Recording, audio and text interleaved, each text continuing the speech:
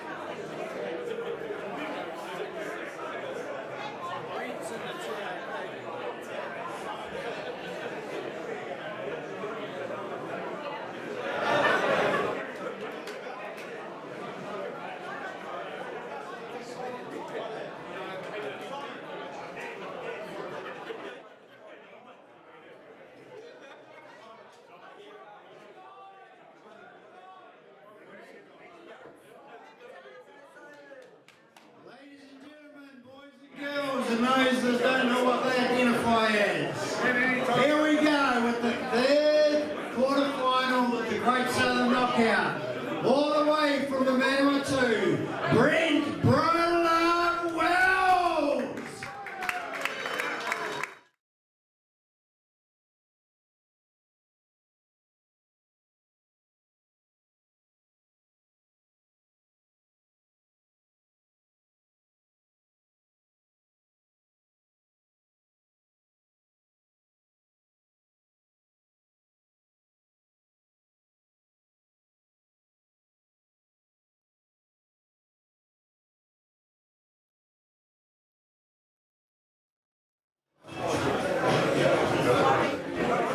And our second player, he's all the way from somewhere too, all the way from Otago.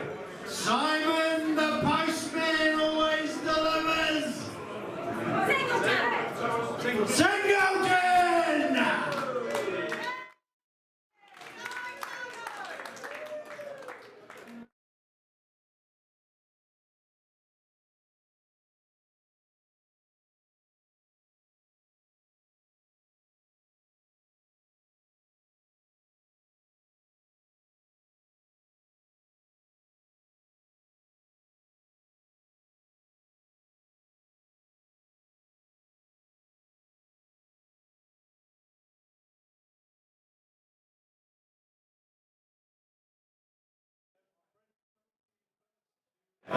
Playing arguably the favourite in this tournament, does that take the pressure off you a little bit?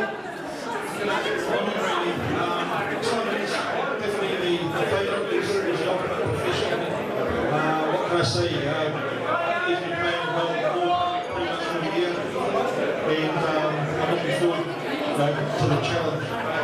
Now Simon, obviously, he's from Queenstown, he's got a good setup, he's got a lovely lady, and I'm really jealous about the pussy he gets to play with. I'm a cat man myself, and if you're privileged enough to see Simon's Facebook page, I'm a cat man, and I'm jealous of all the cats he gets to play with.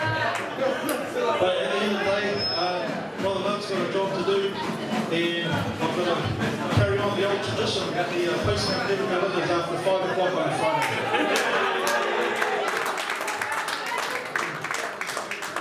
Brent, I think certainly by your own admission, 2019 wasn't the strongest. It was slightly disappointing, showing that the Super League and functions in the Nationals have been specifically working on something in the game during those past 6 months. Yeah, with us full speed aside. I've been practicing hard for a little while more. We haven't got a lot in the past, but lately it's been coming all together. Initially was a bit of a nightmare for me. I was a little bit crook at the time, but today I have no excuses. To be Simon today, my brakes don't have to be on. And as my partner Cindy has told me, I've got to be patient. And once we're in the balls, you've got to mirror yourself in it because you can't miss a thing. Don't miss a thing. And we don't know much about how you like to celebrate, Brian. So assuming you do win, do you know where the nearest KFC is located? Well, as you can see, I've been on a little bit of a diet lately. But no, I definitely know where the nearest KFC is. But today there's only Friday, right? So tomorrow is the day where Monday's coming in. So tonight, I don't have my head's all on, so I'm going to concentrate on that first. Brilliant, Simon, coming to you now. I can follow that. You're playing right now, the People's Champion. Can you feel the weight of New Zealand against you right now? Yeah, but I'm used to that. So, I've got a few supporters I think tonight for that, so probably get more pressure. I think arguably you've probably got the most experience with the rule sets. You've previously played on this cloth European tour back in the UK. How much of an advantage do those two factors give you?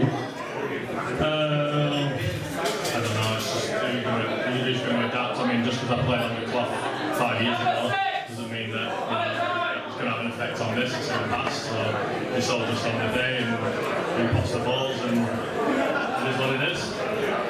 And you played with a slightly different cue that you normally would for the 7-foot game. Can you tell us the story behind that? Yeah, I got sponsorship from them at the start of the year, and obviously switching between the games and the white balls is a big issue for all of us. And I just randomly about 6 weeks ago grabbed my 9-ball cue and had a go, and I really liked it. I've stuck with it for the last 6 weeks, and yeah, it feels natural, it feels good.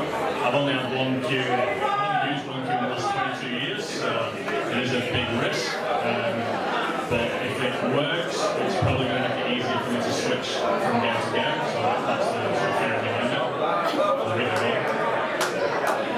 Brilliant. All right, thanks guys. Let's find out if the postman does actually deliver at 5 p.m. And players will have for the break and back to John Sorkin from the commentary box.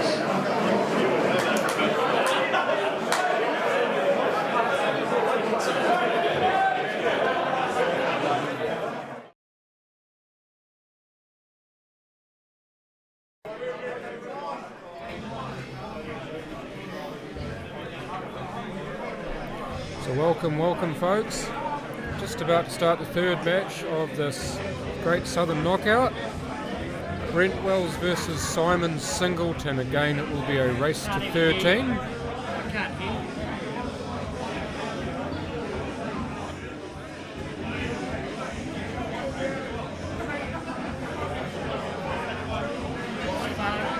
All I'm getting is the background noise from you.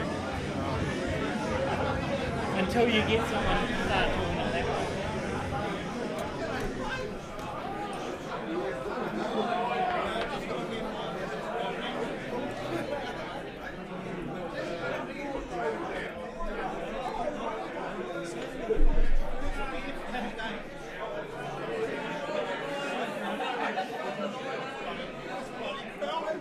That's loud.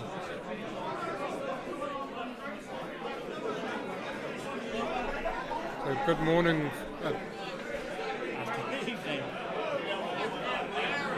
Good afternoon, good evening, folks. Third match of the Great Southern Knockout 2020 just about to begin. This is Simon Singleton versus Brent Wells. Brent currently racking the balls at the table. I believe he won the leg. We've seen two matches played today. Adam Lilly beating Kerry Woods 13 frames to 11. And then Des Wilcox just getting the better of Matt McInnes 13 frames to 9. Simon Singleton, the 3-time Super League champion of New Zealand, playing against Brent Wells. mighty fine player himself. I've actually got a list of some of his accomplishments. I'll have to pull it out when I first find it.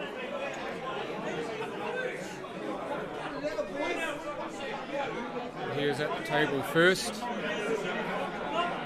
broken and got one off the break. And Reds are first up for him. I will at one point get a co-commentator. At the moment you're just listening to me. I'm John the Voice Saundercock, and it's great to have you all on here with me.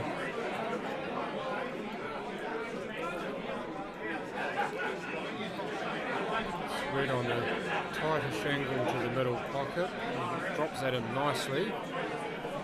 It's reasonably straight for this Red, that he could just screw back ever so slightly and be on the Red in the middle. So red corner, Red to the middle. You want to be just off straight so he can run through naturally to be on the Red for the middle pocket to the right. As it is, he's slightly on the wrong side of it, but he still has that Red into the corner pocket that he can play after. Interesting to see if he decides that he still wants to play for the other middle pocket or not, or whether he'll just take the safer route. No, he's just going to take the safer route round and go corner and then middle. Just needs to make sure that he stays away from the traffic next to the Red, the black near the black spot and the yellow next to it, and then even the yellow close to the Red. It's just going to come around enough now, it'll die off the cush.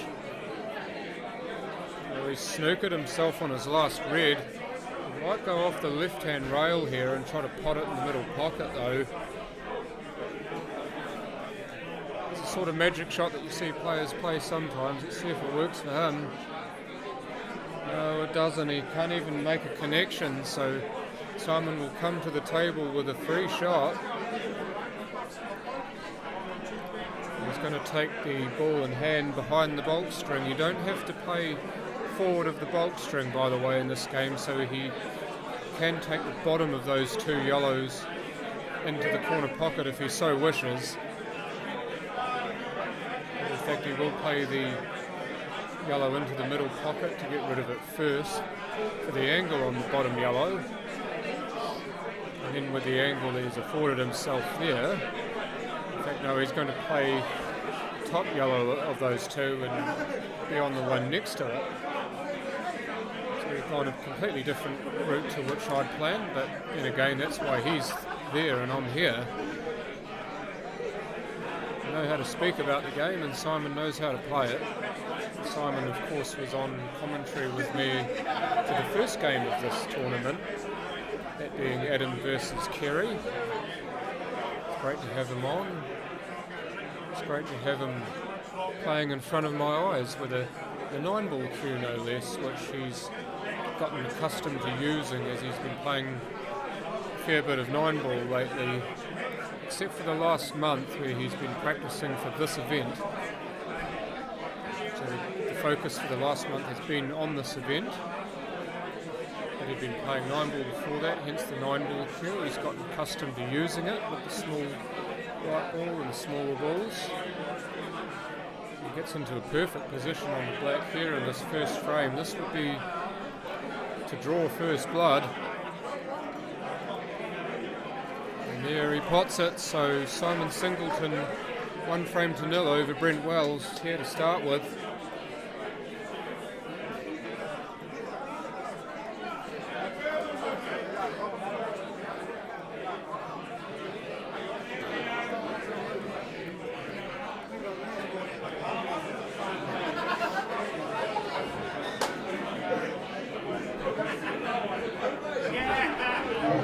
Now whether Simon decides he wants to use the shark rack or not. It's had mixed results so far today. Kerry couldn't seem to get his head around it, using it for every single one of his breaks, and didn't really get a break right, and Matt never used it. And I can't remember whether Des used it or not.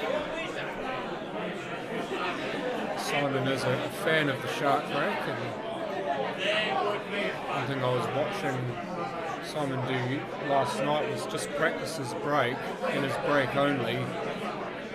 Such an important shot in this game to get that break right, because if you get the break right, then the rest of the table unlocks itself to you and makes clearing so much easier. And there he's definitely got a good break. Didn't need to hit them hard to get them to split, and he's got good control of the white ball. But what's more, he's got two off the break, so he's got himself into a reasonable spot here. He looks like he'll be going for the yellows first, the yellow into the left corner pocket, the left middle pocket, sorry. Play that to get the split. Now, the shark rack, he's going to ask for it to be moved, because it actually did impact the way the ball rolled, so he doesn't want that to happen again, so he has moved it. Now, if the other player agrees to you removing the rack, you can do so. In that situation, you become your own referee, so if you accidentally move the ball whilst moving the shark rack, it is not a foul. So the shark rack is now gone, and Simon's going to take this half ball card into the left corner pocket. He wanted to get something of those reds there, but he got absolutely none of them, and now he's got himself down into the wrong end of the table. Get a piece of one of those reds, the white stays pretty handy, especially to that yellow that's just below the middle pocket. The one that looks like he's queuing up now, since it seems to be the only ball that he can actually play, really. Try to drag it in, and that's not too bad because he has got the pocket blocked. Now Brent Wells, if he wants to, if he feels the need to, if he feels he has the cojones to do so, he can play a skill shot here. He's pretty handy to playing this, and in fact that looks like what he's going to do. And gets it, so beautiful shot that is. Position could be a little bit better, but now he's just opened it up for himself just a little bit. And what else they will say to Simon is that he can't just get away with putting balls over pockets, because he's showing that he knows how to use the skill shot and how to play it. It's one thing that does set players apart in this game, is whether you can use that skill shot or not, or even whether you're aware that you can play it. If you know you can play it, you don't know how to practice it, then you're at a disadvantage in areas where you can play it. Brent there just giving it back to Simon by putting the red over the pocket, and now there might be a little bit of a hole there for Simon to plough that yellow into. Even when John sat down after their break, their break team will do something.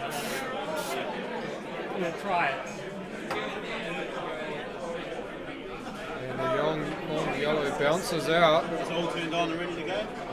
It's something that we have seen quite a lot of so far today, when players have needed to play a forceful shot. The pockets haven't played nice for them. I'm joined right now by one of the founding fathers of this tournament, so to speak, Michael Hayes. Good to have you on. Yeah, thanks for having me, John. It's nice to join the commentary desk for a wee bit today. It's been pretty busy for the first half of the day, but now that things are running a bit more smoothly, we've got a bit more time to relax and enjoy it. So yeah, happy to step in and help call the match. It's also better than to be running around like a headless chicken too, isn't it? Yeah, actually I'm hoping that this is going to give me a bit more downtime to just chill out and enjoy watching some pool. Yeah, I mean, game's best watched, isn't it? If you can't play it, then you need to be in the right seat, and you've definitely got a good seat here. Absolutely. We are still getting comments, by the way. Barry Appleton, great to see you. As Brent doesn't pop the red, but still leaves it in the way of the yellow, and the rest of them don't look too great for Simon at the moment. But what are your takeaways from this tournament at the moment? I know that's quite a broad question, but one I still have to ask at this stage. Yeah, so from what I've been watching so far, I mean, like, a big element is definitely picking up the feel of the table, and from having had a wee hit on it myself, it's say just with a brand new cloth, especially on the cushions and stuff, the balls do react a wee bit differently, and it can upset your confidence, if the balls aren't doing quite what you think they're going to do. And sometimes the confidence takes a hit and it's a pressure match. Suddenly some pots can start missing too. But it's the first couple of matches. The guys have started well have won it. So I think the guys who are adapting to the conditions quickly and getting in front, they're able to relax and play with a little bit less pressure on them, I think. So probably starting well here will go a long way too. But do you reckon also that the fact that it's a race to 13 helps, because it gives players a time to actually work into the game and time to actually get the feel of the table and so forth?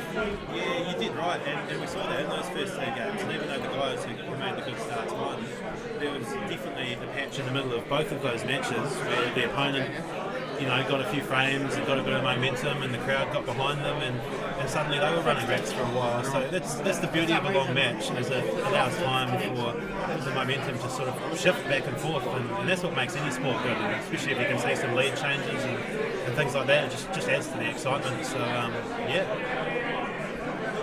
Well, momentum's such a big thing, isn't it? And we saw it swing so often. Like first game when Adam, I believe, was 4-1 ahead, was it? Adam was 5-0. 5-0 ahead, sorry. I'm thinking of Des and Matt. Yeah. But yeah, Adam 5-0 ahead, and then for whatever reason,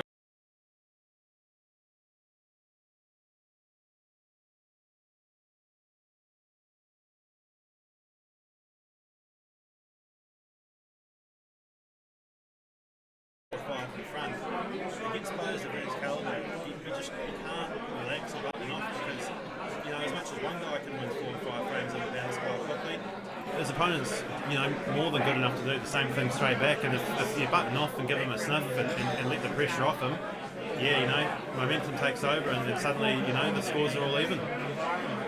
well, he's bit into that too much. You see him when he's trying to bite and go into the red and either clear it or pot it for a skill shot, but he's actually put too much spin on it and missed it completely. I wonder if this shot might be on to cut the yellow in off the red, perhaps. I know it's a risky shot with the black there. Would you still try it? Yeah, I'm not sure. I personally wouldn't. I was going to say it's probably just try and get that yellow in a position where he can open that corner up, because at the moment that red and yellow over the corner are a bit of a problem for both of them. So I think what he's done there is he's got a ball close. There's still a chance for Brent to try and create something here as well, but a wee bit trickier from this position. Brittany, how are the mics looking at the moment? Because I can hear an awful lot of background noise in my headphones. We're both wearing headphones at the moment, Mike and I. I'm actually sitting next to the mic that picks up better, so whether that's impacting anything or not, I don't know. But how are our voices sounding at the moment? Just commentate and hit me back when you get this. We can't do anything about it. The environment we're in. I can't help you. The mics are both working from fine. Yep. We can hear you guys, the background noise is also Yeah, there's nothing we can do about that, is there? So we're both using the Ruder Sportscaster type mics, so we're not actually speaking into proper microphones. So that may affect something, I don't know, I'm not a sound technician. But yeah, Mike, if you were to just rattle off a sentence, and hopefully Brittany can tell you whether she can hear you fine or not. Yeah, yes, I'm definitely trying to speak quite loud and close to the mic, but I think it's just hard with this amount of background noise. That mic doesn't pick up as well, so you have to speak into it. They're both okay now. All right. Sounds like we're good now. We'll go back to calling the match, and I guess if there's any more problems, just let us know. We'll see if we can do our best to get it coming through a bit clearer. Yeah, you definitely sound a bit better now, Mike. perhaps just speaking closer to the microphone could have been the way to go. It's pretty much in my mouth at this point, but I guess that's just what's got to be done sometimes, right? Good thing it's not one of the other microphones. I think we'll just stop that conversation right there. Yeah, you have Baden in your ear, don't you? I've had him in my ear for the last match, so I'm still trying to get him out. Maybe a shovel might be needed. All right, chance for Simon here.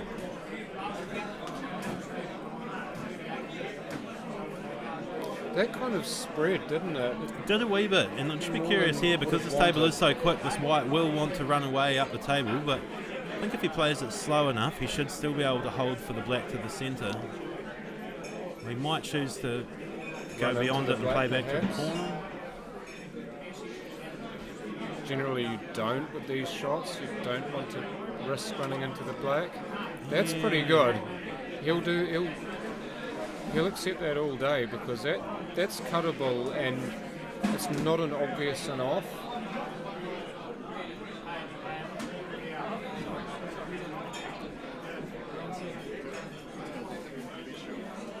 One, two, three rails. He's fine, and he's 2-0 ahead. So Simon Singleton starting the better of these players at this moment. Simon has a support crew of sorts here with his lovely girlfriend Mel here and their housemates. And no, he didn't bring any of his cats. That's Mel, by the way, second from right on your screen, sitting down. Here to support her man. At the moment he's 2-0 ahead. There just behind the camera, behind the monitor screen that you can see, is Des Wilcox, who just played earlier and won earlier, and his partner Chrissy.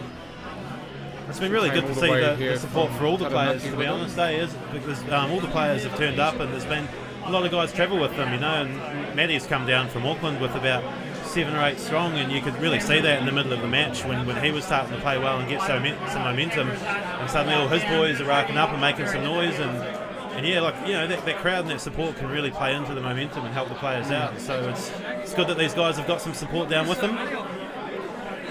Well, it makes you feel more at home when you're playing in an arena. You can hear familiar voices egging, like barracking for you to win. It feels so much better because you know that you're always going to have them there, and it's just a bit of familiarity in an otherwise unfamiliar scenario. Yeah, exactly. Looks like Brent's got a ball off the break here. He's just weighing up his options. It's the thing we had for the North-South challenge, wasn't it? When we played at the Nationals last year, we were playing in Manurewa, which is of course in the North Island. So you had more support for the North, at least it sounded that way, but when we were playing, you still heard a lot of South Island voices yelling and carrying on. It was a great night. Exactly right, John. To have that support even when we're in an unfamiliar environment. It's a bit of a strange miss from Brent, that one. It seemed like a pretty routine pot to the centre. Just sort of looking at those 2 reds he's got down the bottom right of the table there, and wondering how he was going to try and get at those and promote that red, but I guess it's over to Simon now to see what he can do. The rest of the yellows are all pretty well open, so it's just those 2 in the bunch down the bottom right. See what he can do with those. Yeah, it does. The yellow that's on the right, nearest the right rail, that one is actually stopping Simon from being able to pop the red in the middle and promote the yellow that's stuck near the bottom right corner pocket. I couldn't see it now, of course, because he's played the shot, but I'm sure he'd be looking for a shot where he can pot a yellow and promote the one that's trapped next to the red. Maybe that he's not thinking about that so much now, as just trying to get down the other end of the table where he can better influence it. But that'll be in the back of his mind somewhere, won't it? Oh, exactly. He's trying for it now. Oh, beautiful shot. That's come out roses and all sorts. It's just a great example there of the black ball rules, and and how they differ from some of the other sets we play, and it takes a lot of the risk there, out in other sets of rules. If that red drops, it's a foul and lost a turn, whereas in black ball, you don't have to worry about that. If it drops, it's actually better for you continue and the pocket's clear. So the balls are open now. Looks like he'll probably try and stun out for the yellow to the centre, another yellow down the rail. He's looking to get a bigger nick on the black there to make that yellow next to it on, but he hasn't done it. But he's still okay though. He's got the yellow into the top left pocket. Maybe he can use that to come back for the yellow in the bottom left pocket. It looks like it does pass the red.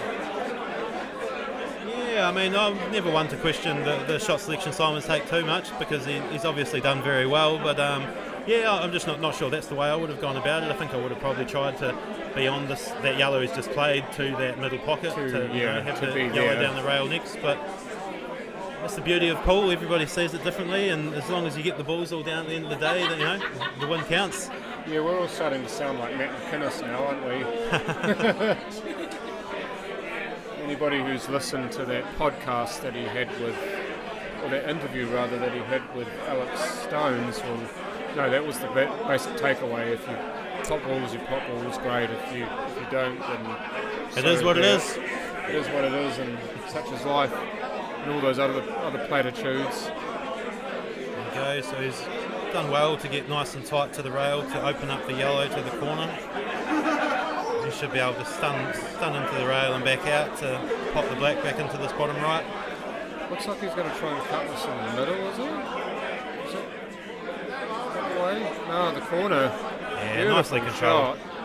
You see the way he moved after he played the shot. He played the shot, followed through, and then he started moving to the next ball. That's how you know that he's got it. He does that. And Julie holds the black for a 3-0 lead. It's a nice finish there for Simon. He opens out to a 3-0 lead. Spoken a wee bit already about how getting off to a good start can be crucial. So I'm sure Simon will be looking to build on this, and Brent no doubt will be looking to close that deficit and get a point on the board as quick as possible. Well, these three games have all followed a similar template to this point. You've got one player who's gotten off to an absolute flyer, and then the other players managed to find some ground to stand on and really challenge them. So we'll see if that happens again, or whether Simon can do what Des couldn't and keep the foot on the throat. Yeah, like we said, I mean, it can change so quickly with these guys. Every single one of them's more than capable of running a few racks in a row. So, in a normal match, you might be comfortable with a 2 or 3 frame lead, but amongst these guys, it's nothing. And I know Brent won't be at all worried. He'll just be waiting patiently for his turn at the table with some open balls to get into.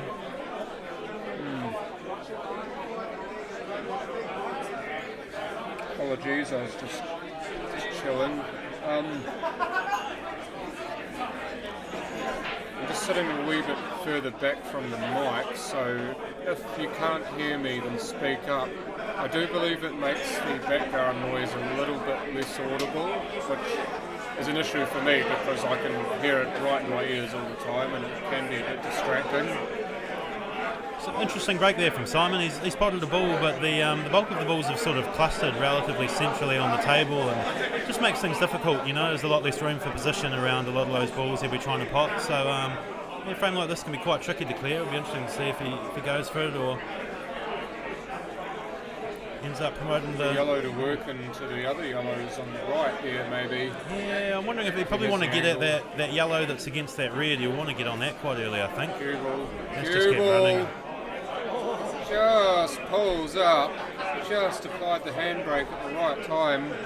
And see, what's happened there is he probably just wants to cut that in a wee bit fuller, and but just by cheating the pocket that tiny bit more and dropping it in the left corner of that pocket, he's possibly thinking he'll catch it that bit fuller, which will take a lot more pace off the cue ball. But with the small white, when you catch them a wee bit fine, and on a brand new cloth this slick, the cue ball can just get away from you at times. And we've seen that in both the last couple of matches.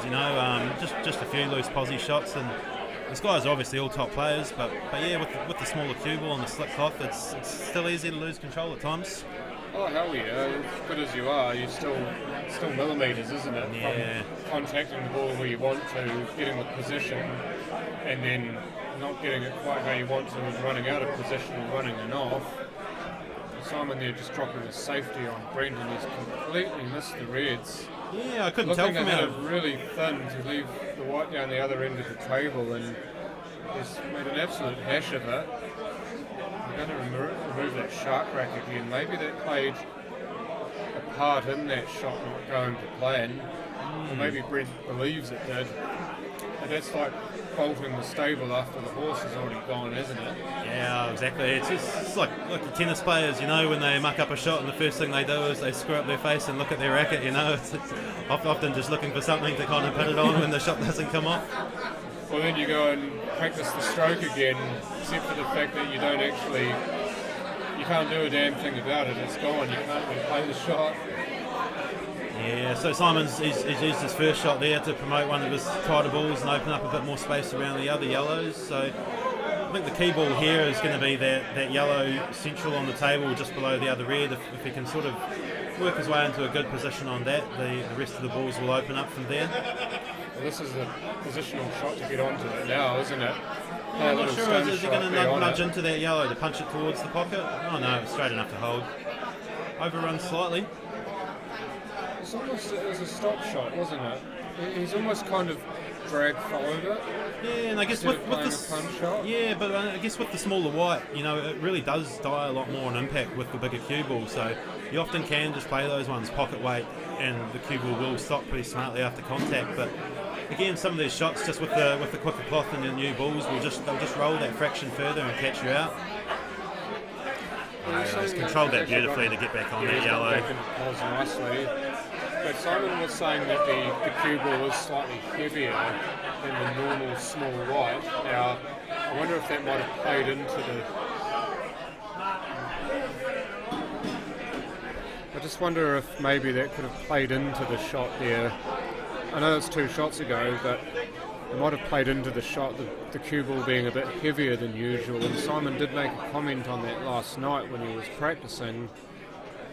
Yeah, I'm not so sure about it though, John, actually, because I've had a hit with myself and spoken to a couple of the other guys, and we seem to think that the cue ball was almost identical, and it's more the object balls with these Aramis Pro Cup balls that just have a fraction more weight in them.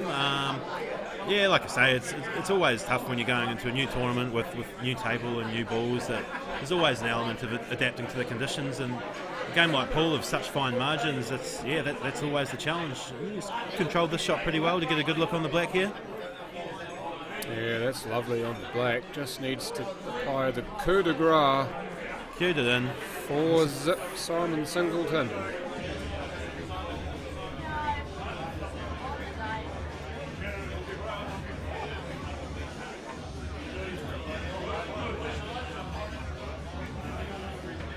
If you guys can hear that, I'm not sure you can, but that's Fire Starter by Prodigy playing in the background.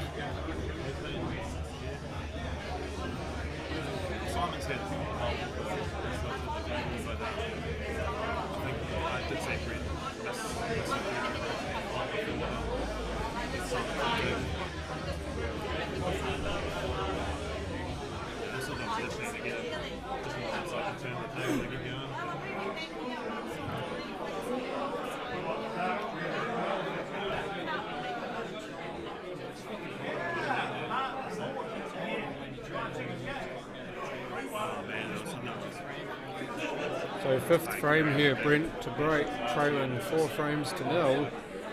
Something needs to happen, and you'd imagine it needs to happen quite fast. He said he was feeling quite relaxed before the game actually started, but I imagine some of that relaxation would have gone by now. Barry Appleton, class from Simon, easy to see why he is the favourite, and very much so, Barry. He's not the 3-time consecutive champion with these sets of balls for nothing. Watched him win last year, I watched him win the year before that. Both occasions he was absolute class and just looked the business the whole way through.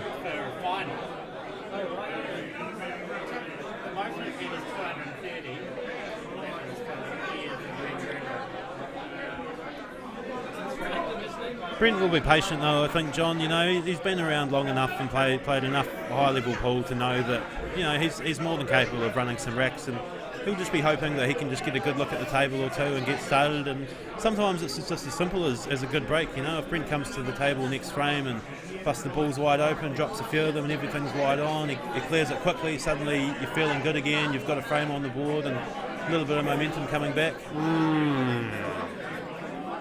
Tried to wick off the red there, didn't get the wick, so didn't get the pot. I believe this table is it still open?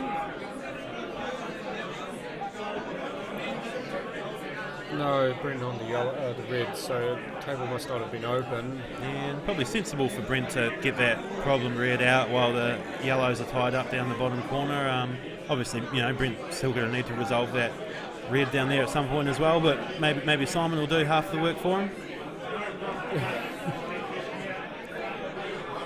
I don't think that bottom yellow plants somehow, so He'll probably just want to nudge these into you a might position, just look to run into them and push the yellow over the pocket perhaps, just to get a bit more latitude with those rather than having them all tied up as they are. Oh yes, how about doing it that way? Love your work.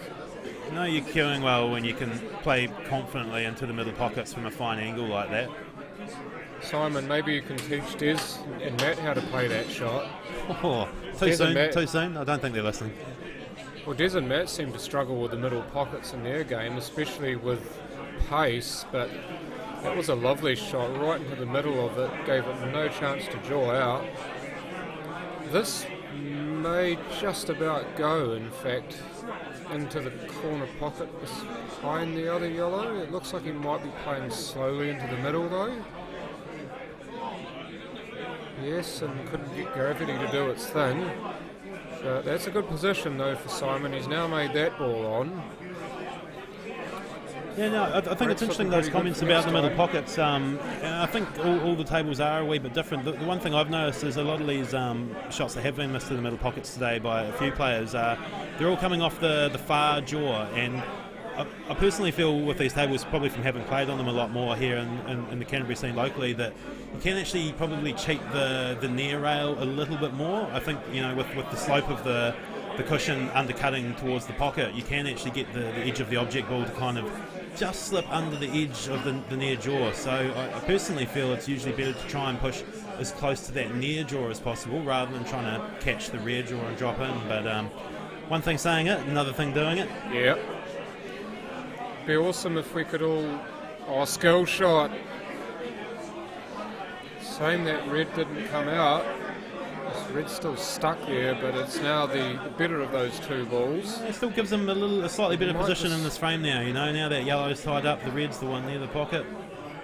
I just wonder if he might try to get that red out or do something with it, or even play a snooker. I mean, the snooker's an option. I feel like he might be looking at here if he can just catch the edge of that red and just sit in the back there really tight. It makes it quite a difficult snooker to get out of. But equally, then it's pretty tight down there. He's probably quite happy taking on this long red. If he pots this, he'll probably feel like he can get the other one up the top and get back down.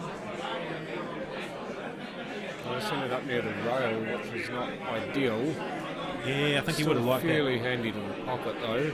Yeah, he would have definitely liked that a lot more over the bag. Just, you know, a good worker to try and get Posy on this one down the table. But Simon with a wee bit more work to do now, so let's see what he can come up with here.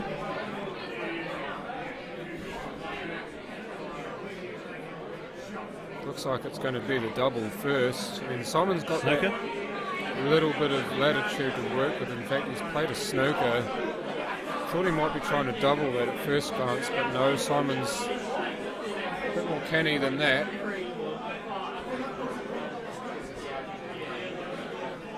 Looks like the rail on the right to hit the red close to that pocket. She does do.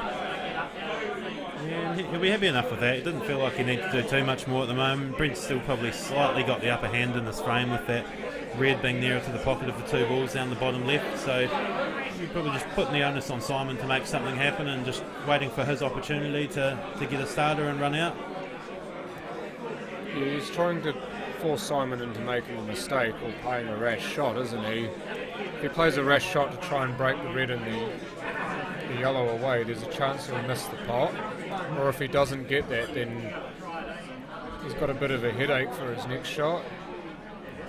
Now, this is interesting. I think he was trying to get that yellow somewhere near that pocket so he could use it to break the one that was stuck out. Unfortunately, he's gotten a bit unlucky to put the black in the way. The black also makes it a little more risky to play a shot like that because of any possibility you may pot it. No, that's like it's a clever shot if he's tried to get that yellow off two rails, almost the length of the table in towards that corner. And having played, I played the South Island Peers tournament with Simon Singleton one year, and I actually learned a lot off him just on that side of the game, and just got a lot more appreciation for it. And he's very good in those situations where you don't have the better balls, and normally, often when you're playing a top player and they've got the better set of balls, it's easy to sort of almost give up in a sense and think, well, they'll probably take this frame. But he's very, very good at just being patient and just finding ways to tie up opponents' balls and frustrate them, and just try and force his opponent to then make a mistake that gives him a chance to actually pinch these frames. And while it doesn't always come off, when your opponent does have the better set, if every now and then it allows you to pinch a frame that maybe you shouldn't win. That's a great shot from Brent there, great shot. I think 100% he played for that too. Hopefully, or at least for it to bend, miss the jaw and then get the split. I'm just hoping this red to the opposite corner is not too straight. He might be stuck a little bit.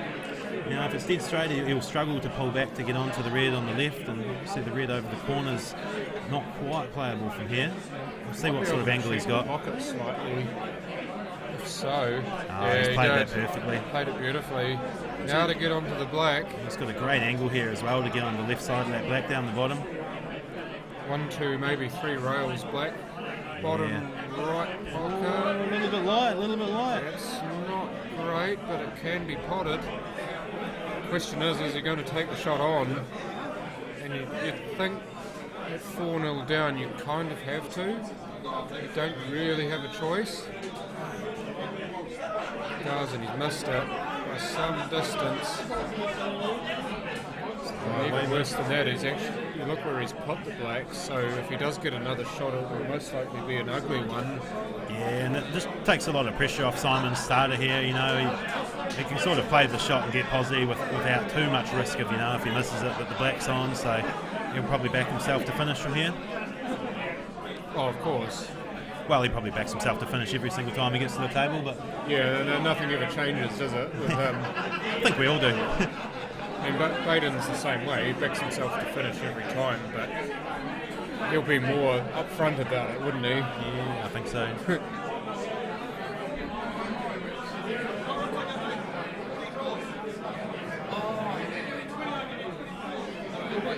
That's well controlled too. He's got a very nice angle to drop the wide onto the centre of the rail there between the yellow and the black. There's that advantage of playing 9-ball too, I believe, is the strength and the queuing action to be able to get that white to dance for you. He might have missed that, but he's actually gone rubbed in off the jaw. I will get to your question very soon, by the way, Barry. Barry asking how many skill shots per frame. As soon as this black is played, which it is, and down it goes for a 5-0 lead.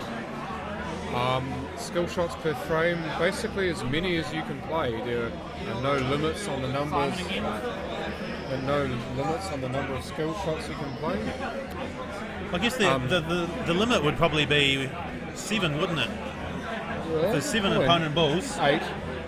Yeah, but by the time you get down to the 8th ball, if you've played 7 skill shots, you've probably potted 7 of your opponent's balls along with 7 of your own balls, and then a black to finish. You can play the black and pot their ball as well. No, but that's what I'm saying. If you've played 7 skill shots, there'll only be the black on the table. Yeah. Good shot. I wonder if that's ever been done. 7 skill shots and a black to win. Nothing left on the table. A 15-ball clearance. That would be a sight. Oh, that would be amazing. I've seen a 13-ball clearance before. We've possibly digressed slightly there, though. The short answer is no. There's no limit to the skill shots. Just as and when they arise, you can play them as you need.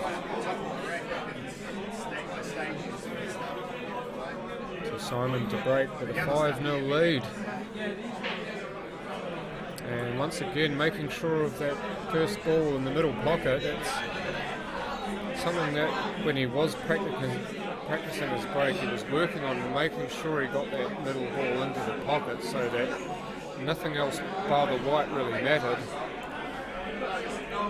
And the break is so crucial. You know, I've been down here for a good chunk of yesterday doing all the setup and everything, John, and you know, had the opportunity to catch most of the players as they turned up and had their practice sessions on the table. And you definitely noticed that every single one of them with their practice slot, you know, did spend a good chunk of time, you know, working on their break, just seeing how the balls are playing, how they can control the white, where they can get balls. And at this level of the game, it's crucial. And like we've said before, everyone's capable of clearing the table if the balls are open. So getting to the table first is crucial. And I know from some of the matches I've had myself with these guys that often when you've got two guys playing well, the person who breaks the best and gets to the table first the most will often win the match. And you can be playing some fantastic pool, but if you're breaking dry and your opponent's sinking and they're getting to the table first and getting the best set every time, there's not a lot you can do.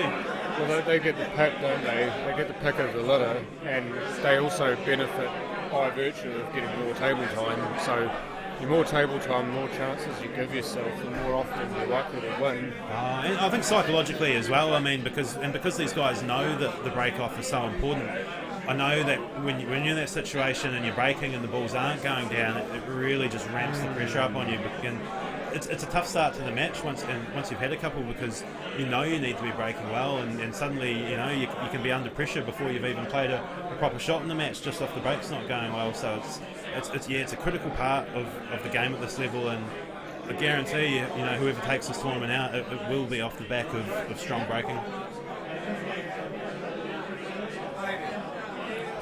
Simon the wrong side of this is red. Well, he would have been fighting it anyway had he been the other side with the black being there. It's incredible. He's going to have to put something on this. And that's what I was going to say is the difference with the small cue ball and the tables. Just get past the yellow. He's unlucky. Not enough, but geez, that looks so good for 95% of the travel, and then it just pulled up a handbrake and said nope. But it just shows, like, you know, that the distance you can travel the cue ball with screwback from tight angles, you know, with the smaller wire. It's just it's a shot there that's just not even remotely on with a regular sized ball. But you know, that's one of the other keys in this game with the smaller cue ball, is that your shot selection becomes quite different. You know, like the ways you would get to your next ball with the big cue ball just change drastically, because you know the smaller one you can't get to go through forward and straight with the same pace and angle, but a whole lot more new angles open up with the screwback, and we just saw a great example of that there on Simon's previous shot to the middle. Just a wee bit unlucky, it didn't quite carry far enough for his next red. It probably would have been over if it had rolled that extra half an inch. He was taking the middle pocket so well in this match, hasn't he? That's just what he's done. He's aimed for pretty much the middle of the bag, hasn't he? And his cueing's been so consistent with it that he's been able to get away with. And so I really like about these on-cue tables, and don't get me wrong, they're still a very tight table, but the pockets are just a fraction more generous than some of the other alternatives. And I personally feel that, you know, for a spectacle like this, it just makes for more exciting attacking pool. You know, the players just have a tiny bit more confidence in the back of their mind that they can play those aggressive shots to the middle pockets, even from a fine angle, and they know that if they hit them well, that the pocket will take the ball. So I think it's great for something like this. And Simon there managing to pop the red fine. Now just needs to avoid the yellow and he'll be all good. Yes, he does. Curious to see the angle he's got on this red here as well. I'm not sure how straight it is. He probably just wants a wee bit of angle to stay central on the table. Black goes into the corner pocket. Look at this. Come off. Again, just another example with that small cue ball and the quick table. Like, it's almost like an exhibition shot, but he would have been practicing that. It was beautiful, but it shows, you know, when you're 5 frames up, you know, it gives you a lot more freedom to go for your shots, because you feel at the end of the day, if you do stuff on up, you know, you're still in a comfortable lead. And unfortunately for Brent, it's just starting to compound now that Simon's starting to relax and open up, and it's coming off for him. It's just looking more and more bleak, isn't it? And you're talking about ramming things home earlier on with certain shots. I mean, that right there is the prime example of ramming an advantage home. You play that and you can run off 3 rails and be perfect on the black. It's quite a long way to go, and so much can go wrong. But with Simon, he would have been practicing those shots for when it's not exactly obvious how you actually get to the black for that shot. I mean, for me, it's the weight control on that shot that really stands out, because, like I say, when you're screwing the small cue ball, it does come back at pace, and on a table this quick, to judge the position that perfectly when you're screwing off 3 rails around the table like that, it was really nice. Ball off the break there for Brent. So at least that part went right. Good start for Brent. He really needs to capitalise on this one though. He does not want to get any further behind. I mean, race to 13, you'd still say it's a lot of time, but it feels more constrictive when you're 6-0 behind. You feel like you're having to hurry up and get something going, otherwise it could easily be 8, 9, 10-0 behind, and you feel like you're sinking somewhat. What I'm going to be curious to see is when the first intermission comes in is how that very short break in play impacts the game, because in the first match today we saw when Adam Lilly played Kerry Wirtz that obviously Adam Lilly got off to a flyer and was 5-0 up, and I think at the first interval break there'd been 11 frames played. I'm not sure if it was something like 7-4, 8-3 or something like that. And after that break, the momentum did noticeably change, and that the pace of the match slowed down. And I'm pretty sure there was only 5 frames played in the next hour. So perhaps in Brent's position at the moment, his best bet might be just to try and slow the match down as much as possible. Try and sort of limit the damage over the next 15 minutes until the interval. If he can pick up a frame or 2, that's a bonus, and then that just gives him sort of 5 minutes to reset and maybe interrupt Simon's momentum, and he can launch a fresh assault in the second session. I don't like what Brent did there. I know he's trying to get the balls out, and he has, but he's actually given Simon a chance here. So Simon may just decide to drop this in front, just to try and put the squeeze back on Brent. Because now Simon's got 2 of those corner pockets covered, and Brent now has got to do something quite special to get one or both of those balls away. We've got the ball that's next to the black as well, and the black of course will drop, but the yellow won't. So these are the ones that are interesting, whether you start looking for that skill shot, I'm not sure if this one's quite straight enough, or if he can... Sorry, I thought that was Brent at the table looking up the yellow, my bad there. Yeah. I thought you might have been looking at the plant and misnaming it, perhaps. Oh, I was staring out the window watching something else. No, just lost just track. Click back and assume it was Brent at the table. It's been a long couple of days working on this show, and I'm losing my mind from time to time, but no, we're all good.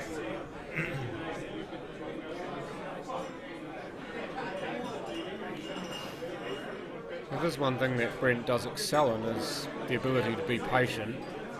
He's just learnt that patience through playing the rules, and I mean, these rules allow you to do it as well, but maybe not as much.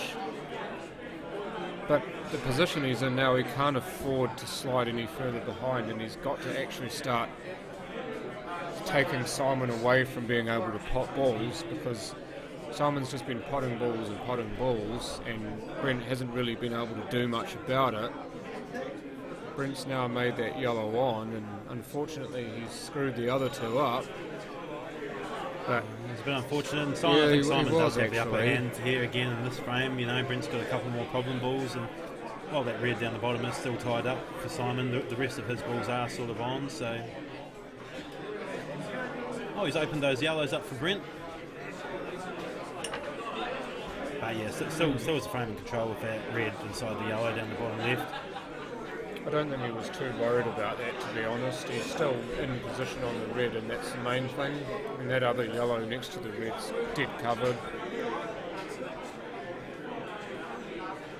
I'm sure if he just underhit that, if he was trying to go twice over and back to that red to that left pocket. Forgot to hit it though, didn't he? Forgot rule 1, you've got to hit the ball. But those, so, I mean, if he's played that shot with inside side, those can be the sort of shots that do react a wee bit differently on these brand new cushions, freshly recovered. That side can just sort of sap up a lot of the pace as it sort of comes off the rail.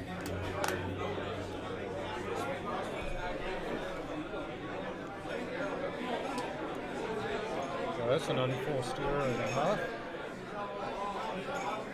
Just needed to pot that and then perhaps push that yellow towards that corner pocket and give himself a chance of being able to blow the other one out.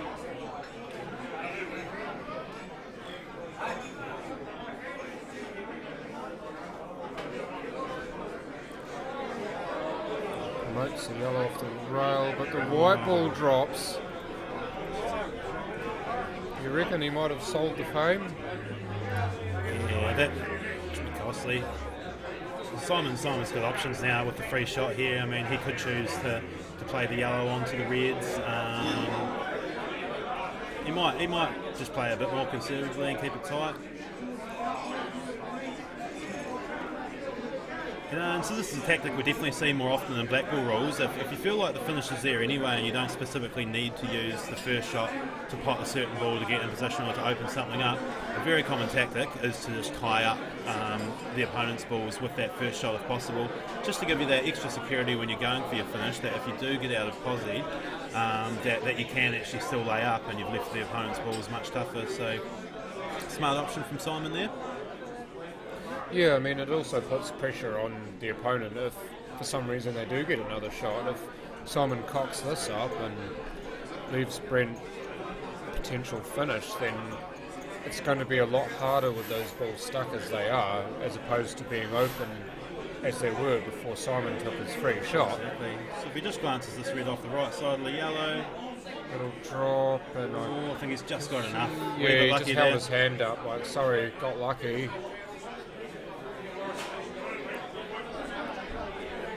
Off the rail and spits back out again. Well, this could be 7-0. 7-0 it is. So Yeah, Simon it's a Singleton very big running lead now away for with Simon. this. It's starting to look like it's going to be tougher and tougher to get back into from here.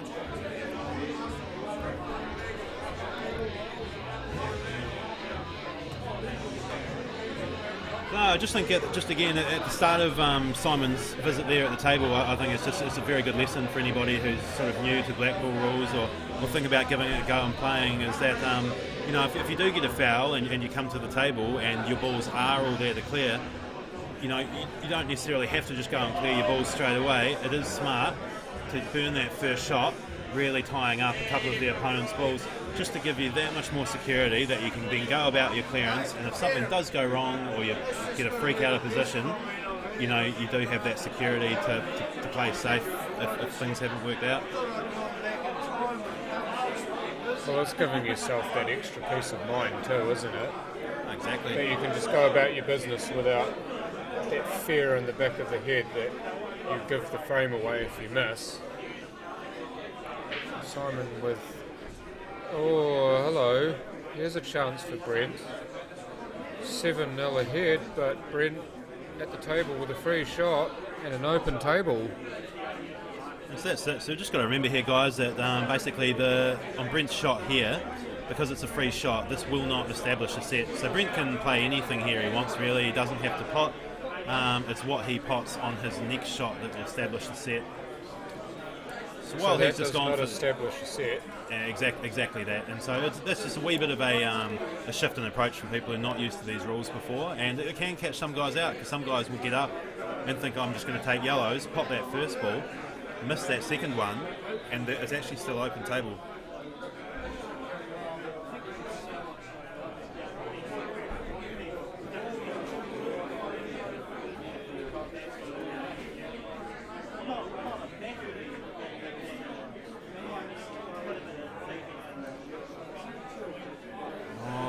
It's just not coming off for Brent at the moment. He just wanted that white to catch that yellow full, and he's on to the yellow across the table. Suddenly he's stuck on the back of it, and what was looking like a good chance to finish is suddenly looking very tricky, and the reds are going to be open for Simon too. Hopefully he can find a good snooker here or a way to tie things up. I reckon that was touch and ball. The must have touching been ball, either you that can or he's play caught away it and really it fine. counts as a contact, doesn't it? Yes, still have to catch rail, but if the balls are touching, you can play away, it counts as a shot. John Potter there saying Brent's playing way too quick. Well, one thing I do know about Brent is that when he is playing well, he does tend to play a little faster anyway, but obviously not quite playing the way he'd like to. It's a tricky And one he's when you're still under playing pressure. that fast. Maybe he needs to slow down and earn the right to play quick again. It's Does it tough, I work? mean, because I'm sure we've all been in that position. We're in a match and we're behind, and sometimes you're just trying to, just trying to play your way into some form, and you see an open chance and you think, sweet, yeah, if I can just knock these all in quickly and get a frame on the board, I'm back in this. But sometimes it can come off for you, and if you play quickly and you make a few clearances, suddenly you're flying. But equally, it can go the other way, and if you miss a couple, you can get what we're seeing here. Well, too, as well, is that if you're not quite playing at your best, you do things that you normally would do when you are playing at your best, then it's almost counterintuitive because it doesn't seem to work.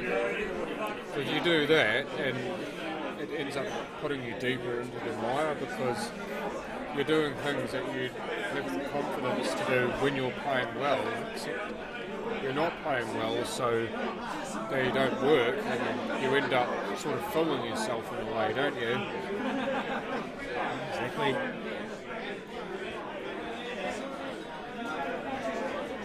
Could be a good chance for Simon here if he can drop this one and get good posse on his next. Everything else will be looking good there.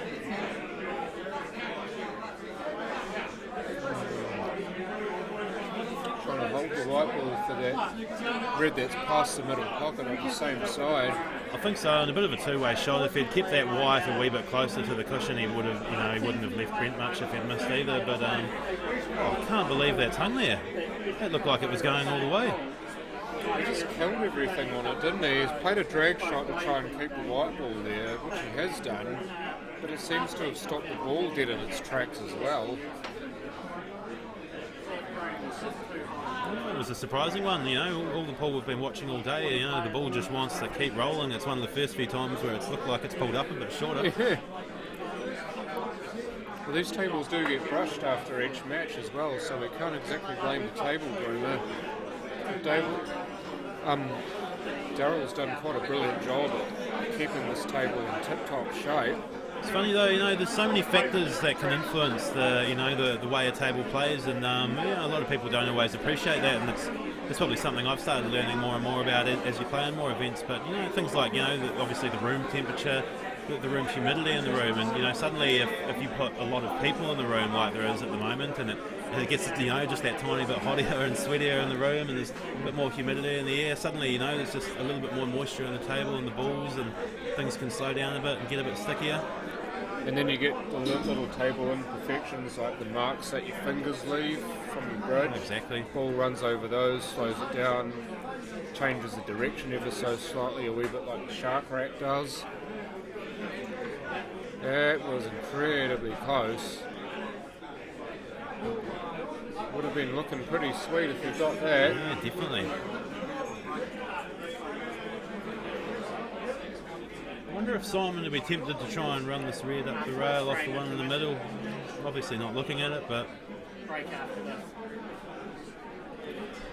Just been told that after this frame finishes there will be a short intermission. Chance for you all to catch your breath. And that shot there was actually a really good example of what I was saying about the middle pockets earlier, and about how you can cheat the near pocket and it will actually slide under the edge of the rail a wee bit, and that one there did exactly that. It actually caught the near jaw on the way in, but just kind of rubbed under it and dropped in there. So I think on these tables that is the way to approach the middle pockets, is rather than aiming for the centre, is to just try and get slightly closer to the near jaw than the far jaw. I somehow don't think he was trying to pot that either. He was just trying to hopefully jaw and leave the white down the other end of the table. He's actually played a really good recovery shot there, and I wondered whether there might be a skill shot coming up. I was thinking the same thing, eh? And Put I mean, the they're white, always... put the ball in the middle pocket and try and clear that pocket full of yellows. Yeah, and equally, you know, you might have the option of playing that red down the cushion into the yellow and following the yellow in. So I think, like you say, though, I think canning into it here. Yeah, that was the way to go. The red out, that'll do just nicely. He's got second prize. Yeah, second prize is a good prize. Oh man, when things are going your way sometimes, they just keep going your way. I'm sure he was trying to plant that down into the yellow and play the skill shot and open it up down there. Yeah, but you play the shot with the good intent, don't you? So you deserve the good things that you get from it. Oh, exactly. And I'd say to players, he's going to miss this. Geez, that wasn't even close either. No, that was a bad miss, actually. Was he thinking about position, or maybe did he put some side on it that he wasn't trying to? I know I sound like I'm making excuses up, but there's obviously reasons why players miss easy balls. To be honest, we saw it a wee bit in you know, the first match as well, where you know, Adam went well in front, and this is the tough thing when you are quite far in front, is to keep playing with the same intensity you had earlier in the match, you know, because in the back of Simon's mind, he'll be feeling like, you know, this match is more than half won, but it's very dangerous to have those sort of thoughts start creeping in against players of this calibre, because it often only takes a miss or two and your opponent to run a couple of racks, and suddenly the game's a lot tighter and the momentum is shifted. Yeah, well, how quickly this game changes too, doesn't it? Brent coming back here for the yellow. That's pretty good actually. He's got an option here that he wants to follow through with a wee bit extra and play the black in the opposite corner pocket, which he has done. He doesn't need to worry about the red over the bin as well with this shot. If he puts the red over the pocket somehow, it won't cost him. Oh, hang on, wait for the white to stop. Brent's on the board. Now he's good. I thought he'd celebrated a little bit prematurely there, but it's okay. White was still running. So 7 frames to 1. Brent finally gets off the schneid. Guys, your sound system is interfering with air. You've got to turn it off. And we shall have an intermission. Just for about 10 minutes.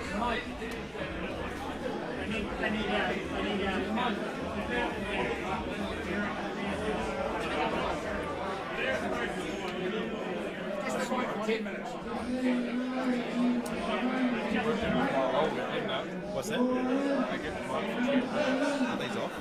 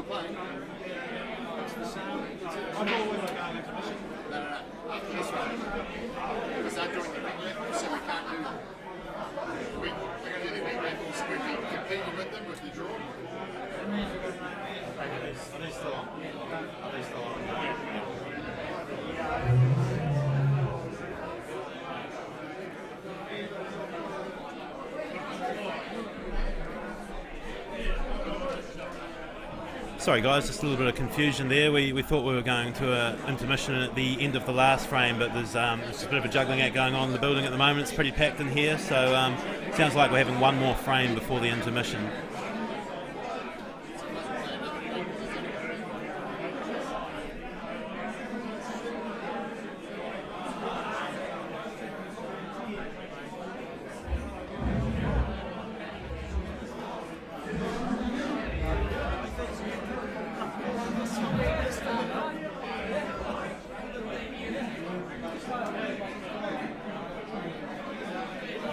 Just missed the red on that one, but that first shot was another interesting shot by Simon that just sort of illustrates some of the tactics you employ in these rules when you've sort of got that free shot after the break, and you know he's played the opposite set to try and, you know, he's played the red to try and promote the yellow and tie up the red. so then he could continue on yellows. So it's quite interesting having that free shot after the break on an open table.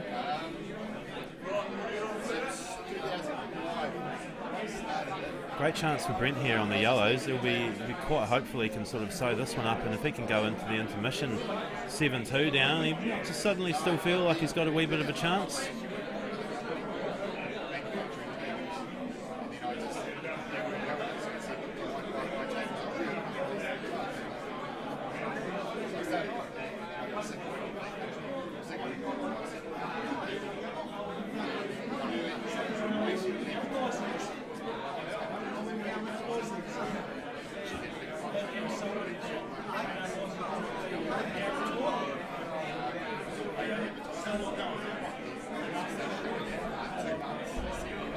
Come out a fraction too far on this yellow. The natural angle is going to want to run in behind the red and black. I wonder if he'll go up and down. Oh, no, just played a hint of drag, left himself a wide angle. Could be a wee bit risky getting on the black though now, and this all comes back to the previous shot where he didn't get straight enough on the yellow. It's forced him to leave himself with a bit more angle here.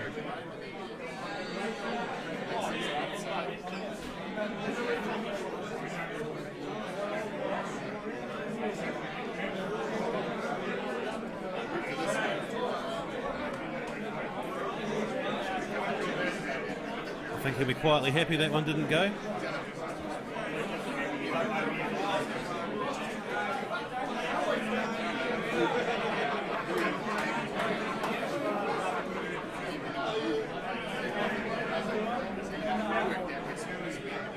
Simon might be feeling good about his chances in this frame now, and even though Brent's obviously well in front and Simon's got some balls in some tied up positions, the benefit is when your opponent's only got one left is it's much easier to snooker them and try and get yourself that foul and that free shot that can make it a lot easier to finish. He's cued that very nicely to start. Again though, he's played it as a two-way shot where he's left the cue ball in a position where the yellow's not going to be on, so it takes a lot more pressure off your pot when you can play two ways like that, and I think often once you've taken that pressure off with that selection it makes the pot a wee bit easier in itself. Right.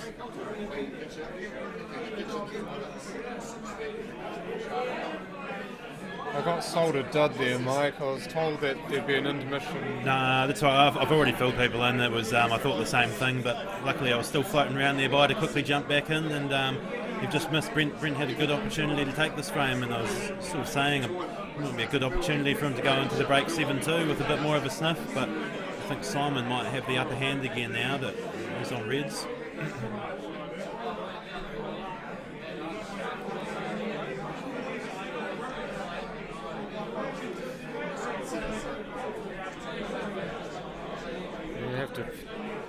Have to playing this in and follow through here. Just decided to play a safety shot instead, and it's a pretty good one down the other end of the table, and nothing's coming easy at the moment for Brent Wells. So this frame here is it's a good I guess it's good we showcase a really good lesson for any sort of players out there who may be a bit newer to the game and sort of learning about some shot selection and tactics. And basically one of the worst things you can do in pool is, especially in rules where you can snooker, is to pot out all your balls and miss the last one, because when you've only got one ball left, there's nothing in the way for your opponents, so you've left a lot of clear space for them, and B, if your opponent gets out of posi, it's much easier for them to leave you tight because you've only got one ball on the table, whereas if you've got several, it's much harder for them to leave you safe for the several balls they can leave you on. So it's really important when you sort of get down to just several balls left, you really have to sort of see your finish and commit to it, and if you don't think you can finish, you're often better remaining with 3 or 4 balls on the table and just playing a containing safety, so that when you come back you've got options to sort of run your clearance with. But we're sort of seeing first hand now where Brent's potted 6 and not finished, that can become quite tough on that last one. Well, that was an interesting first shot he played, kicking the ball out like that instead of perhaps playing the black, but when he plays the black to try and free that red up, there's a chance that he runs into the other red and doesn't make a rail. That was just what I was thinking there. Now he's freed that red up and can get onto it now. It doesn't look like the red next to the black goes anywhere, so maybe I think it goes in the needs a top split right somewhere. corner. The red in the centre of the table looks like it probably goes to our top right, or sort of the bottom left of the table as Simon's standing. Well, he's got the angle now that he can free it up. He just needs to be careful he doesn't catch too much of the black. Yeah, just got to be careful where you control this one, because you can't just nudge into it and leave yourself that other red over the middle. He will have to either hit it hard enough to travel the white up the table, or to control the next shot on that red. So yeah, he's done that pretty well. He can nick that one in fine as long slow as as he can possible. keep the white on that half of the table, then he'll be fine. That's just as he would want. Now, he's going to go around a few rails or just play. Oh, he's underdone that. He's undercooked that. I didn't think that black went past the yellows, so mental omission, but he can just do that. Oh, it's a great recovery pot. And recover to go 8-1 up. Who needs Bozzy when you can pot like that? So we will now have our intermission. Over to Watty as our MC. Alright, the intermission is happening this time, folks. This is not a drill. We'll be back with you soon. That's intermission now. Yeah, I got sold a dud earlier. Thankfully you were able to save it. Whereas I fucked off to get drunk.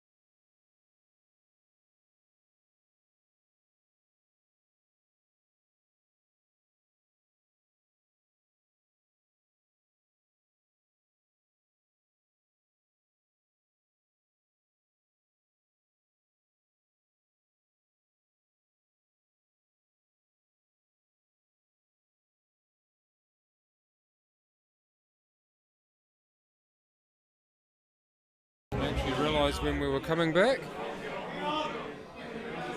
And there you see the mountain that Brent Wells has to climb. 8-1 down, and Simon Singleton at the table currently. He's just looked so dialed in. He's just talking to his girlfriend Mel just before, and she was just telling me the focus that he has. He's just focused and so determined to win. Obviously all the players, they have that focus, they have that determination, but Simon's just been able to harness it so well in this match. But if he does end up winning this game and going on to tomorrow, he's going to be an incredibly difficult opponent to beat if he can summon that again. And that is for the future, and this is the present. Clear this frame up, get another one ahead to get to 9-1. Michael Hayes at the moment has nipped off for some reason, and he should be back pretty soon. Looks like he'll be going for the corner pocket here. And you see how he pots that slowly so it does go in. Now, you hit that much harder and it spits out, but the speed control is such that you play that and the jaw helps the ball into the pocket.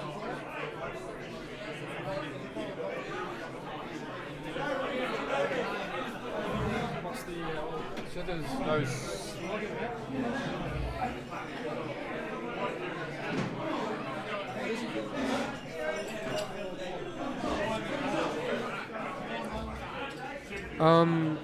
there should be sound now. I do know that we are back in.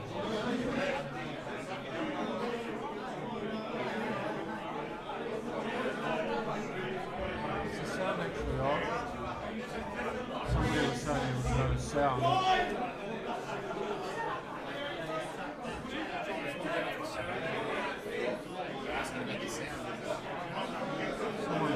Saying there was no sound. Yeah, they're both up.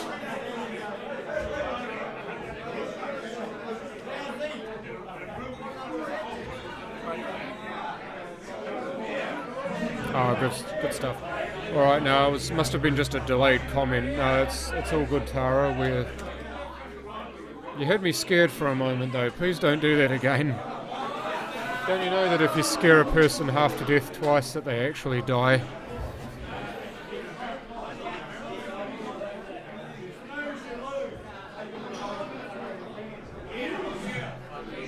Simon there being put into a snooker. This ball is potable, but the black not so much. Don't think the black actually goes into that little pocket on the right. It will go into the one on the left though. And it does also go into the corner pocket on the right. He's going to do a big swerve here. He's actually over swerved it, would you believe? And he replaces his divot at the end. Now, it's amazing what that small white ball can do.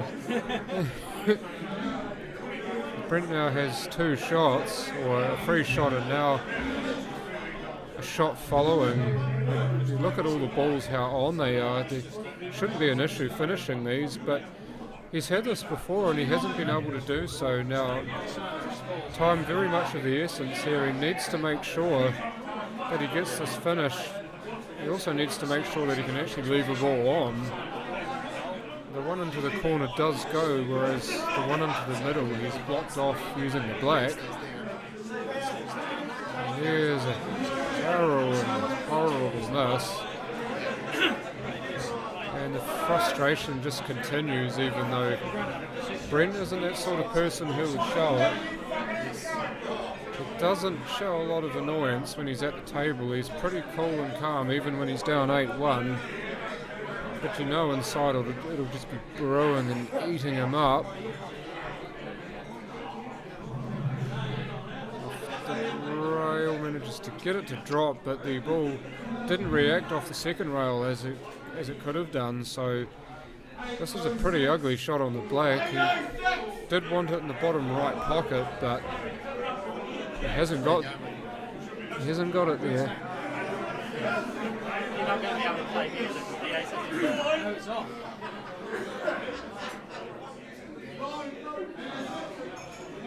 No, that's banned.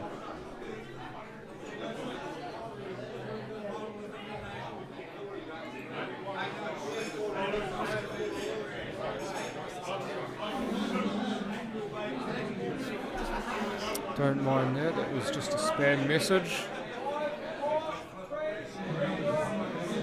Now the yellow next to the black. He's looking at it briefly, but he's since switched his focus to the one in the middle of the table. Got two balls near rails here, and if you pot this and just get off angle, well actually he's not, he's tried to bring it out, but he's gone and off it. Would you believe it? And that's about the most frustration you'll ever see him have. To Shadow to bang the cue on the ground, although he didn't actually do it. But Simon's essentially got two shots at this. He just needs to make sure he makes a rail here if it doesn't pot. And he won't need the second shot, so he's now 9-1 ahead. And Brent had two brilliant opportunities in that frame to finish it, but such is the way it's gone for him in this game. It's all gone to pot for him. Simon just with 4 frames needed to book himself a place in tomorrow's semi-finals against the winner of the next match, which is Stephen Denton versus Baden Jackson. So that game is slated to start at 8:30, so please stay on the line for that. Michael Hayes back alongside me. You missed a frame there, Mike. Yeah, see, it must have been a pretty quick one. Not Or was I really. taking my time? It wasn't really that quick a frame. It was just opportunities missed by both players, and Brent again with a great chance to finish. In fact, 2 great chances to finish after Simon mislaid his positional shot. But as has been the case for Brent, he just hasn't been able to find that killer touch. And it's tough when you're this far behind. You're just under so much more pressure because you feel like every single chance and look you get, you just feel like you have to take it. I've been in that position myself when you're well behind against a strong player and you're still backing yourself, but there's that much more pressure on everything, whereas Simon has the benefit. There is no pressure on anything he does at the moment, and he can just play with complete freedom. And yeah, we've just seen another case there, just pots just being missed now. Well, the other thing too is your backhand tends to tighten when you do that, and that impedes your ability to stroke properly through the ball.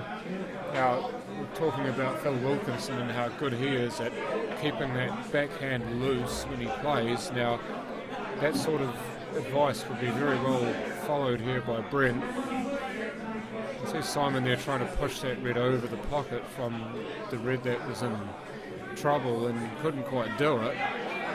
So this is another opportunity for Brent now. He's starting to get to that point where, as you said, you need to take every chance. Exactly. It's not easy here though. Yellow's pretty tied up down the bottom rail. He's got the bunch here. It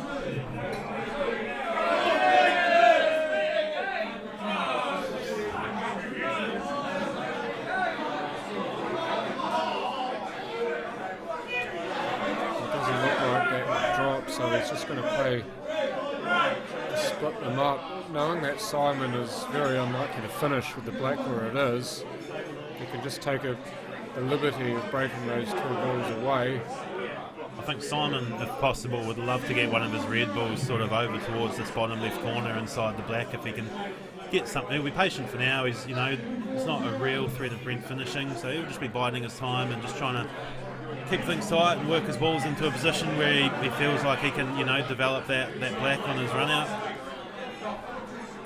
Well, that's a really good shot from Brent. He's taken the initiative and put that ball near the pocket, and he can use that if he wants to break the red and the black away. Sorry, the yellow and the black away. I wonder if Brent heard me and sort of thought maybe he needs to get that yellow in there quickly. And Simon there trying to do it to again ram home the point that he's bossing this match. That would have been quite an outstanding shot had he made the black on. Beauty here though, in a lot of other rule sets, it's going to be very difficult with that black ball where it is, but again here in these rules, if he can play the skill shot and pop one of his reds and cannon the white into that black ball and drop the yellow, he can continue. So, it's still very much there for Simon. Yeah, I mean, he's got 5 balls on the table that he can play and manoeuvre himself into a position to fire and aim again. He can get this one back towards the centre of the table maybe if he chooses to play the red over the pocket now. Then he may have the choice of reds, or he might leave himself on that red in the middle of the table and then do what he will with that. He's come a bit far. Yeah, I think he wanted to be just off angle on that red for the pocket bottom right, and then if he was high on play that. off it, play the skill shot. Yep. He said he had the options, didn't he? He obviously picked one that he liked, but couldn't quite get it there. Now, still got some more balls that he can play though. He's going to play that same red again, but a different way. The party might have a natural angle off this. He might have a natural angle off this red into the little pocket here to run into the black, pop the yellow, and then free the black up. That is, as Mike was explaining so well before, as Barry pointing out, the difference between the rule sets. You can go for these sorts of shots knowing that there is no penalty if you pop their ball and yours, and in fact it helps you because you take away what stops you from being able to finish.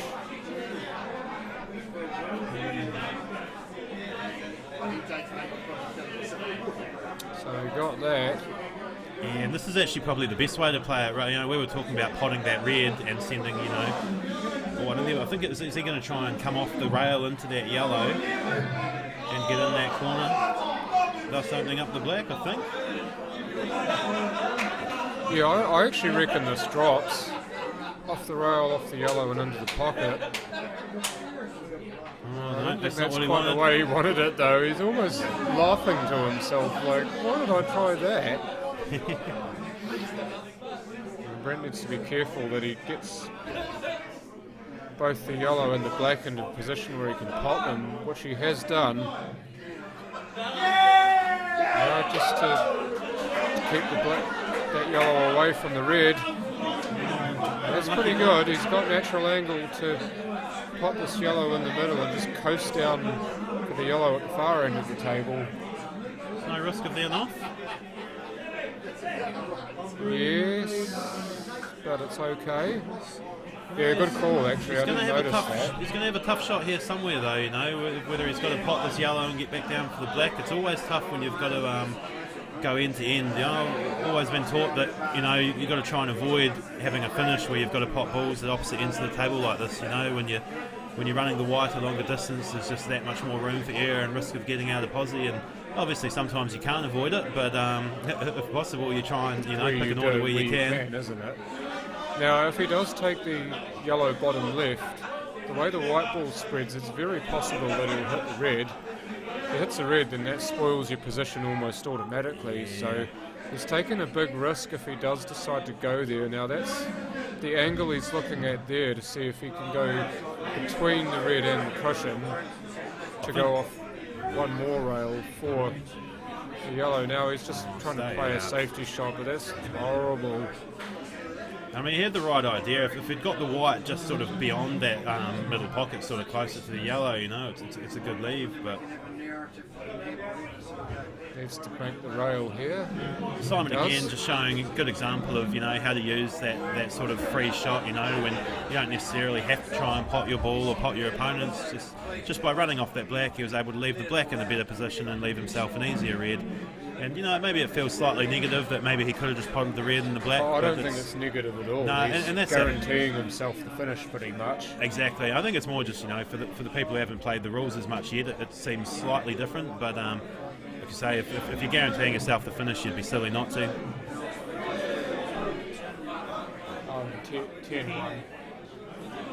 So 10-1 it is. Simon hits double digits fairly quickly. It's almost like Brent doesn't know that he can move the white ball on the foul there, Tara.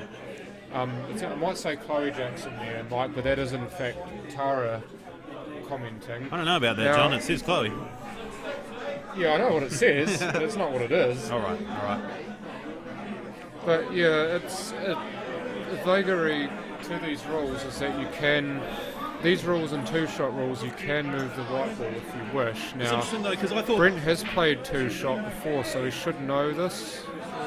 Well, and I thought we saw a lot in the first match between Adam and Kerry as well, and that there was a few fouls in that match, but I don't recall seeing the guys pick up the cue ball and go behind bulk very often either. So it's interesting. It seems most of the time the guys are playing from where the cue ball comes to rest, and I guess if more of the balls are up at the top of the table and that's where the cue ball stops, then maybe it's the better option. And Brent, of course, had a free shot there, so it didn't matter that he didn't pop one there. He's put himself in a better position to run the yellows out. It's the one into the middle left pocket, the yellow closer to the pocket. Just coast and stop on this one that he's adjacent to now. As he runs a few positional shots together, you start to feel a bit better about yourself. And I know we're going on it ad nauseum, but that's what you need when you're that far behind. Is start getting that position bang on to take some of the guesswork away and take the pressure off yourself. It's so important to just get that little bit tighter and to make sure that bit more that you're getting exactly what you want, because you do not want to be sweating over anything when you turn one down. So it's another one where he's just, found his way into a position where the last few balls became tricky. And it's obviously much easier from the sideline here, but it was a good chance when he came to the table there to clear those yellows and maybe backing himself to take it, but he's left the finish pretty tricky now. Well, he still might. I mean, odds are against him. Oh, no, absolutely not. I tried to play it off the red. It hasn't worked. Now, the red next to the black, I'm not sure whether that goes, but I'm sure Simon's got enough shots to find out if he can move it. And in fact, the first shot he plays, he moves it, so now it is on. Yeah, I'm with you there, Tara. He hasn't used the rules to his full extent, and that's one of the big differences between Brent and Simon in this game. You see how well Simon's able to use and apply the rules with things like playing a different ball on a free shot or making the black open for himself on the previous frame with his free shot. But we saw the same thing, when we introduced the world rules, the two-shot rules to Super League a few years ago. That obviously some great curists here, but when they hadn't played the rules much before, there's just a few of those sort of technicalities and shot selections that let them down, and eventually the guys improved. But it is definitely an advantage to a couple of the players here who have had the benefit of playing black ball rules before, and even if they haven't played it regularly or in a long time, they're at least just a little bit more aware of the right times to play those shots and to pick up the cue ball or whatever. That is to stop, and it has. It's actually stopped right on the spot or near the spot. Just if he can just put it in nice and quietly, but with a nicely controlled from Brent. A lovely shot. This for the second frame. Down it goes. So just breathe a little bit easier now, knowing that he can still win frames when he needs them. But he's got a lot of work to do at 10-2 down. Yeah, and I thought the look on Brent's face there sort of said it all. He's taken the frame, but the expression hasn't really changed much. He definitely knows there's still a long way to go. Yeah, still it's almost that grim look on his face. Like, he knows he's not playing as well as he should, and his opponent's just having his way with him. There's a little respite there, but there has to be a hell of a lot more of it. Now, he's got the break here in this frame, so this is the perfect opportunity for him to lay a platform for himself. maybe with the way he broke those balls, how he hardly feathered or cued it, that's perhaps how he wants to play for the rest of this match. Sort of like how Matt McInnes was starting to play, just kind of letting the arm go free and not caring so much about, or not actively thinking as much about what he's doing, and instead of just getting down and doing it. I've only just Maybe that would help him right here. I've only just noticed, John, that it doesn't look like the shark rack's on the table. Has Brent not been breaking with the shark rack in this match? Well, Simon most definitely has. I haven't actually noticed what Brent's No, done. I hadn't noticed until now either, but I'm not sure if my eyes are playing tricks on me, but I can't see it on the table. And again, the spread there, you know, while the balls broke open well, you know, they have largely remained down the centre of the table, and the shark rack's definitely facilitated a bit of spread. I'm be surprised if any of the players are turning down using it. Yeah, it's actually been quite well played. Simon should be able to pot one of these, but he's made that red more on for himself, and Simon's got a little bit of extra on this with all the reds open. And Simon, if he does make a mistake here, which is still very possible, Brent should still be in a position to finish this frame. Now, does he get a shot? Doesn't look like he's really got a shot here. He's got the red on the right-hand side of the table that he can play, but nothing much else. Looked like Simon maybe came up a bit early on that one. He seemed like he was standing up and walking away from the table before he hit the ball almost. Yeah. It's almost viewed that as perhaps a shot to nothing, did he? Perhaps.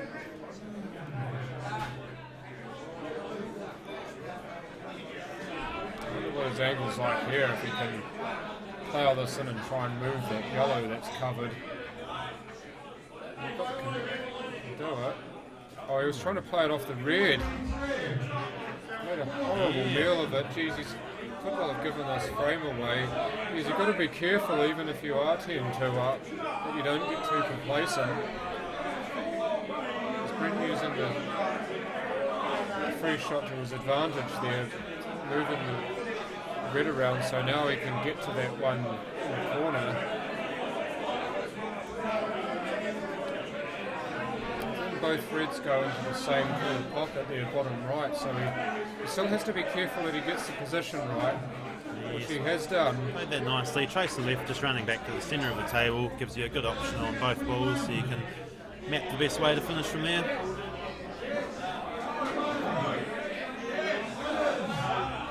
Oh no. I think what happened there was because he was trying to hold the white. Your tendency is to want to catch that red a fraction fuller, and you can see he's just hit a fraction full and straight. Missed the near jaw. It's a poor miss from there, really.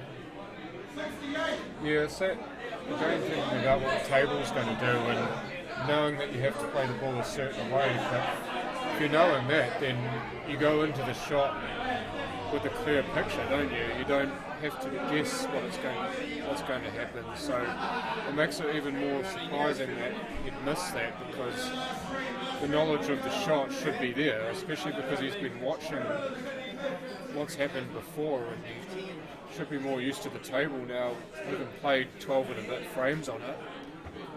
Yeah, so a good chance for Simon here now, I guess. Definitely not straightforward by any means. A couple of yellows near the rails, and just a couple being close together can get in each other's ways. The black's, covered by that red to its nearest pocket, but I'm wondering if is he thinking about a snooker, or is he going to cut that yellow fine? No, he's letting go. Natural way to break them away. It's not great, but it's not horrible. If he can sneak this into the middle pocket, he can recalibrate.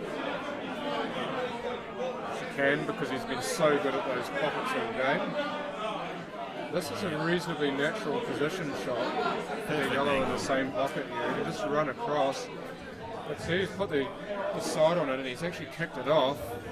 He might have gotten a touch lucky there. I think he's noticeably looks like he's just relaxed maybe a tiny bit too much for me, Simon, the last couple of frames. I mean, definitely not knocking him. He's 10-2 up. He's in a great position, but just looks like he's just fallen off a couple of shots in the last couple of frames and not staying down with quite the same focus and intensity that we saw at the start of the match. Yeah, it's always the danger when you're that far ahead and this far into the game is that the intensity drops, and Brentwell's still more than good enough to make you pay, as we could very well see here.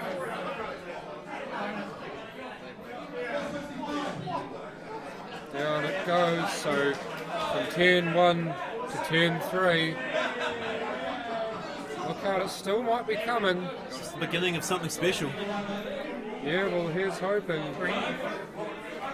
From a completely neutral point of view, here's hoping, because the game is made better when both players are made to sweat. Oh, and it doesn't matter what sport you're watching, we'll love a great comeback. So here's hoping Brent can give the crowd something memorable here. So true, and Tara there just explaining that she's not really that into using the shark rack, and that's fine.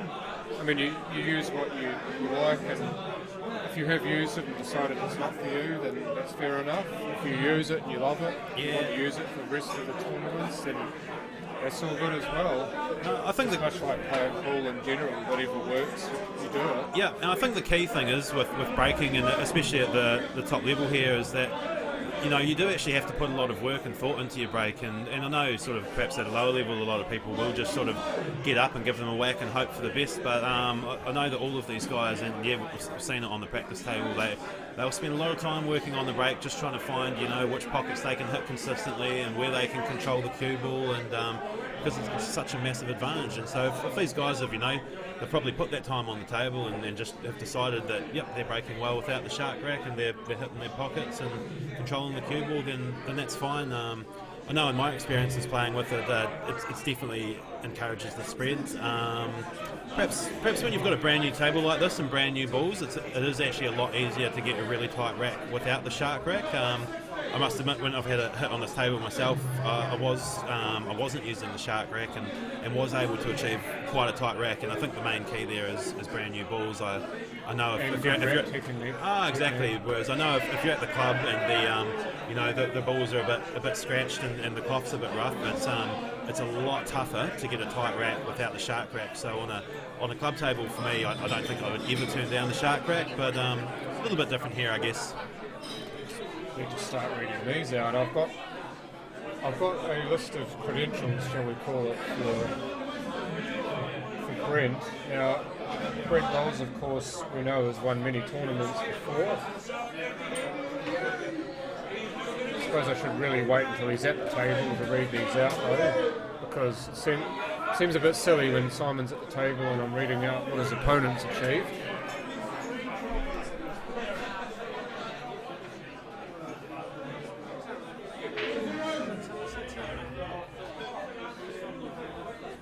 And there's that break again, there's that control of the break that Simon's managed to find. Went off a couple of them and didn't get a ball down on one, but back strong where he needs to be. And now just wanting to look at what he really likes, if there's anything that sticks out for him as a ball to start finishing the set. It's a good spread here, there's no real problem balls. I'll definitely be backing Simon to take the clearance here if he can keep the cue ball under control. Just yellow into the middle pocket. Looks tight, but it will go. Yeah, again, it's the same one. He will be on one of 3 yellows if he gets it. Yeah, they just slide under that near jaw there, so you can play pretty much into the near jaw and drop in quite comfortably. Now I just wonder whether he's going to move that shark rack. Doesn't look like he's even thinking about it at this point. Maybe it's a good thing that he's not thinking about the shark rack. Didn't seem to move there, and in fact he's decided he's going to move it now that it's no longer got a ball on it. Just needs to navigate these 2 balls into the middle pockets well here, because if he gets the one on the left and gets reasonably straight into the one on the right, then pretty much got his goal. But if he gets out of position on one of those balls, it makes that positional shot on the yellow in the middle of the table that much harder. Oh, hello. That's an unusual way to miss a ball. I actually thought, so when Simon dropped that early yellow into the middle pocket that was very tight, I wondered if he could have played a little trace of screw on that just to get out a wee bit wider and take that yellow that's in the centre of the table to the top corner early. I personally feel that would have opened the frame up, but as is always the beauty in pool, there's a million different ways to clear the table, and as long as you get the job done, it doesn't matter which way you go about it. Yeah, I thought Simon played the shot the right way. He just obviously played it wrong. As we see on the bottom of your screen there are lovely sponsors. I will read them out while I have a chance. Anytime Fitness Rangiora, that would be my uncle's gym. Aramuth Pro Balls, Bates Joinery, Inside NZ Pool, that's Alex Stones. Need More Firewood, that would be the Bowen clan. On Cue, Peridon, Pool Canterbury, Rossendale Winery, kindly sponsored by Steve Denton's bosses, and Strachan Cloth, which we are playing on right now. The lovely grey cloth that you see these players painting masterpieces on at the moment.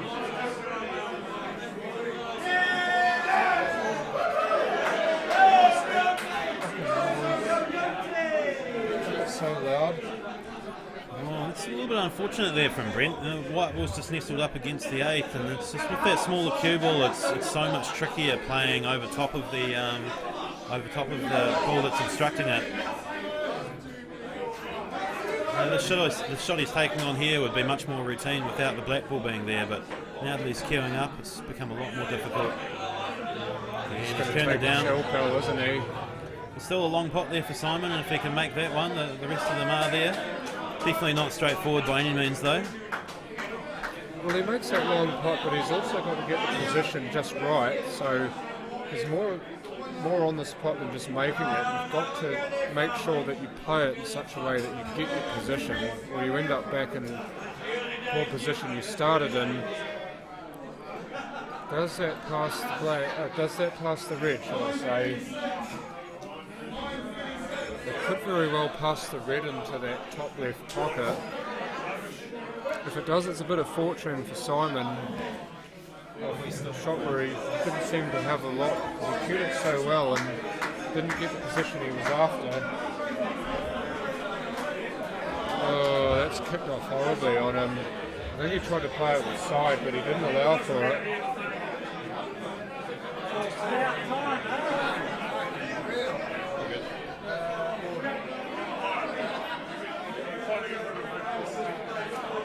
This red will pass the yellow. But not like that. He has at least managed to put a blocker in, but if there's any angle on this yellow here, then Simon can play this straight away and get that yellow ball to set somewhere good for him. And this is what he does. Pots the yellow, gets the other one out. Now just needs to control the white ball around the red. It does very nicely.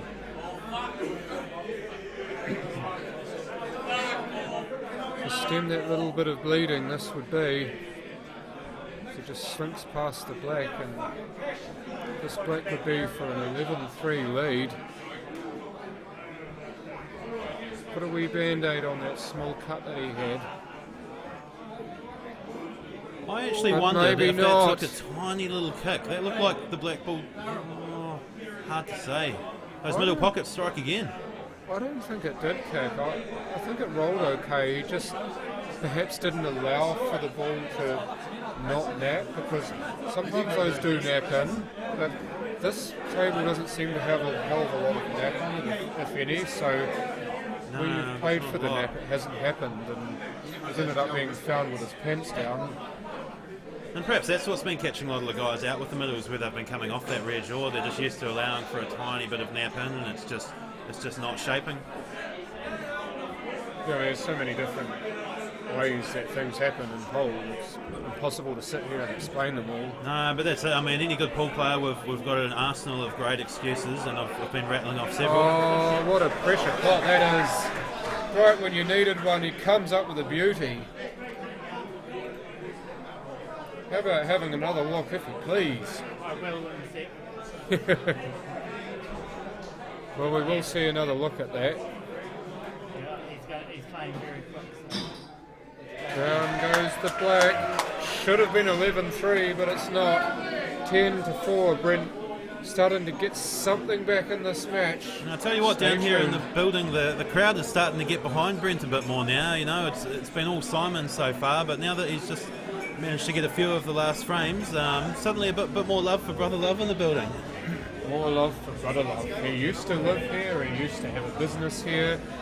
He's loved wherever he goes though. He's such a nice person and he's such a great pool player that it's impossible not to like him. And also the way he conducts himself around the table is exemplary, because even when he's so far behind, he doesn't get frustrated and make an ass of himself, so to speak. He still displays so much professionalism and respect for both the game and his opponent. And he's the kind of pool player that you want to play against all the time, even if he is beating you a lot, because you know that he respects everything about it. I was actually just telling someone a funny story about Brent Wells earlier, because so I've known Brent from quite a wee way back. When I was about sort of 15, 16, myself and Sam Blackwell went into the Ricket and Gold team, which we have an interclub competition here in Christchurch, and that was the dream team at the time. You know, there was Wellesley, Des Blair, DeGrudy, a whole lot of star players, and I remember looking up to Brent Wells quite a wee bit, and I remember used to see that he used to rock the glove, and so I think old 15-year-old me decided that wearing a glove was pretty cool, and so suddenly I've got my new glove and I'm playing pool with my glove on, and I was doing that for a while. But after a couple of seasons of all my friends starting to call me Michael Jackson, I had to ditch the glove and get rid of the grief. Didn't want to be associated with it. I've only ever had a glove for a few weeks. Got one, played with it, lost it. Never bought another one, decided I didn't need one. If I ever got sweaty on my bridge, I'd just use chalk. Yeah. But I don't like gloves personally, but I know why players do play with them. Simon, I see, has switched to using a glove for his 9-ball cue. But again, it's whatever works for you.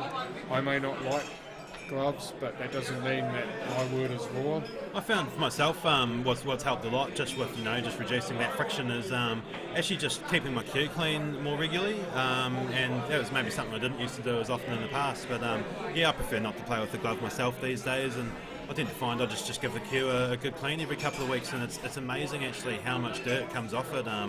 The amount of stuff you get on your hands that gets on the cue just from playing long matches. So I've even just used some paper towels, a little bit of warm water, just give it a quick wipe down, and plays heaps nicer.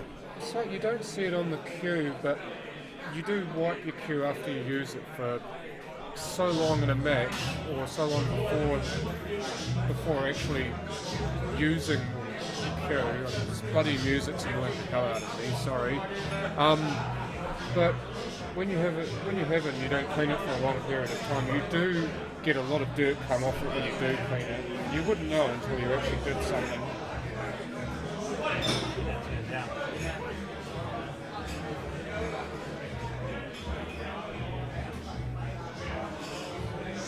Sorry, I was just getting distracted by the music, folks, and it's just turned up in my ear slightly, and you know, with me, with sounds and sounds around me, I wear the headphones to try and block out the background noise, but when there's a lot of noise going through them, like there is now, I do struggle to focus on what I'm trying to do, which is actually commentate on the pool tournament.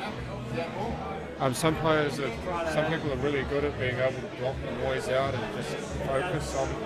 I'm not as good, so it's a real pain for me.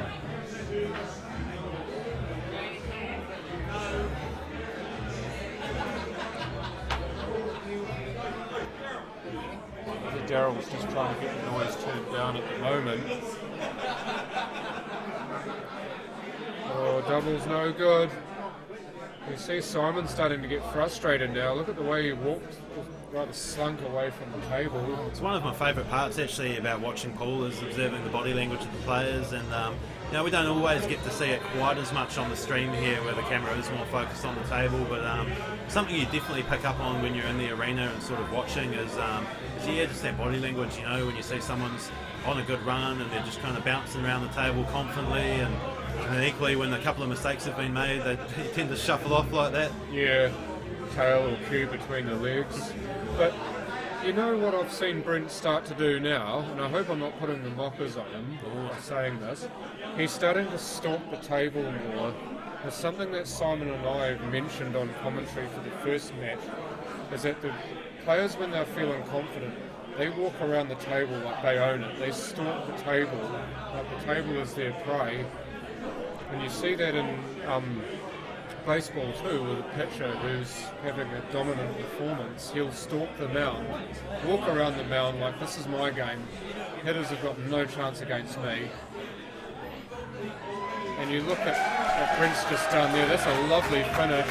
That's a finish that he wasn't making before. Comeback is still on. Now he is, and he's got the deficit down to 5.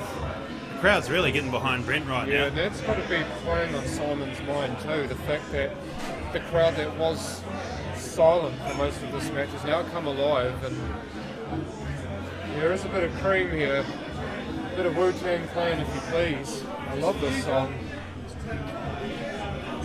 I went and saw their 25th anniversary show in Christchurch, loved it. I was at that too, John. Great night. I don't know, did I see you there? I'm not sure. We're probably quite easy to spot. Probably like the two whitest boys there. No, that would have been me. See you next time, mate. After this one then break. So there will be an intermission after this rack. Hopefully Paul's got it right this time. That's the information I just got. So. We've got information that there will be a break after this, no matter what happens. So thank you very much for that, Paul. I'm just talking about music very quickly.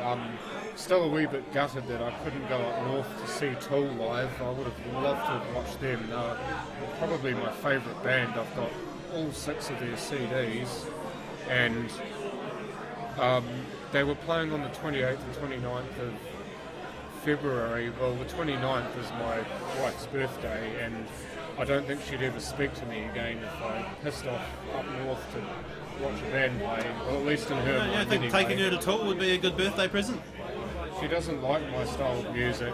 Mind you, I hate most of the music she listens to as well.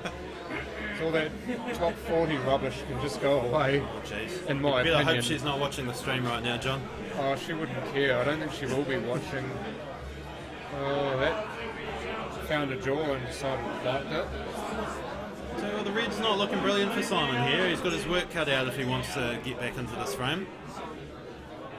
See, this is the difference too, when you're not quite as dominant as you were before. Simon would just take this in his stride, and it wouldn't worry him so much that these aren't obviously on, but you see him taking more time now, sort of doing the teapot and the half teapot, and looking at the balls like, geez, what am I going to do with these? I see playing a little bit more conservatively there, even when the situation demanded it. Kind of tells me that he knows he's in for a fight now. How old is my CD player? I've got one in my car still. No, they have not gone extinct. I still have a shitload of CDs on me. I'm not up with technology, as some of you know, so CDs are the way to go at the moment for me.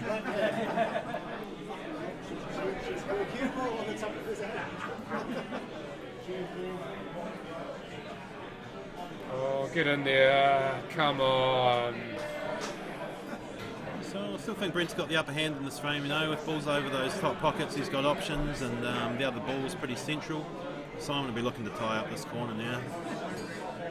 Yeah, he was looking to cover put the a yellow, ball it's in gone the a little way. bit far. He's actually got a snooker though. Did you notice that he might have completely snookered Brent here? So he might have been playing not so much for Bit of both, really. the ball to block the way, but to actually play for the snooker, knowing that that ball would sit in the way of the yellow closest to the cue ball. Because I think, well, yeah, because with the totals, I'm surprised going this way. I wondered if Brent could come sort of behind the black there and nestle on the back of his yellow. You know, if it's a total snooker, he doesn't have to hit his ball, and for me, he could have laid a really good snooker in there. Simon might use, I was just saying, Simon obviously will use this to move move something around. Now, maybe to flick off the red and move that yellow away from the black, or even to pop one of those yellows. Play the. Oh, yeah, it looks like he might be playing the red onto the yellow here. Yeah, I think the yellow out of the way. Or Corey's nailed that in the comments. That's the exact shot I would have played. And that's a good starter he's too. even popped the ball over the hole. What a shot that is. Now he's got control of that pocket with the black there. He's turned this frame on his head in one blow. Just another great example there of the rules. They're really enjoying watching them today, and while they're new for a lot of people, and it's, there's a wee bit of sort of trying it out. I think so far they're proven quite successful, and everybody's enjoying watching situations like that where the frame's looking a bit tired, and you can use that free shot or a skill shot to open up the frame and keep sinking balls. I think it makes for really good spectating. That shot was just as good, the one he played before that one, because he made the red on and got position for a different red, so not only did he get the breakaway as it were, but got the position to continue on the frame without having to do anything too drastic. One of those two words, I ended up saying both. Maybe drastically radical. Nice combination of the two. Like totally.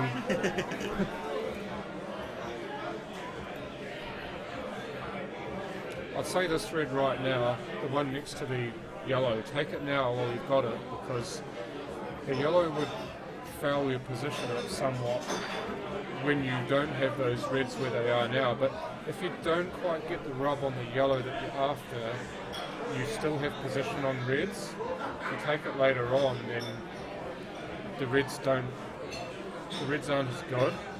So he's actually moved it out of the way nicely, not even involved it so much in his positional play for later on. See, it's way out of the way now. Still just a little bit tricky here, just with that one red being close to the back and the other red on the right side of the table. He still just needs to pick the perfect order here to get over to the other side of the table and still to be able to clear that red near the black while leaving a shot for the black. I just wonder if he's going to put some side on this to. Oh no, he tried to move the red so that the red was potable. But it's not too bad though, because he's still got that red over the pocket that he wants. He's still got control of the pocket. He does have room to play this red that he's looking at now and take a risk, as it were. Just doesn't want to move the black too far away if he does. He's missed the pot. He's probably more focused on the cue ball. That's about the worst thing that could have happened, because the black now looks like it's on for both pockets. Definitely on for the one on the right, but he's actually given Brent a little bit of a foothold here. One thing that might help is that shot Simon played earlier where he nudged that yellow next to the other yellow. Just with them being a little bit closer together now, they're a little bit trickier to get posi for. It'll be a good shot here. No, this is going to end up perfect. Yeah, it's nicely played. Can pop the yellow in the middle if he wants to, or he can play it top left corner. I think I'd take the more central of the two yellows to the top corner, tiny bit of bottom or sort of stun just to leave some angle so that you can play the next yellow to the middle with angle to run down for the black. I think that's what he's looking at. If he plays the yellow on the left and puts a bit of stun on it, he's pretty much guaranteed position on the other one. I think the one on the left is risky, John. I think he's going the one on the right. And he's going the one on the right. Slight stun over, nice angle on the yellow. Yeah, he made the ball roll for him, and that's perfect position. Well, this is why you're a much better player than I am on these tables. I wouldn't say that, John. I think the way you picked that shot was quite brilliant. And the way Brent played that shot was even more so. And now listen to the crowd, they're again getting behind their hero, and why not? As I say, every single frame that Brent gets, the crowd seems to get louder and louder. They're loving this comeback. Is that going to drop? It does. That's the benefit of playing slow pace. That wouldn't have gone if he'd hit it any harder, but you play the weight, get the result.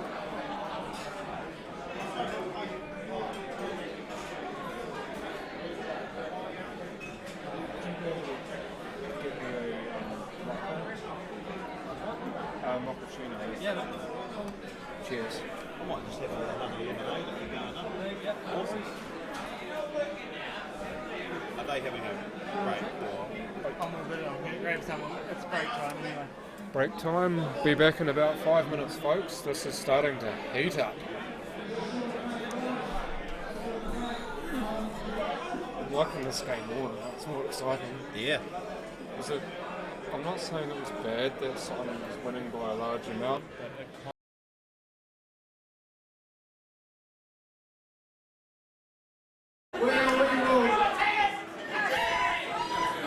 We would like to thank Anytime Fitness is one of our sponsors.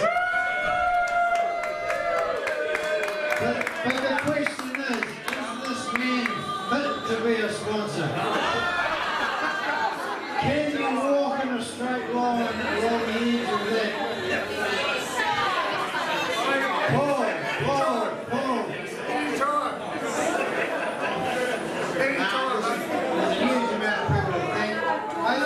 We should do another draw. The magic generator comes out again. 170.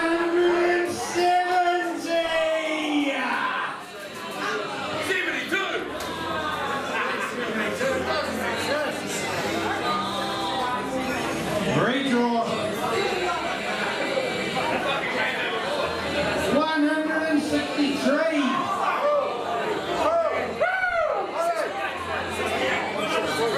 Yeah, I'll cut it off, Marty. That's where it's going. Oh, we got it! We have a winner!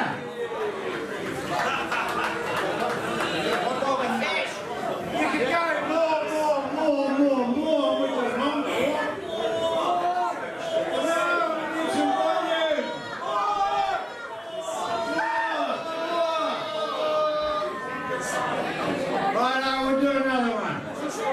$50 bar tab because you've been such an awesome crowd. The random generator number 72. 134. Well, it doesn't sound like anyone's got that, does it? Hit the button. This could be the average age of the room. 85!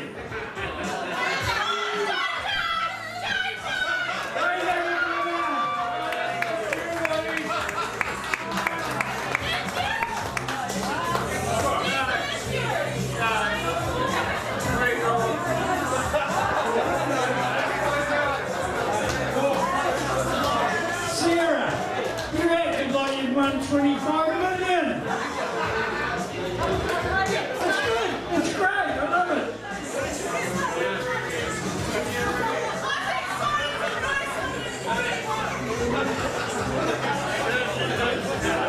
So tonight we still have one more match. Starts at 8:30 after this one.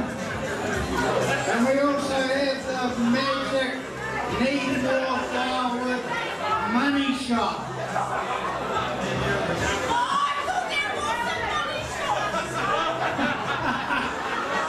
The money shot, first that money shot will be $500. So stick around for that, keep your tickets handy.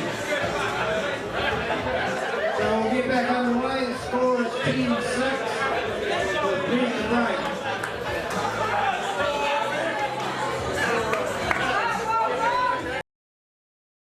going to be streamed.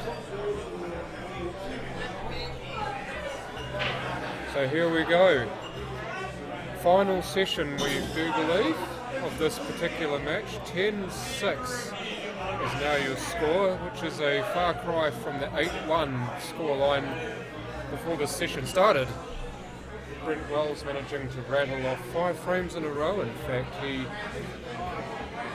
was down by 10 frames to 1, and now this match getting more and more exciting.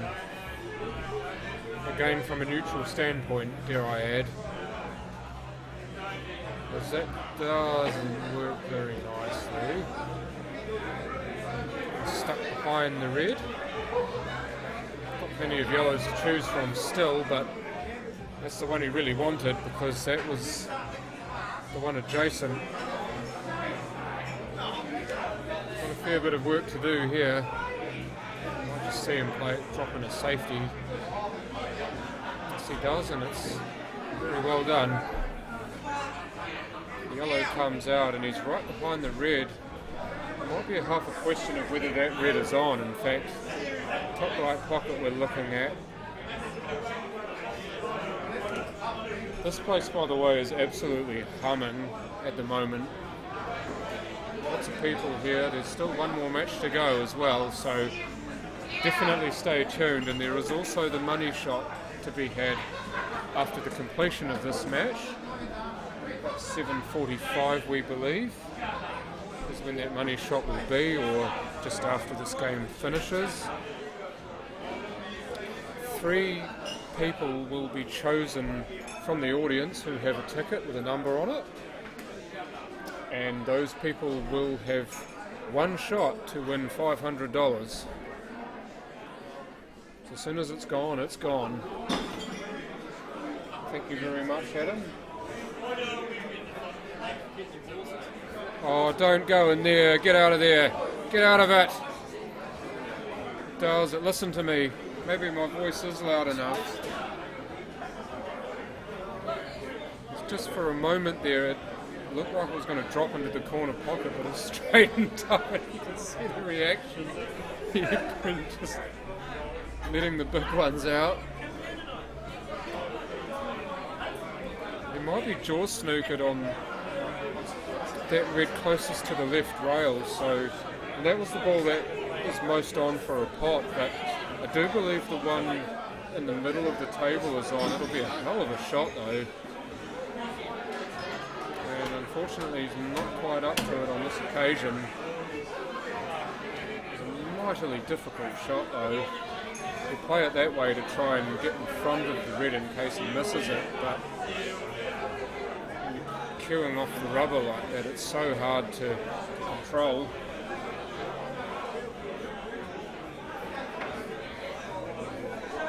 Just waiting for Michael Hayes to make his way back to the booth. So for this moment, you've just got me.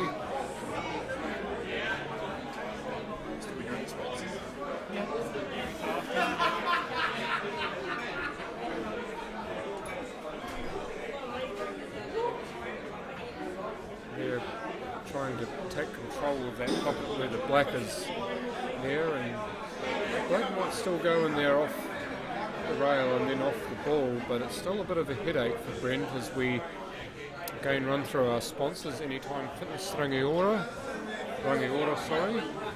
Aramuth Bates Joinery, Inside New Zealand Pole, Need More Firewood, which should be spelt without an E at the end, On Cue, Peridon, Paul Canterbury, Rossendale Winery and Strachan.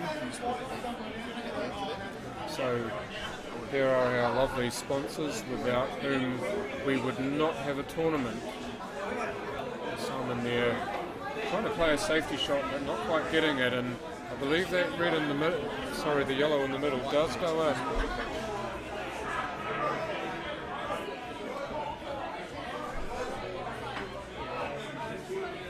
Also Need More doesn't have the E on the end. Just counterintuitive.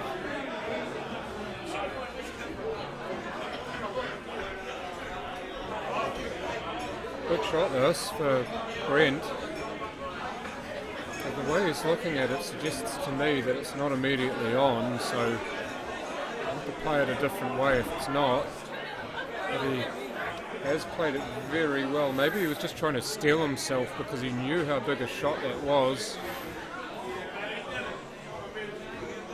We do need to add another sponsor to that list, and we will see those going across the bottom of the screen again.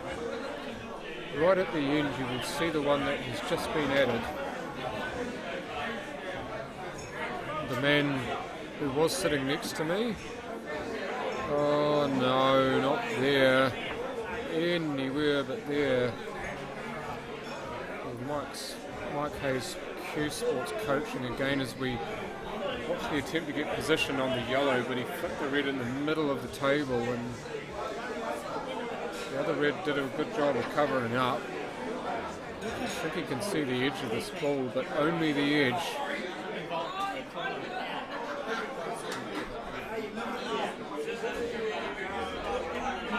Let's go through the moment while Brent's at the table, some of the achievements that he has, and he's definitely made a fist out of playing pairs, I can tell you that much. He's won 1, 2, 3, 4, 5 pairs titles, be it South Island, North Islands or Nationals. 2018 with Dean Garnett, he won the National Pairs, and the North Island Pairs 2015, 18 and 19. I can't remember if any of those or how many of those were with Dean. And with Des Blair, he won the 2002 South Island Pairs, which I had the fortune of witnessing, as well as the 2018 victory. He also won the North Island Singles in 2017 and the South Island Singles against Brad Campbell in 2018, which was at the Richmond Club, sadly no more at the moment, and I had the pleasure of viewing. So Brent unable to I was just about to say, a good chance here for Simon to use that foul to take the cue ball behind the bulk line. As we were commenting earlier, a lot of the players have seemed to have just played a lot of the foul shots from where the white balls come to rest today, but no brainer there with 3 balls at the bottom of the table. North Island Pairs with Nick Hinger, that must have been, it was one of the ones that I rattled off, 2015, 18 and 19, Corey, so if you must have been up there, I wasn't, so maybe you can tell me which one of those it is.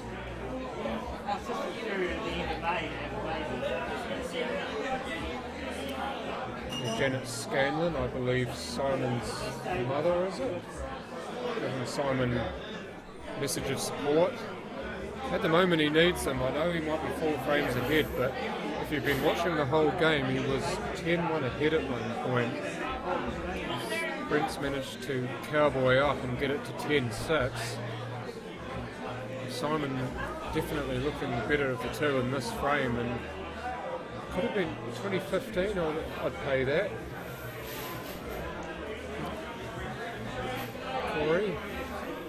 Corey should be down here commentating with the amount of comments and chatty and stats he's throwing around. You're a chatty caddy, why aren't you down here?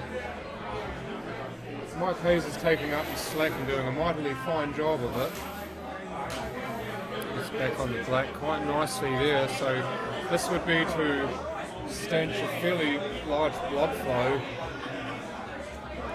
Get that tourniquet going. Like Simon looks like he's just sharpened up his focus and intensity a wee bit from that wee break. He's just looked a little bit more focused and a little bit more deliberate in this visit. Good to see. Down goes the black, so 11-6. The first frame he's won in the last 6. And you see again how the break sometimes doesn't help players. I know it's only 1 frame, but Simon's returned with that intensity that he's really needed, and Brent may very well see his run ended here. But again, we don't know. Brent could very well clear the next one if given the chance. We're against my pairs partner from last year in Marurewa. Thank you for joining us. Hello. The beast from the east. Beastie Yeasty.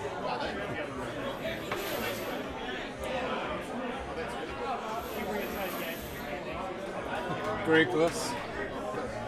Some people just seem to have a lot of nicknames. Hey? So some people, they have a lot of nicknames.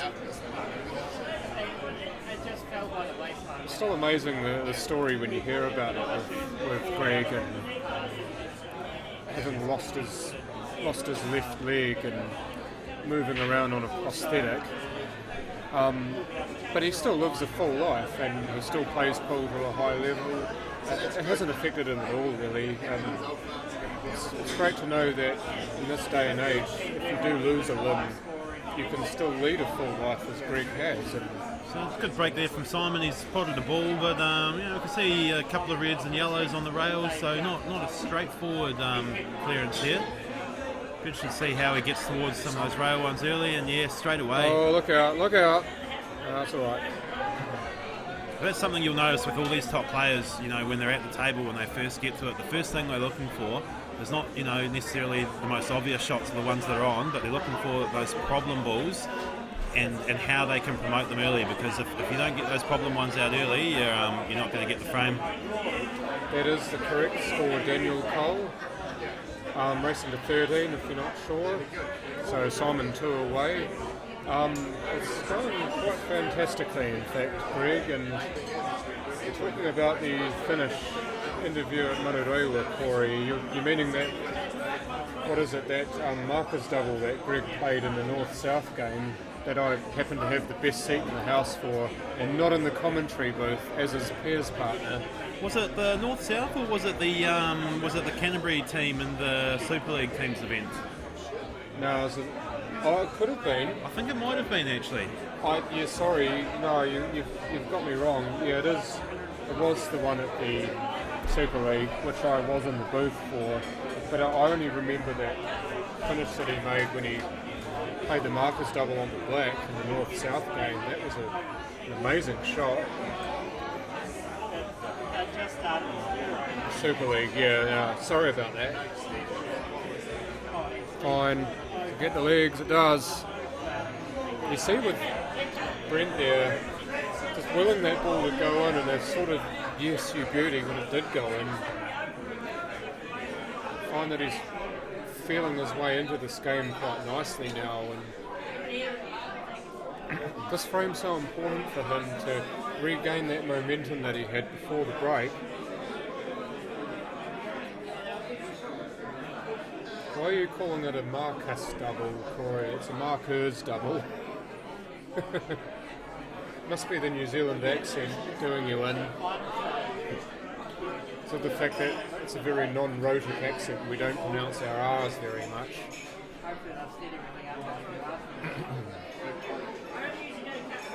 We're going to get a bit of help here removing the shark rack. I believe Brent's asked for it to be moved. Now, you can ask an independent person, Adam in this case, to spot a ball. I'll tell you what, John, take the rack off and then put the ball back. I'm stoked I'm on the commentary right now, because me and Adam were the designated refs as required for this event, and this looks like a niggly little one to have to get the equipment with your fingers on the table and get that rack off without disturbing the balls. I'm very happy that's Adam doing it and not me. Are you saying that you don't have the same dexterity with your fingers as Adam has? I can neither confirm nor deny that, John. Well, that's going to prompt more questions than anything else. Yeah, that's another one of those lines of conversation that I'm just going to leave behind right there. Brent's looking like he's got a much better feel for the pace of the table now. You could definitely see at the start he was just a wee bit lost on the weight on some of those shots and getting out of positive. But hitting everything, wasn't he? Now he's got the weight just right. Tough, quick table to get the feel of, and yeah, some players have done slightly better than others to adapt quickly. Yeah, this is such an important ball in the middle pocket. Doesn't need to do much with it, just needs to kind of stun it. He's got natural position for the other yellow in the other pocket. Yeah, and he's got that weight control perfect. It's a tricky west shot, you get your Q-tip a fraction too high or low, and it's very easy to end up well off straight there. That goes into the same pocket. Yeah, he played it well. Wasn't entirely sure to begin with, but you see him sort of scoping down the ball, but now the split to get the deficit to within 4, and he's got it. 11-7. Convenience store, it sounds like. Just saying off the air, Mike and I, about how much yummier this match has become now that Brent's arrived to the party. And nothing wrong, of course, with players winning 13-1 or what have you, but just for the sake of watching the game, it brings you more into the match. And I know it brings the crowd more into the match when it's closer like this. You can see it's starting to get towards a fever pitch now. Brent manages to get one more frame, then you'll feel it rise once again. And no, it wasn't Corey. I don't know who invented the Marcus double. He's just gone in off the break there and looking at the white ball like it's just murdered his family.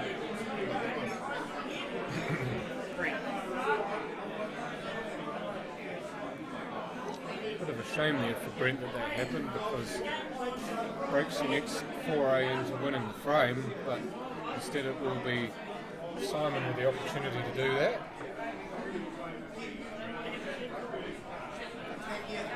Yeah, it's anyone's game from here. Both players have shown that they can, run a whole bunch of frames on the bounce, and if either of them can do that from this position, they're both in with the chance. Something that I did see as well with Simon, he still looked reasonably calm at that second break, going into it 10-6 up. But one thing I did see is that he was checking his phone for messages of support. Like he knows he feels like he needed them more then than he did before. The situation of the match having changed, and also his partner coming over to give him some words of advice where he wouldn't have felt like he needed them before. So it's just that affirmation to get you back into the zone, to make you feel like you are the best and that you can win. And you know that you can cue like it, but when the times are a little bit tougher, it's always good to have those people supporting you. It gives you just that little bit of extra drive. I'd be It's curious. like what the crowd are doing for Brent Wells at the moment. Curious to see which way he goes about these ones here, John. I'm wondering if he can take the centre of those three reds to the corner and the white will run down for that red that's low on the table, or maybe he might save that till the end closer to the black and try and get over towards that one on the right rail sooner. See which way he goes about it. The thing is, if he under-cues this by a distance, then he'll still be on to the red into the middle, the one nearest the middle pocket. Oh, And that was the one risk, is that the white could run in behind that yellow. But he definitely would have rather have been on that red that's low underneath the black. A lot tougher That's from what here he was now. playing for, but he got that dirty kiss on the second yellow. As it is, he's still onto something. So it's the thing about rebooting the system, as it were. You didn't get the shot you wanted, but you've still got a shot. So A, be thankful, and B, recalibrate, play that shot.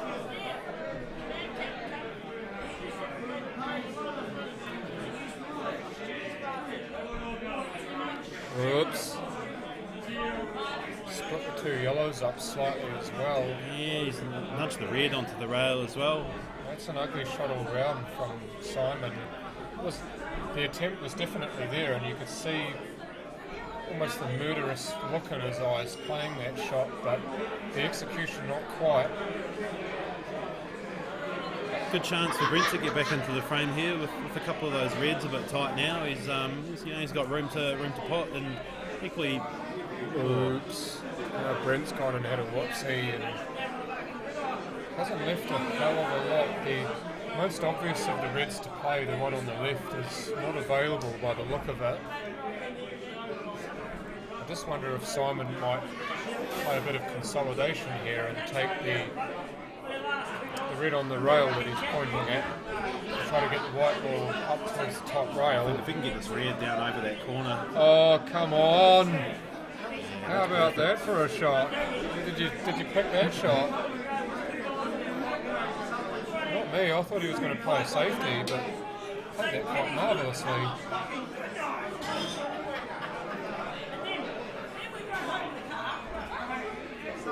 Opportunity for the skill shot still with that red covering the yellow, and again it's just a great new dynamic to this set of rules that Couldn't get it. left it short. Left it short. At the very least, he's not left either of those other two reds easy. Simon's, for his free shot, having to do something instead of having three easy reds to pick from. You might just take that yellow that's over the pocket just to get rid of it, because that's the pocket that the black's likely to go in. So going to play his red onto it. Yeah, he's played that well.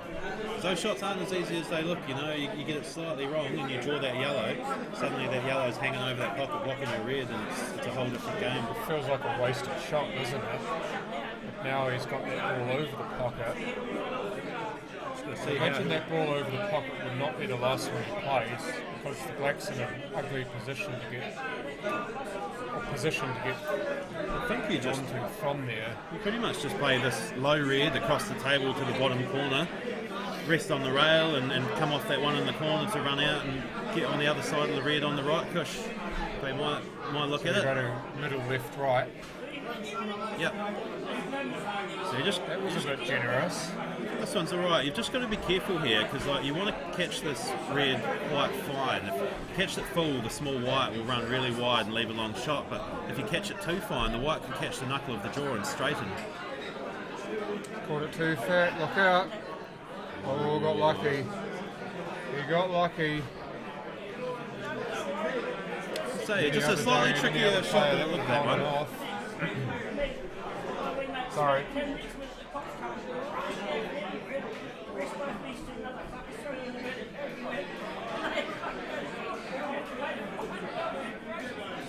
Just cure it nicely. Same as you have been doing all game.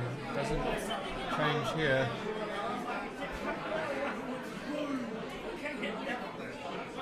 That's the one. See that way that sort of tunnelled into the pocket? I wonder if Simon knew about that and he played the shot that way.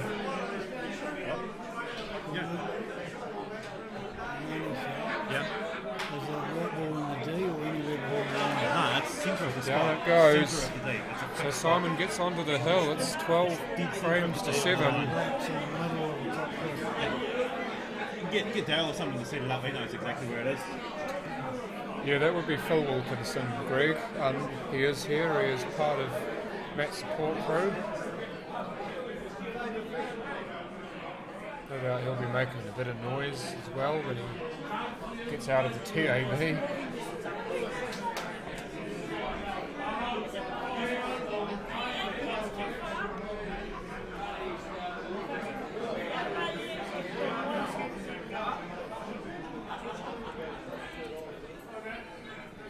And there you can see the crowd, and again Mel is second from right.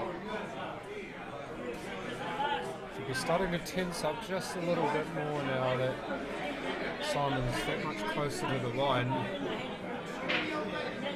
Tell you what though, in the matches we've had so far today, we've seen guys get to the hill and really struggle to get over the line. So we'll see if Simon can show them how it's done and get there at the first attempt. Yeah, certainly running or walking with authority over that line as opposed to just limping over it.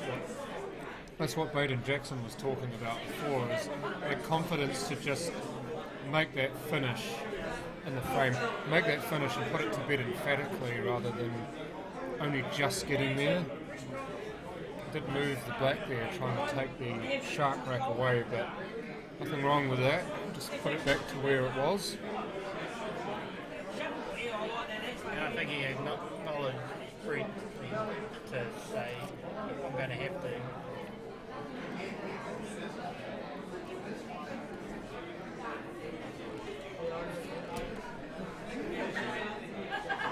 Ooh, slightly under the yellow. Easy to do with a small white ball, isn't it, to get under those? Yeah, he definitely would have wanted to maybe just get into that a little bit more. Oh, look out. Here comes that slump away into the sea. He's played that shot very quickly. He was obviously not too happy with the shot before it, and then perhaps played the next one a little bit quick. Again, I think he's probably just still in the back of his mind, probably felt like he should have had this one done and dusted quite a while ago, and I think a little bit of that frustration is still evident in his play. Yeah, you just got to bury it though. I mean, yeah, you didn't get what you wanted, but reconfigure and go again. Pick a different ball, go again. Definitely tougher when you're in the heat of the arena, though. Your roadmap's just been remade for you, but it's the same story. You just have to take what you get and don't let the missed position get you down. Like Simon obviously was still down from missing his position, and that negativity flowed into his next shot and he missed it. You just got to learn to control yourself when that happens. There's a little bit of funnel into those pockets, isn't there? That ball not as much, but you just see a bit hard to tell. Yeah.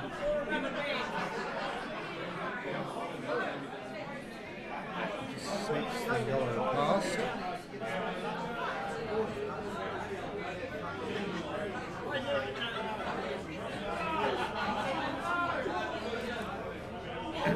Well, what do you reckon? Play this yellow for the one into the bottom right pocket. Just try to end up somewhere near the black. I think so. You're screwing back pretty straight, pretty much at the black or just to the right of the black. Don't go behind it though. Oh, Simon, go and hang your head. Get into that cue ball, dig into it a little bit more. Every single time it seems to be, doesn't it? Barry, hit a rail because yes, he was completely snookered. Barry, the next matches per program will have Steve Denton playing Baden Jackson starting at 8:30 p.m. and just for the guys watching, you'll see on the stream before that, in between the matches, we're going to be doing the first round of the Need More Firewood money shot. So hopefully you guys have got a good idea what that's all about. Basically, yeah, just some opportunity for the spectators in the crowd to get drawn out and get an attempt at a one-off shot on the black ball off the rail to win some big money. So 3 attempts at that for with $500 coming up. So yeah, we can look forward to watching that in between the matches. Isn't it amazing how what should have been simple ends up becoming difficult? I know that there's every chance that snooker was going to happen, but still to see it happen, especially a guy of Simon's calibre, just amazes you how A, he's human like the rest of us, and B, how it can affect you in pressure situations. Brent comes up really nicely for that black.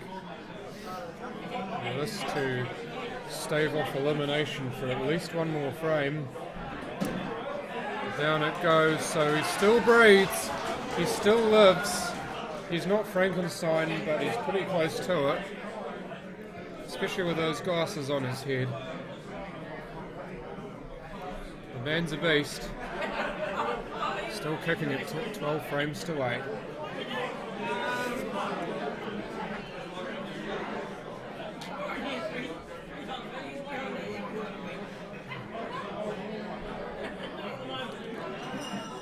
You find too that, just on that snooker very quickly before I bury it, isn't it funny how that snookering ball just seems to become that much larger almost? I know they don't change in size, but it looms large in your head that you may get snookered behind it, so you play a shot specifically to avoid doing that, but that thought in your mind's already there, and that's what you end up doing anyway. It's kind of like the law of attraction, isn't it, John? You know, they say that, you know, if you think about something and visualise something, you know, it draws that towards you and increases the chance of it happening. And yeah. I feel like often in those cases, you know what you need to do, but in the back of your mind, you basically see the one thing that you don't want to do, the one thing that could go wrong. And so often, once that picture pops into your mind of what you don't want to do, that somehow seems to end up happening.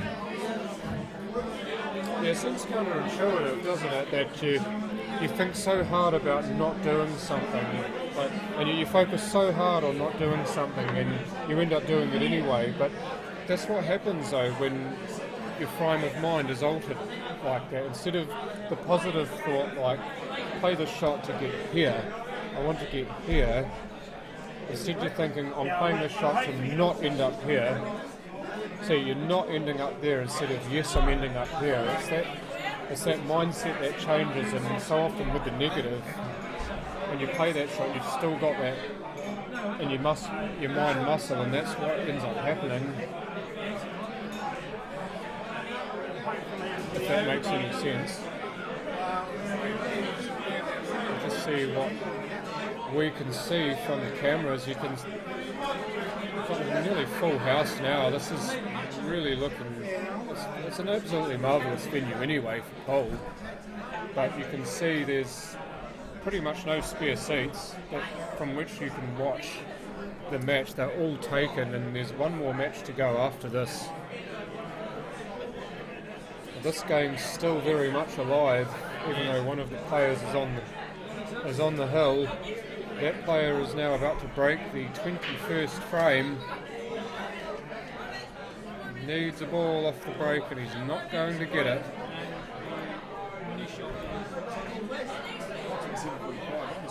Do we need to have the break or just do the interviews while people are here being managed? What break are you talking about? After. There won't be a break because by the time this match finishes, it'll be Monday shot and the next match will be starting. The next match will probably start late. So I was hoping that... Oh, cut on the red first up. Does it fall? Does it fall? No, it doesn't. So pretty much as soon as the match finishes... There's a bit of luck there for Simon in that. Leaving the right behind the yellow to not leave Brent much of a shot. Yeah, because Brent can opt to play the yellow into the red if he wishes. And that's what he's done, and he got the click off the other yellow on the rail to get the pot, so the luck goes his way there. So he has established reds as a set. If you look at the shot again. I stashed the red cues underneath the platform that the seats are on at the back against the very left-hand wall. Where the right step is, if you pull the step out And the cut's a goodie. Does he get position on a red? You bet he has. Now the choice, does he play the centremost red or the one to the left of it? Centremost red it is. He makes it drop. Now the question, can he see one of those other ones? I think he might be snookered. I reckon his luck might have run out here, Mike. Well, I call it luck, but on that first shot he played, he was definitely playing for it to go that way.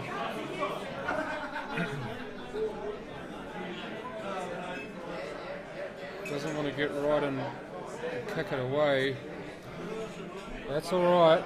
The yellow's still covered. The danger there was he got right in behind the red, kicked it away from the yellow and made it on, but the yellow's still covered, so Simon's still got a lot of work to do here and a bit of thinking and head scratching to do.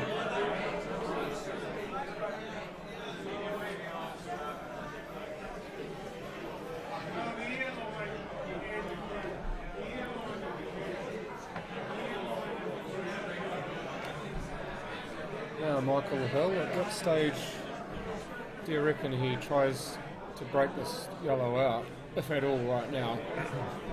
I think it's a wee bit tricky. I think, I'm always looking at which balls are nearby that you can use, and there's that yellow on the bottom rail that, I guess, with the right angle, if you've sort of got the cue ball sort of, slightly right of the centre of the table, you can use the angle there to kind of pop that ball with some top right and kind of kick into that yellow, but it is risky, and the risk is that with that small white ball, when it cannons into that second ball, it stops a lot quicker, and it's quite easy to get the cue ball trapped in behind the balls you're trying to promote and split out. So it is a risky one. I think Simon will be patient and maybe try and keep things tight and under control, and perhaps just wait till it opens up a little bit more before he forces the issue.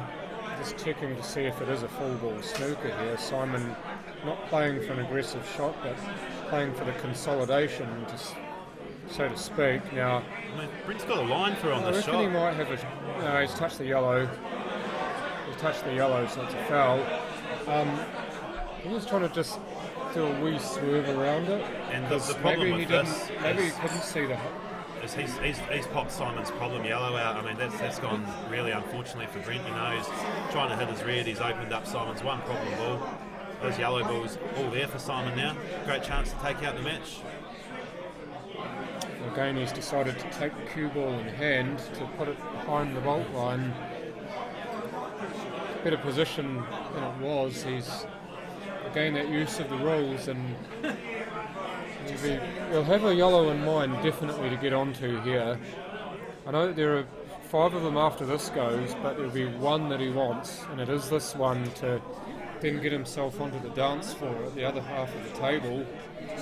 Just got to be a wee bit careful with that left yellow of the two in the centre of the table. Just at the moment it's covered in a couple of pockets and by the other yellow, and we'll need a precise position to get on. So I think that's the key ball for Simon. If he gives himself a good look at that, I think he'll be away. Yeah, agreed. Just wondered whether maybe there was a chance to... I wondered if he was trying to cannon that wide into that yellow and drop it down the table and have that one to the middle. I still think he can do it from here, but I don't think this is where he wanted to be. That's fine. That's actually worked out really well because he can just run through slightly and be pretty much perfect on the yellow in the middle or in the corner pocket as he wishes. Just drop it in. He's on one of those two yellows now, so I think a gentle stun to the top. Gentle stun to the top corner. You give yourself a nice straight yellow-black finish. And this is what you practice. This is why you practice these shots, because you know you're going to get them in frames. Just a wee bit things tricky bit here is because it is very fast and you want to play it slow. You just still got to make sure you get a good straight cue through the ball. It's often easy to not cue them very well when you wanted to play this slow, long shot. He's cued that beautifully. He's executed it perfectly. You see how he kept his head down the whole time as well. Cued it. The head only came up once the follow through was completed. And now this ball is to take all of the cheddar. Down it goes. So 13-8, Simon Singleton, your victor over Brent Wells. He will be the first of the semi-finalists for the second semi-final tomorrow. The next one of those will be determined here very soon. That would be Baden Jackson versus Steve Denton. Please stay on with the stream. We will see the $500 money shot coming up very soon, and then we will crack straight on with some more action. So stay tuned.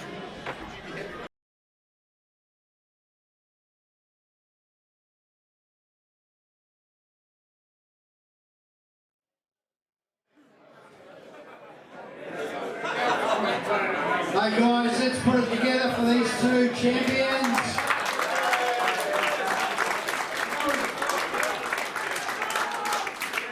Great comeback by the love, 5-0 down.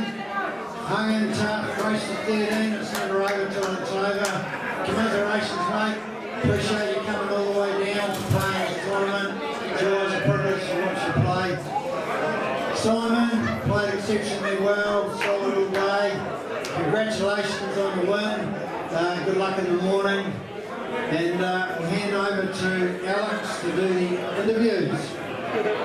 One more hand for these guys.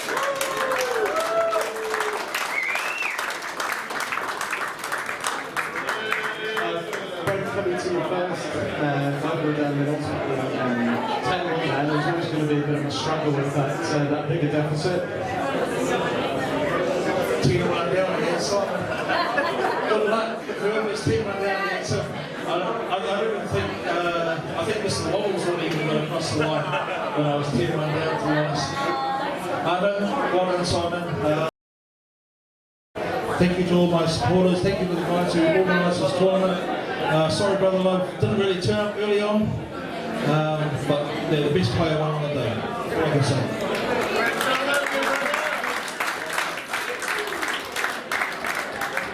It looked at times as though you just struggled a little bit with the control of the small wide. Do you think had you done enough preparation and training specifically with that ball over the normal size cue ball? I did practice quite a bit for the small wide. I don't normally do it, but I did this time. Combination with the new cloth and just not being able to control the wide like I wanted to do. And as I said, someone played solid the whole time and capitalised on my mistakes. And at the early stages there, I made plenty of them. So well done, Simon. I wish you all the best for the next couple of games. And Simon, coming to you, certainly for those first 9 and 10 frames, it was pretty flawless in terms of the breaking and the post-break play. Must have been pretty happy with the first third of the match. Yeah, for sure. I felt really good. I think I missed much. put us to the stakes. I could see Brent was struggling with the conditions and the traffic stuff. And then yeah, we had the break and we stayed out and I think won the next 2 frames. And then just sort of thought with Brent's body language and it sort of felt like he'd given up a little bit.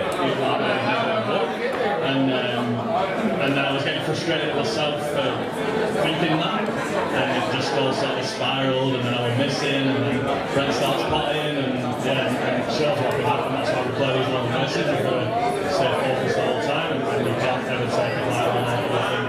Think badly, you know, like yeah, but I'm glad I got that at the end. I think if Brent he struggled a bit with the break there towards the end when he was coming back. A little bit like Kerry this morning actually. If he'd run a couple of racks on me, he would have really got some pressure on himself. But yeah, I'm happy to get over the line. And any key takeaways or big learns for you to take into tomorrow? Just to stay focused.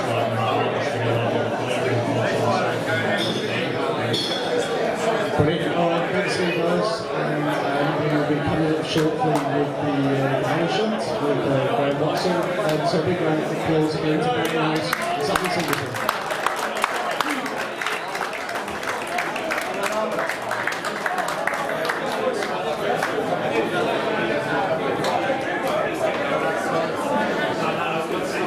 So righto guys, if we can just take about 2 or 3 minutes, we're going to set up the money shot. So there'll be 3 draws, 3 people will come up and have a go. There's an awesome cue over here. Simon, can you hand me that cue there, mate? If you don't possess a cue for the money shot, we have this $13,000 racecourse hotel queue. It doesn't have chalk. We were going to use toilet paper, but the Aussies bought it all. So this queue will be available. If you do have your own queue, you can use that as well. And I think Simon said he'll lend his, but it's $1,000 a time. So a couple of minutes and we'll be into this.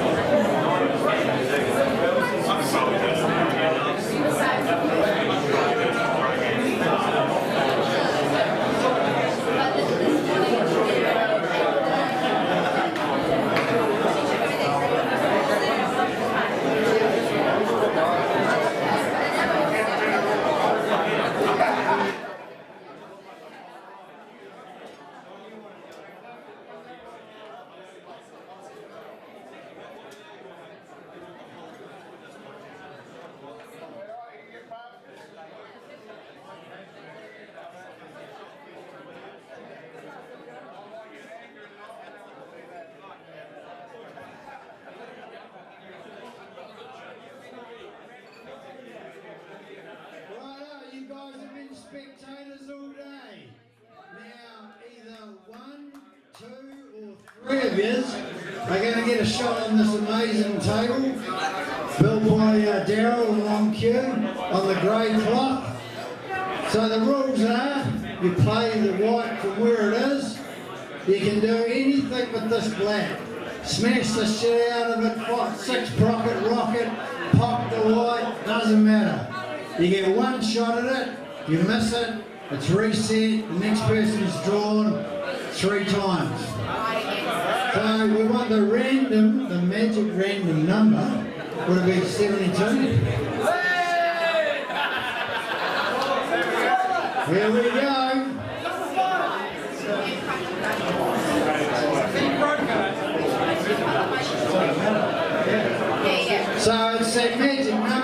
New Zealand cricket team again. 1-1-1. Does that person exist? Although JoJo was on the run for the table.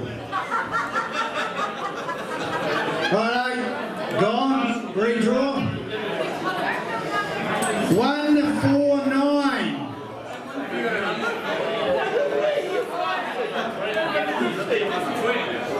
No. 1-4-1. Oh, here we go. Whoa.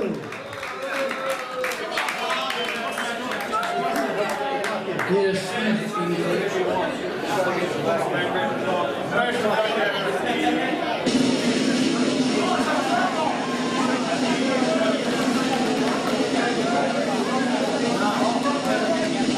And just to let you know, this is Adam Shaw's dad. He's flown 12,000 miles to pop this fucking flag.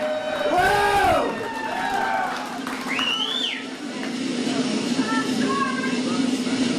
Get there!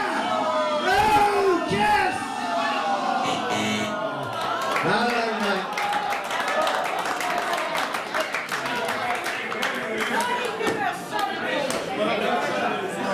There we go. Daryl's up.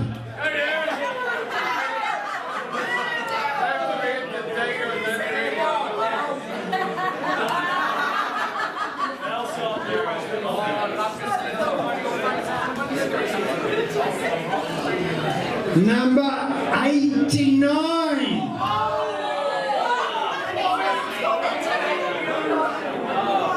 We got it?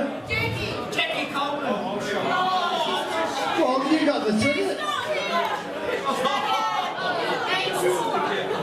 Hang on, do a DNA test. Redraw. Now we are getting near the average age. 29.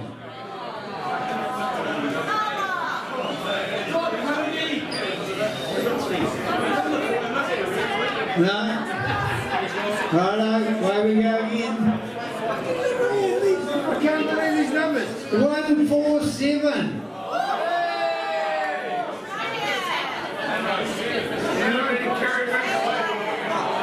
No good.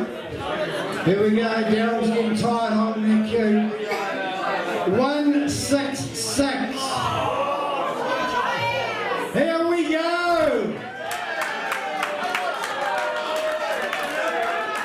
Whoa!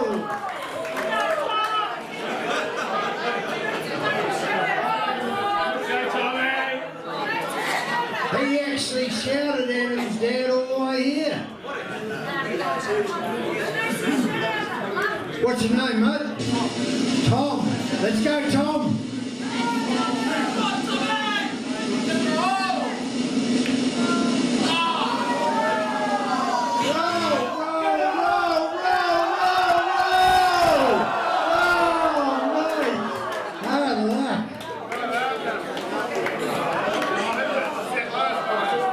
I knew there was a roll in this table.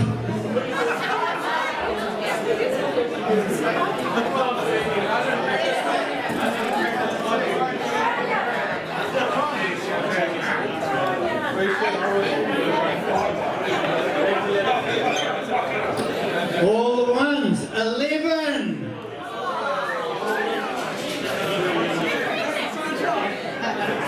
Underage players accepted. 11. Legs 11. This is the contestant. No, let's go. 193.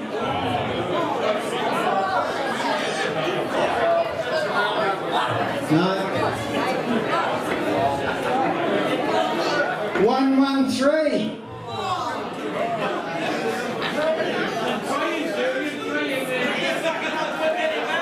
Hey, buy more tickets. 120.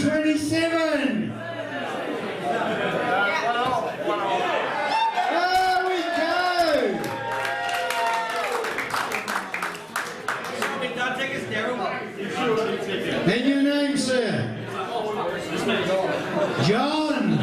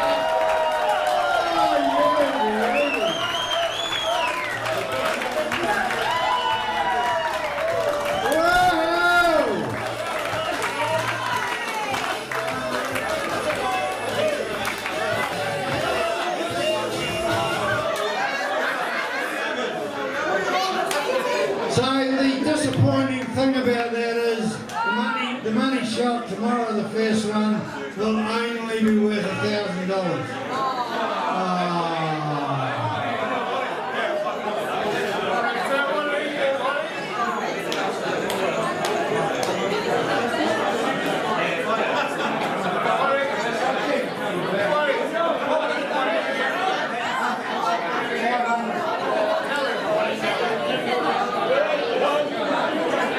I'm sure everyone realises that those that don't, John just won $500 on that front.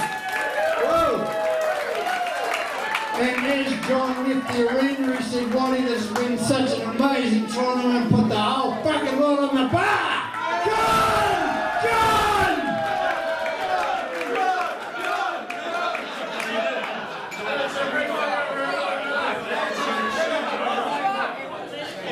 Yep, so the last quarter-final will be on at 8:30.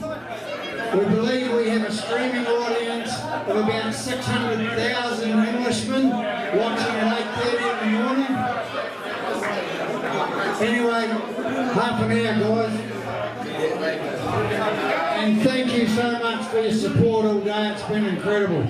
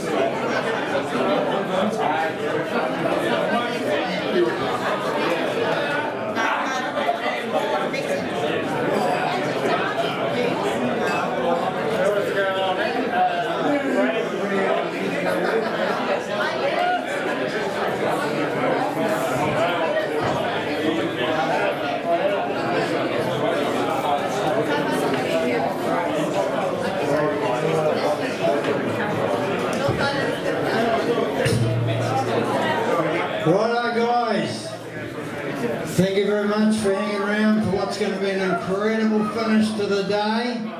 The last quarter final. We'll introduce the players. From Canterbury, Steve the Cook Denton.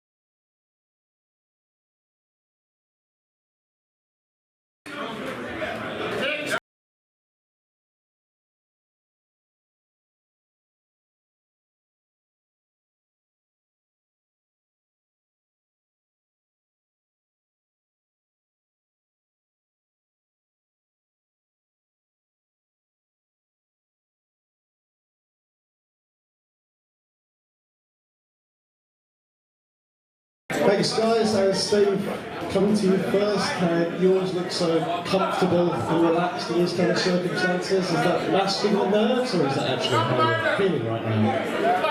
I'll be lying if it wasn't, but at the end of the day it's been a long day waiting for our chance. It's been great settling down watching some of the other guys play. But yeah, I think I'm ready now. I've got to relax in this, so Nice. And when we spoke previously, we had a training regime, training partner, you've been pretty good at hitting the balls over the last few weeks. I've put a lot of time.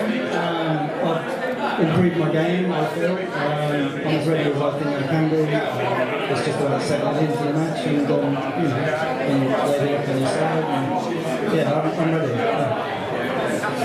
And we've talked previously about your incredible purple patch you had in 2015, 2016, and the frustration you had with not being able to reclaim some of those major titles. How much would it mean to take out the Decisive knockout? That'll be amazing with the talent we've got on the show for the next 2 days. I mean, to come out on top of the pile with these guys, then you deserve it, and you're number one at this final time. So it would mean anything, and good luck to everyone. We have to take it. And David, just coming to you, and you're generally known as one of the best tactical mindsets in New Zealand at the World Rules. How much of an advantage do you think that you're personally giving away moving to the Blackpool rules? Not at all, really. These rules don't have a lot of tactics. You just go pop balls and back yourself. So, I also, I feel good, confident. It's time to just go on and showcase the skills. One way, I just want to thank everybody for the setup. I think it's awesome being all game, comfort box, everything. I think New Zealand pool promotions and certainly Blackpool is going to be the winner no matter what, whether it wins or loses the weekend. Just want to say to the wife at home, this is for you, buddy. And don't chew your nails too much. Come on. And you obviously know your opponent, Steve Denton, very well. Does it make it difficult playing a friend for such high stakes? Not really, because we were mates up to about 5 minutes ago, and then we'll be mates again later. So to be honest, you just got to get away. You play the table, you're not really playing your opponent. We're good mates off the table. I respect Steve, and that's why I know it's a good meeting job. But yeah, you've got to back yourself. It's all about me, really. If I'm good enough, I'll beat him. If not, then good luck to him. Hope he does well, so. And have you got a few trademark Baden come-ons ready? I'm I've only saved one, and that's if I get to 13 before him, and then you're going to hear it bigger. So I'm sure he'll be the same. It's not meant to now, it's just who I am. So yeah, looking forward to it. Brilliant. All right, thanks guys. We'll let the players out for the break and pass you over to John the Voice Singleton in the commentary for the last time this evening.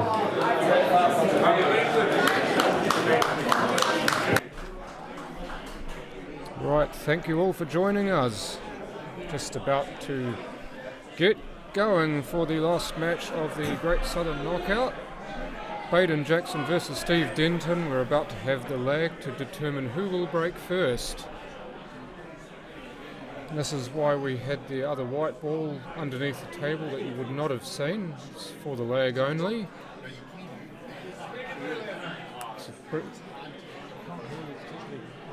Does that mean they can't? I can't hear you particularly well. Does that mean they can't? If Adam can't hear me very well, does that mean that the viewers can't, or is that just... I can hear you perfect. Okay, that's good.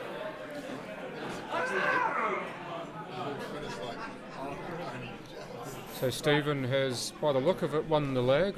Sorry, I had to turn away for a moment there. Quickly replayed it. But before he does break, let's have a look at this money shot.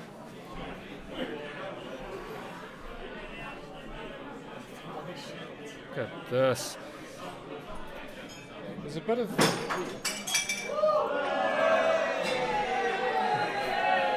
hit and hope in that shot, just because you know that it doesn't matter which pocket it goes in and you win $500, but the confidence with which you cued that, brilliant.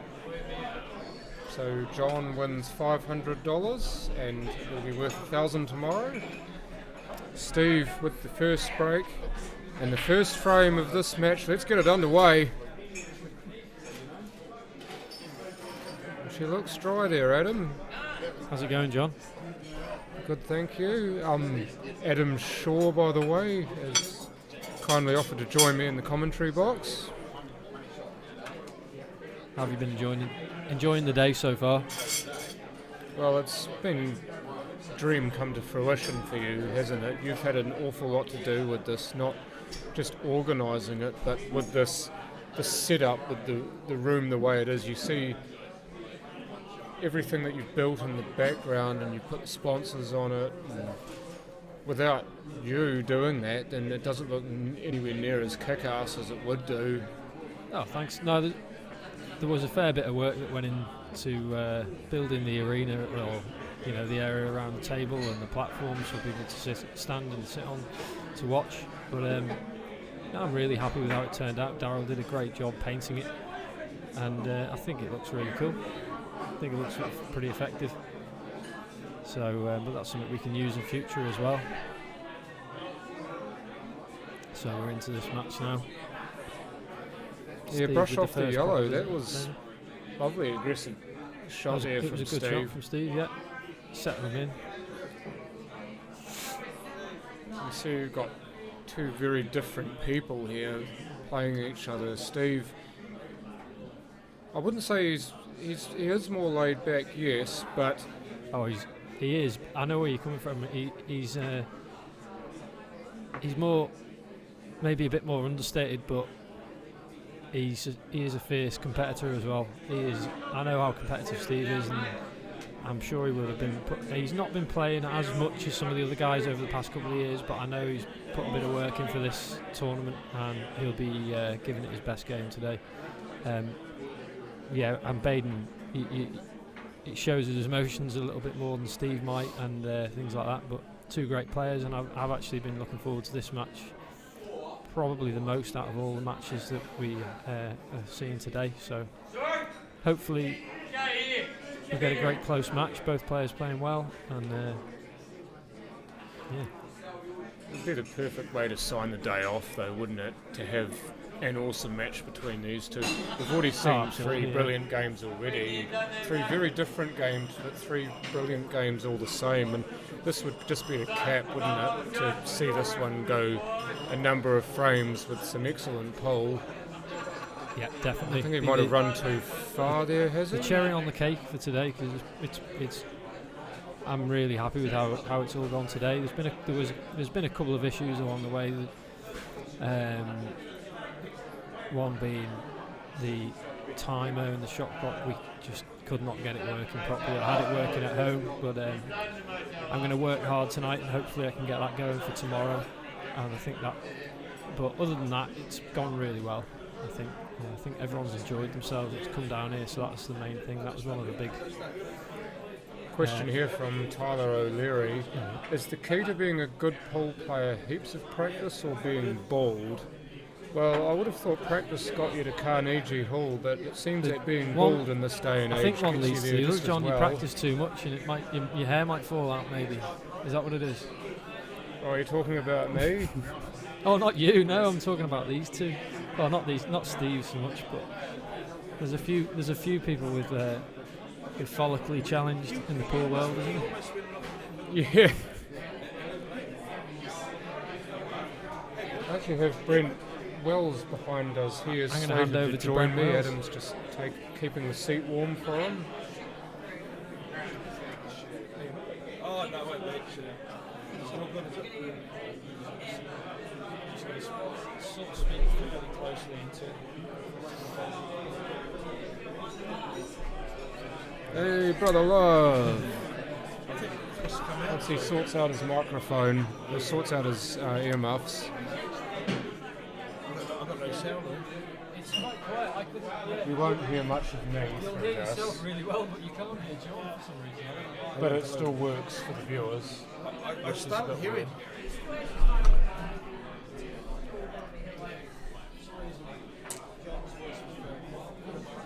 Try that, John. Try that. Try talking and see. We're just having a few issues with our microphones at the moment. Hopefully Paul's been able to sort that out for us. It's just the one that Brent's got's a wee bit fiddly, so maybe a little bit of adjusting might do a bit to it. Seems we've got a happy, smiley Brent Wells next to me, so all must be well. Thank you very much, John. It's a pleasure to be here tonight. Unfortunately, tomorrow I might even be watching myself, because I won't be playing.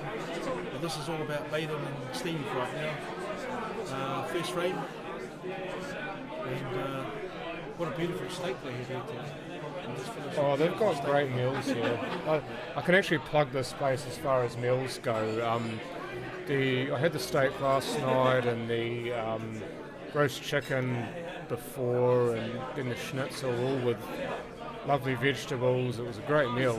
All three meals were great, and I highly recommend coming here, not just to watch pool, although I hope you come here to watch pool, but to have a feed if you're hungry. Racecourse Hotel, I think it's called. Racecourse Hotel If and you're ever Motor down this Lodge. way, this is where you want to be. Great food, great service, and Oh, speak up, Mr. Brent Wells. Can't hear you. Sorry, Mr. Appleton. How's that? Yeah, I think it's that microphone, Brent. It's one of those ones where you need to get really close to it because it doesn't pick up very well. It's not so much a problem with you, it's just the mic. Oh, gotcha. Well, look at all these comments, previous games here. Keep up your comments, guys, because that's what we live for. You know, if you've got any questions, just pop them on through. But here we are, Steve Denton, Baden Jackson, a couple of English guys. Been here for a few years now, and I think we're in for a good game, John. I don't know about what do you reckon? Oh, just wouldn't drop for him. I thought he played that really nicely too. Definitely played that with the great weight to he did play that well. Now, sit it or Baden get it Jackson, in. This is what he dreams about.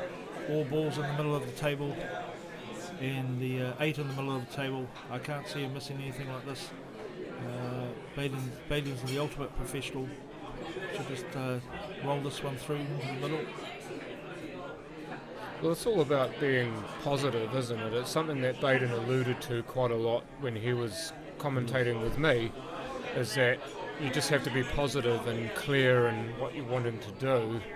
You don't want to half-ass or half-pie anything, because if you do that, then the way that this game is structured, you're just not going to get another opportunity, really. These players way too good to let you have one. He just overscrewed that one a little bit, but I don't think it's going to cause Baden any problems. He's looking where he should put the white for his next shot, and I can't see him, not doing that. Just see Mr. Tony Van Wyck just commented, hard luck, big fella. Was he talking about you, John, or me? Well, I didn't play, so I'm assuming he's talking about you. No. Thanks, Mr. Van Wyck. 2 rails, and he just squeezes past the I black. would've played Lovely a little bit shot. different to that, but that's Baden Jackson for you. He knows exactly where that little white's going. And he takes That's the one key, isn't it? You must absolutely know where that small white's going. It's central to success in this format. So just to answer your question, Hayden Fisher, what time are the matches tomorrow? We will commence streaming at 9:40 a.m. tomorrow. The first match will begin, semi-final number 1. That will be Des Wilcox versus Adam Lilly. That starts at 10 a.m.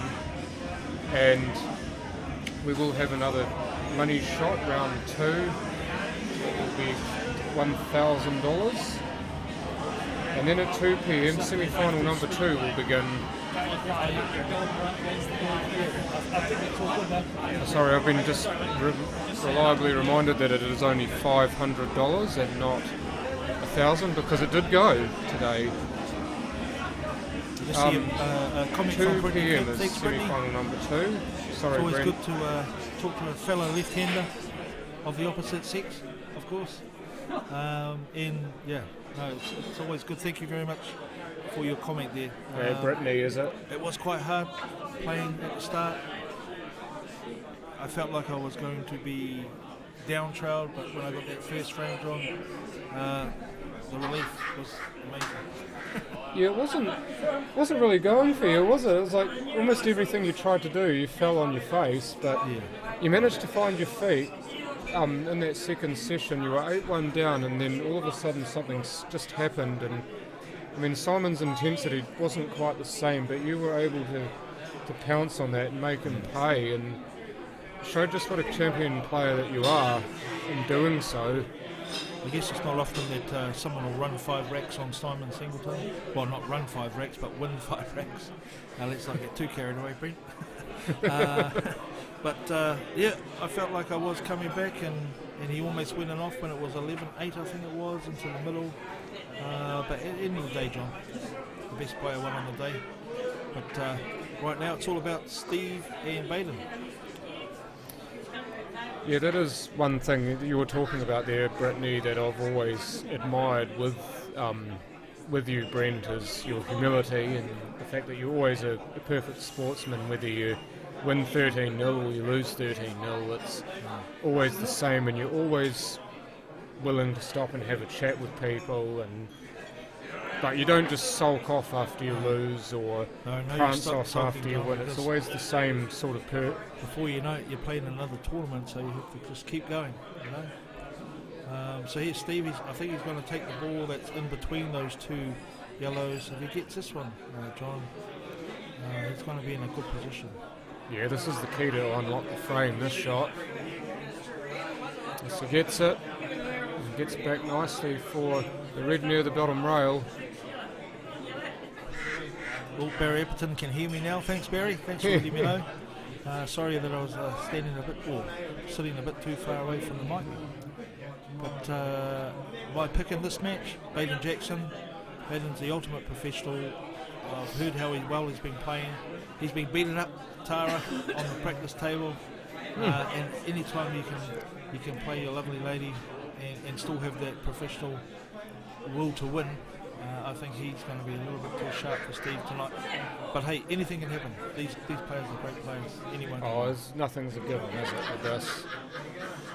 It's the shotty that Steve played just before. It looked like he was trying to get onto that yellow near the red. I think you're right. He didn't quite get there, but he's still got the other yellow that he can play for and perhaps have another opportunity at that yellow near the red. Now, he may go on off if he tries to play it now. I don't think he'll be looking to play that as it stands, but if you can get a little bit straighter on it off this yellow, then the shot is definitely on if you cue it correctly. Yeah. And you must, as I say, cue it correctly. He's thinking about this a little bit too long. I think like, the longer he thinks about it, the more he could go wrong. But you know, Steve can pop them from anywhere, so I think he's just going to stop this, to be honest. Yep, there it is. I think he's just going to try and cue this one nicely, screw it back for the 8 into the middle. 8 into the corner or 8 into the middle? I think it's going to be middle for Steve. Back to about where it is now. Yeah, he's just got to cue it nice, screw it back. He's got to get this right though, because he could screw it back too far or not enough. You can see he's going low on the white. This is probably what I would try to do. And let's see what Steve's got up his sleeve. Beautiful. Oh, see what I mean? He's overscrewed it though. White ball, they just took off the cloth so fast, that cloth that we've never ever played on before. And I believe this is what's going to make the men out of the boys. I reckon this black's on in the bottom left pocket.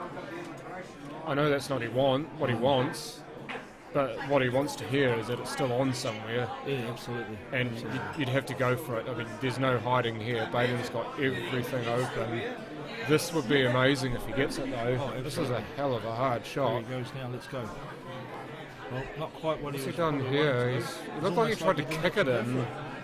Tried to kick it in with side, and the side didn't take, or he got kick on the white ball. And we've discussed this at length in early games. That shot that Steve played, the second to last shot there where he screwed back too far, the cloth here, you would not believe how fast it is. You know, it's very, very quick. Something that New Zealanders haven't played on before. Why we decided to play on it in this tournament, I have no idea, John. The game's hard enough as it is with that little white, but... and you've got slip cloth to go with it. Oh, yes, very slick. Now, Tony Van Wyck, am I going to live in? Big fella, that's what he says. Yes, I am, Tony. I will be there. And so you are going to live in, is that? Absolutely. Mr. Van Wyck has just asked me that question. It says Chloe Jackson, by the way. I'll fill you in on this. It's actually Tara posting under Chloe's. Oh, okay. Yeah, so it's not Baden's daughter, it's his wife commenting. And to be honest, it's awesome having partners supporting each other, you know, because that's what it's all about. And if that's you, Tara, under Chloe's name. Oh, great effort. My money's what a on Baden. Fantastic chance that shot player. that was. And he told Baden there tapping the table in appreciation. Absolutely. Look at that, that was close.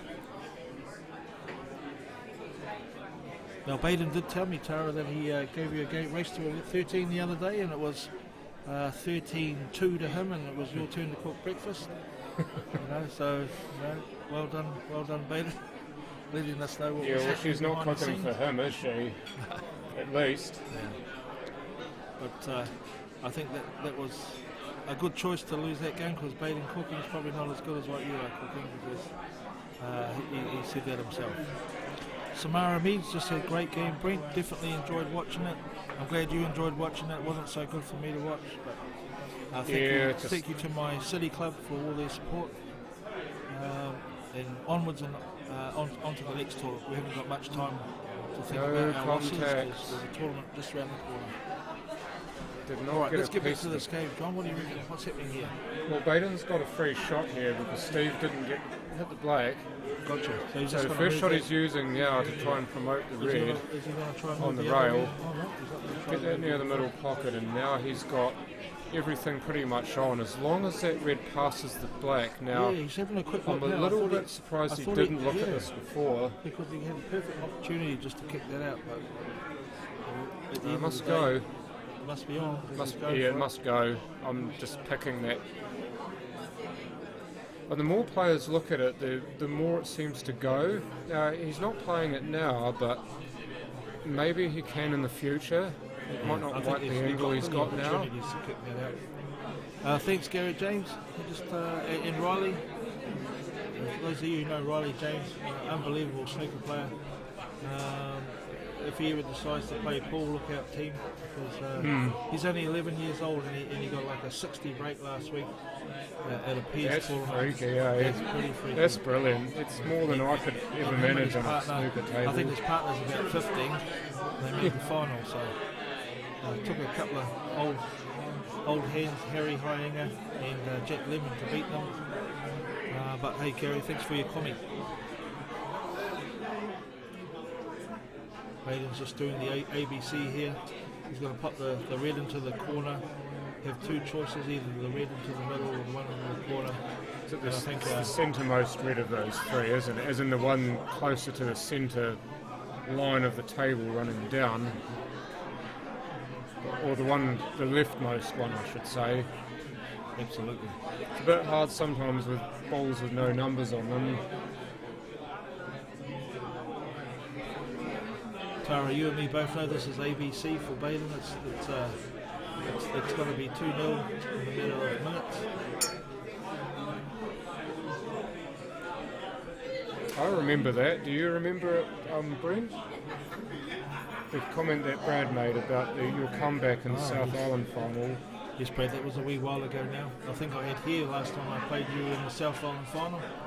But I do appreciate you letting me know. I honestly thought, because I ran those 5 racks, or didn't run them, won those 5 racks against Simon when I was 8-12 down. I thought won the next 5, next 13-12 to you, but Simon's too sharp. He was too sharp today, and I couldn't do it. No, goes the black, so Baden now 2-0 ahead. But it is 2-0 to Baden now. He looks like he's almost in his zone there, John. What do you reckon? I do. Yeah, you were what? You were 4-0 down. This is the 2008 South Island final. You were 4-0 down and Brad was on the break, black to win. Rest of 5, 4-0 down, Brad on the black. Yeah. He misses the black and then you come back to win 5-4. Just to fill you in. That's the cool game of 8 ball that we play, John. Sometimes it's a beautiful game, sometimes it's a nightmare. You know, so that was a good time. But we all know how good Brad is. Brad will come back and win another couple of tournaments, there's no doubt about it. But here we are. We've got Steve to break frame 3. What do you reckon? I'm just going to be completely honest with you, Brent. I can't hear you very well because of all the background noise in my... Yeah, there's a bit of background noise there, but that's what it's all about. You know, it's good. It's better than everyone being quiet. Yeah. We're here at the Riccarton Racecourse Hotel. There's about 60 people watching this game. Unfortunately, it's good for the game, but everyone's enjoying it. And So I'm trying to respond to him and I can't hear him. Yeah, just now. No, Tara, he didn't tell me about the 13-11 that you won. I'm assuming that he cooked breakfast on that day. Would that be right, John? What do you reckon? Oh, he'd have to. It's a deal, isn't it? Isn't that what the deal was? You lose, you cook.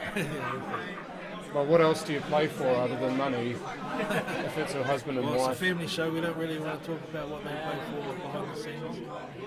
Well, it's money and cooking duties, isn't it? Oh, that's a nice shot by Baden here. Put it over the Yeah, hole. no, it's just a bitch because I can't hear Brent very well.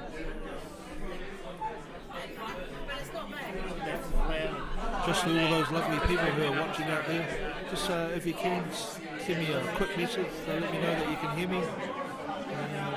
This is my first time commentating with the voice, and it's a privilege to be asked to do this.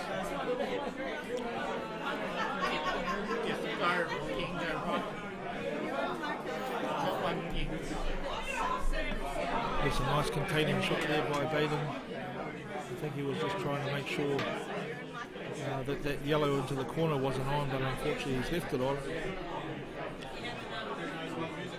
So Steve should take advantage of this. To all those ladies playing tomorrow at the Lindau Classic. Lindau Classic in Upper Hutt, all the best. tomorrow. I can hear you both. Thank you. Yeah, Ted, quiet, Brent. You're getting a lot My of... apologies for you've that. got a lot more I think background noise. I think we sorted out the technical issues. Tristan, that is correct. The two finals are on tomorrow. I think the first one's on about 10 o'clock. Is that right, John? Yeah, two semi-finals are both during the day. The first one begins at 10 a.m, the second one at 2 p.m, and the final will be, I believe, at about 7. About 7, right. I hope that answers your question, Tristan. Yeah, try it. Because you can still, because they'll still be able to hear. Right, I've completely nixed the headphones. I just had a guts full of having them on. I mean, they're a great idea, but unfortunately it's the... It's much better without the headphones. I can hear you. Can hear okay. I can't hear you. I can't respond to you if I can't hear you, which is not your fault, it's just the noise blocking you out. It's the only problem with the way that we've got the setup now, and Paul's done his absolute and level best to fix it, but it just keeps on happening with the headphones picking up all the background noise, and it sometimes makes it hard to hear my co-commentators. So sometimes if I talk over you by mistake, it's because I genuinely can't really hear you. It's not a bad shot there by Steve. I think he's still on that yellow into the corner, down the bottom right hand side. If he can somehow get on the other yellow into the left hand bottom corner and come back down for that other yellow there. I think the 8 ball goes into the middle. What do you reckon, John?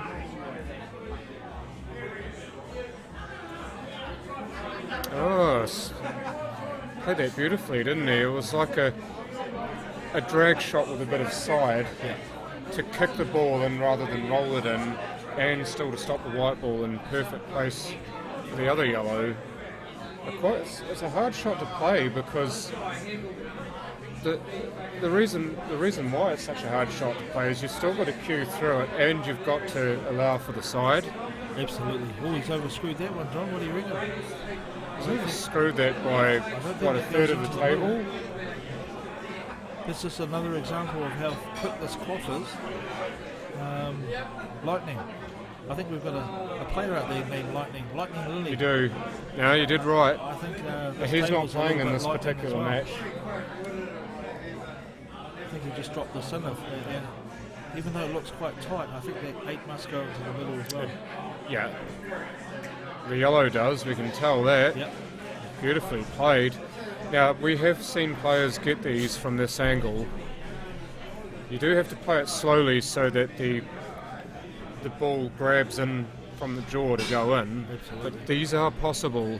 When you're 2-0 down, it makes it a little bit more, a little bit more dodgy. But if he gets us, it's 2-1, and we're back. Oh, there we go. That's what I mean. He got that unintentional side on it. I could see the way he cued it. Yeah. Wasn't meaning to put that little bit of left on. Kicked the ball to the right and missed the pocket. Lorraine Baden, he's licking his chops now. I think what he'll do, he'll put a couple of these balls down the bottom of the table here and probably lay a snooker somewhere so he gets a couple of shots. Well, that's what he was talking about a lot when he was on with me, is how you can really stick the knife in by putting a snooker, and instead of going for the finish that may or may not be there, drop a good snooker in. Yeah. Chances are you'll get 2 shots. If you don't, you should at least get another opportunity at it. So it looks like he's even paid for it by going underneath the thread. Yeah. It's really tough when your opponent is snookering you when you've got only the black left and they've got 4 balls to hide behind. Very tough. In fact, Baden's probably the favourite to win this round. See, the other thing too with Steve is that chances are he has to move the black away from the red. So if he doesn't foul, at least for Baden, he'll have the red free. The black won't be near it, so he should get a shot. Wide here, to be honest. Oh, he's gone way wide. Yeah. He has made an honest attempt at that, so it'll just be 2 away. Yeah. I imagine Baden would use the first shot You to might find Baden might pick the wide up here, flip that red away. Yeah. Just so you know, guys, if there's a foul, you can either play it from where you are on the table or put the white behind the bulk line and play it from there, and you get 2 shots, but it doesn't carry. So this is his free shot right here, and now he's only got 1 shot. Assume that red goes into the top left pocket. I've got a feeling he might be laying another snooker in here, to be honest. Oh, he's not happy with it, so I'll put another snooker in.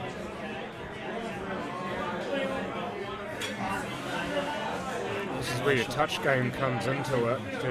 The best thing to do, if you can, is get it really, really close to the red. Gives Steve a lot less room to work with. As it is, he's still got the snooker and the pressure's right on Steve here. He needs to at least hit it. Because if he doesn't, then Baden can get another red off the rail and then use his next shot to just finish the frame. Well, this is another thing with the table, there's a lot of spread on the white, but he's actually played this one really well. Here we go, got a piece of it. Baden tapping the table in appreciation. A bit harder to get a snooker from here though. Well, I think you can just roll that red into the corner, and if it doesn't go in, it'll be a natural snooker. Let's have a look. See what I mean? Bang. Did he get another snooker? I think he did. Obviously I misjudged the angle there. But then again, I'm not playing, I'm just watching. Steve's got a chance here if he plays it hard enough so that he hits the 8, and it may even go across the cover of the hole. Kerry Wirtz shot. It's a Kerry Wirtz shot, isn't it? Pot this in his sleep. Oh, see, if he'd hit it harder, if he'd hit it, it probably wouldn't have gone in, but it would have set over the bin. Very good hit. He hasn't rolled over and given Baden the easy 2 shots though. He might just pop this because he's not going to leave the 8 on anyway. There we go. And I think he'll probably go all the way from here. Yeah, and I don't think there's any snookers here. Yeah, that's where he wants to be.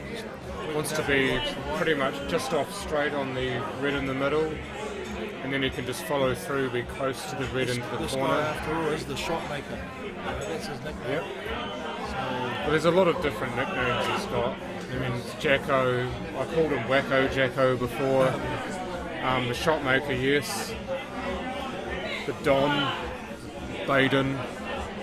I know Tara's probably got a few for him if she's willing to share. Absolutely. Now Tony, I'm not sure if I answered your question about the cloth.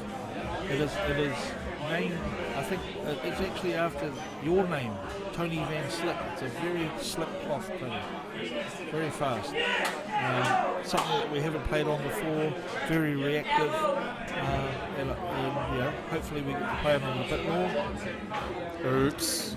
That's died off the cush, so now he's got a little bit of thinking to do. He's going to try and thin it and run down the other end.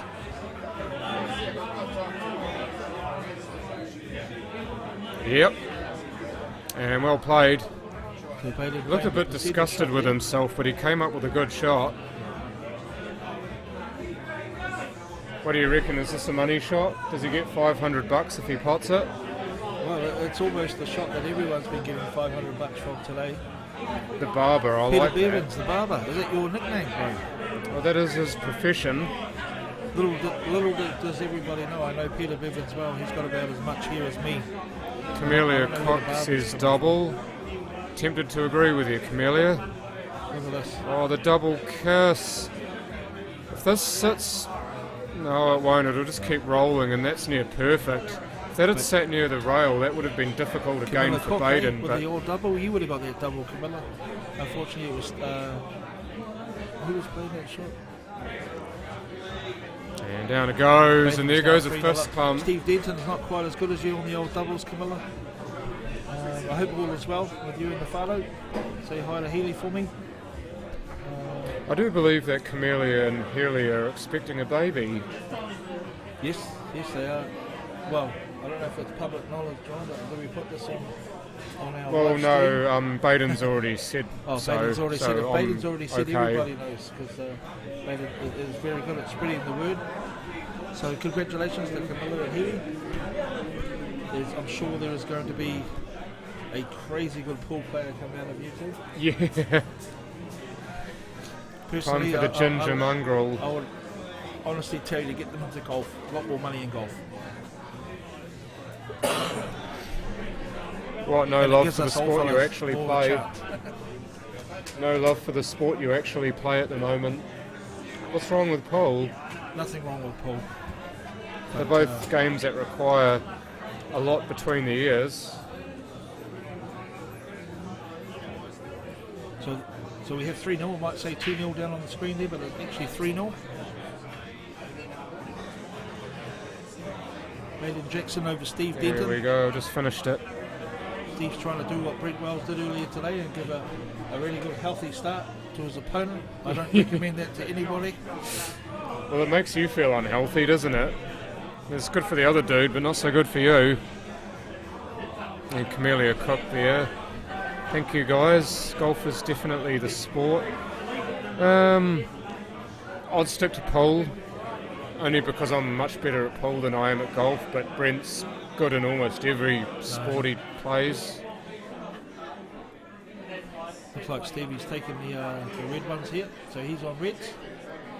Just so everybody knows, after the break. Just a question for you there, Wellesley. Hayden Fisher asking about black ball tournaments in the North Island. There's an Auckland qualifier, if I remember rightly. Later on in the year. There is a World Championship. Time to refer to the cheat sheet again. Melbourne, Australia, Geelong, I believe it is. Yep. Geelong so in November 2020. And I'm sure there'll be something in the North Island for those who want to qualify for that.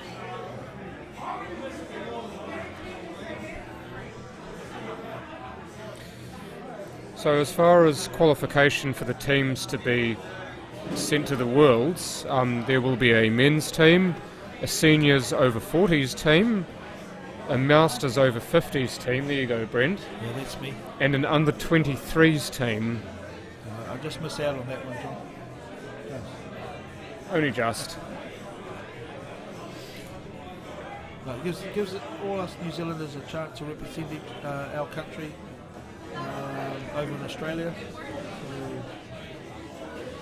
It is small white though, small white, so those of you who go practice with a small white, I only recommend that you do because it is very, very different. Very different.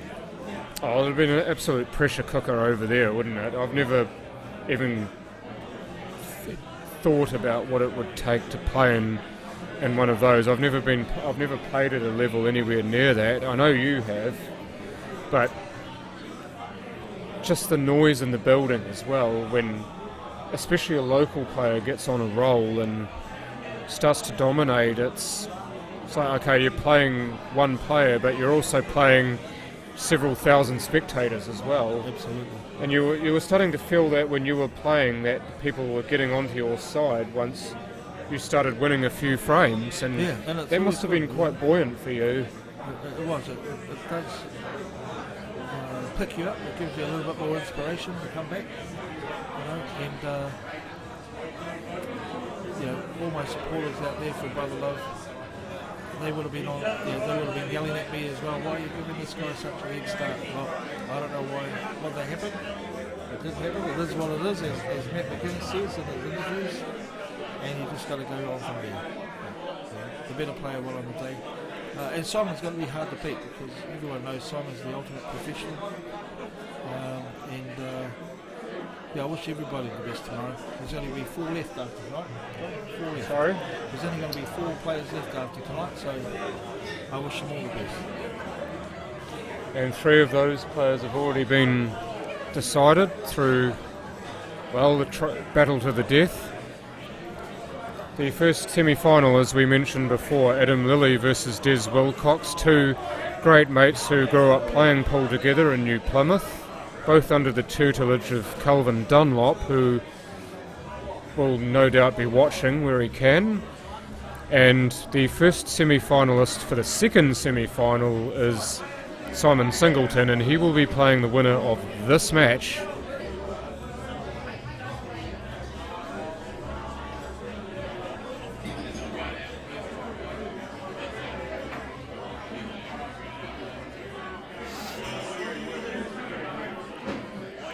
And you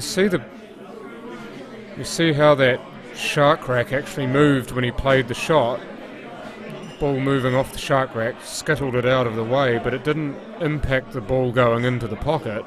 We have seen that more than once, how the shark rack has actually kicked the ball off its natural path and forced it to not go into the pocket. It is a little bit thicker than the other ones, the other templates that they use, and because the white's so small as well, it can actually that the ball does tend to go off on a wrong angle, which I don't agree with. I don't think they should be using there if it does that, because it can affect it. Imagine if it was the big shot and they didn't decide to move it. You're still talking about the shark rack? Yeah. Well, you want to remove it as soon as you can. Sometimes it's not possible when you've got balls sitting on it, or it's too cumbersome to move, but once it becomes available to remove, even if you may have to move a ball, which you can do in these rules, then you need to do it. That was my thought about it.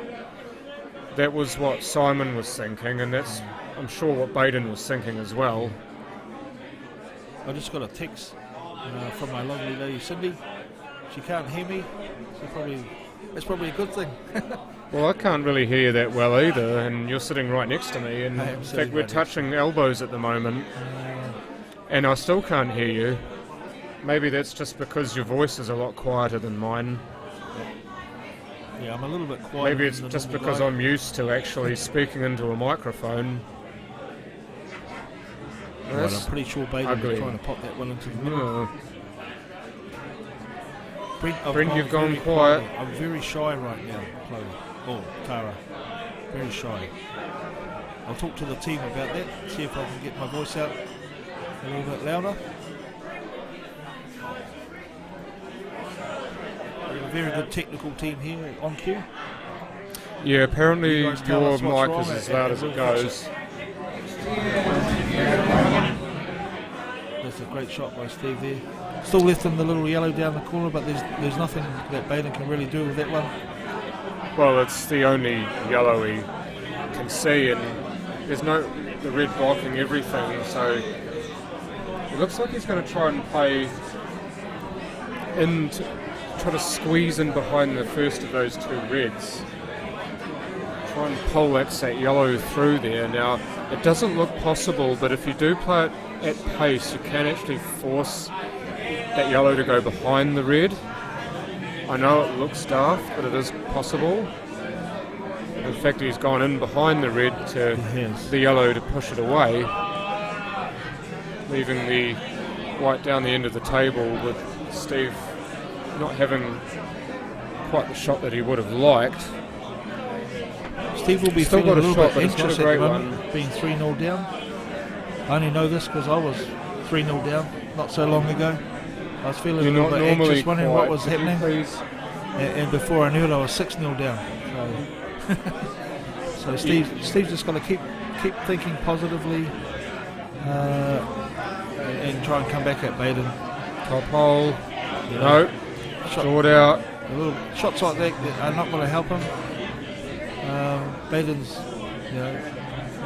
as I mentioned, he's a very good player. Now, you were saying there's something that you got texted about not normally being quiet. Yeah. Now, if you were actually singing, you'd make sure that you allowed enough everyone to hear you. Yeah. Maybe you need to... Thank you very much there, Peter Bivens. Thank you very much. No karaoke tonight, not on this channel anyway.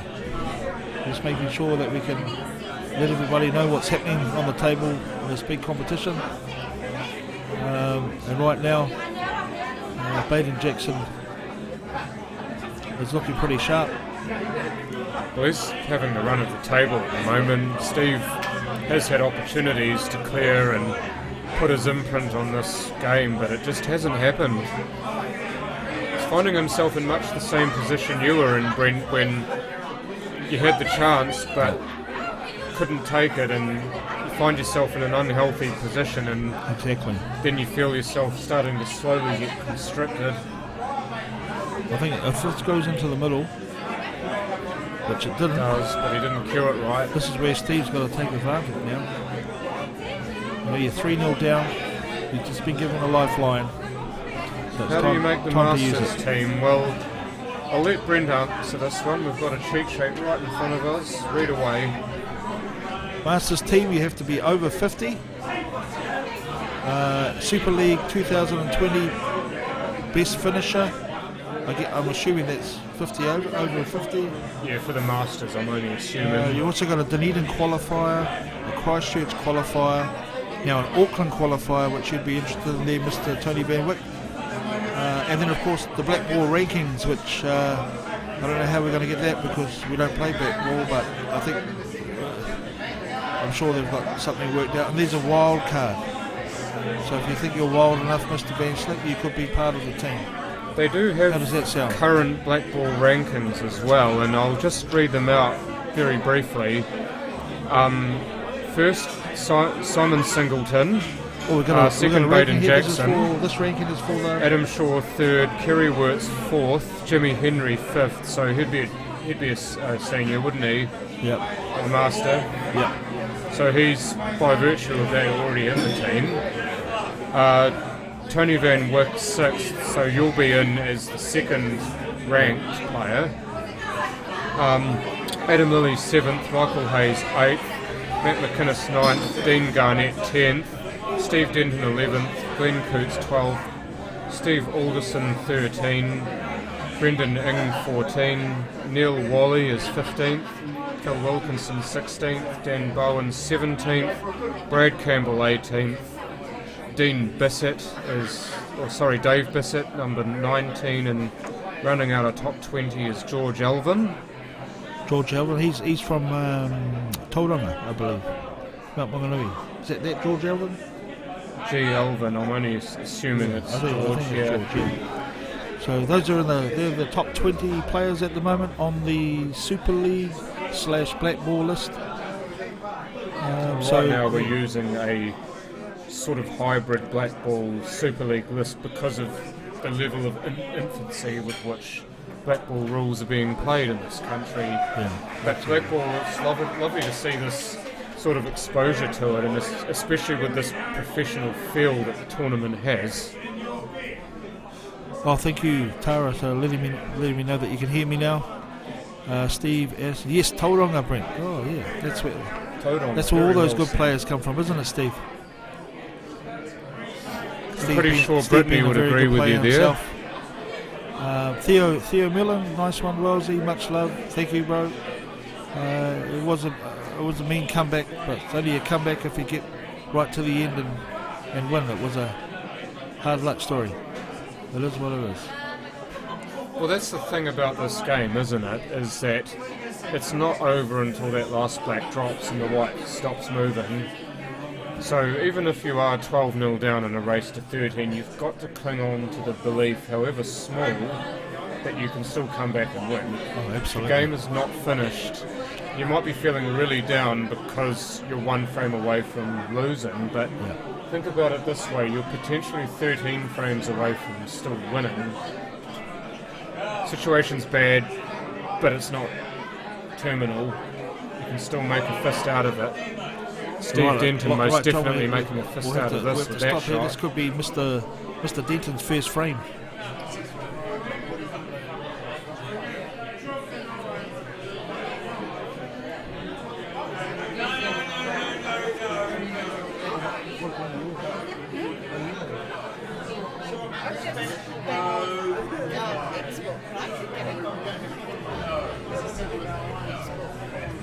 Steve there doing quite well to not run too far off the cushion there. He must have seen what Simon did in the previous game when he ran too far off the cushion and ended up snookered on the black. Stopped it nicely for the black in the middle pocket. And down it goes, so here's the first frame to Stevie Denton. Well done, Steve Denton. 3-1 now. It's quite hard getting that first frame under your belt. But he's there now. Yeah, you would know. It took you a while to get it, didn't it? I waited a few more frames than Steve has done, but I think it was 7. Never go 7-0 down, team. Not recommended. I don't care who you're playing.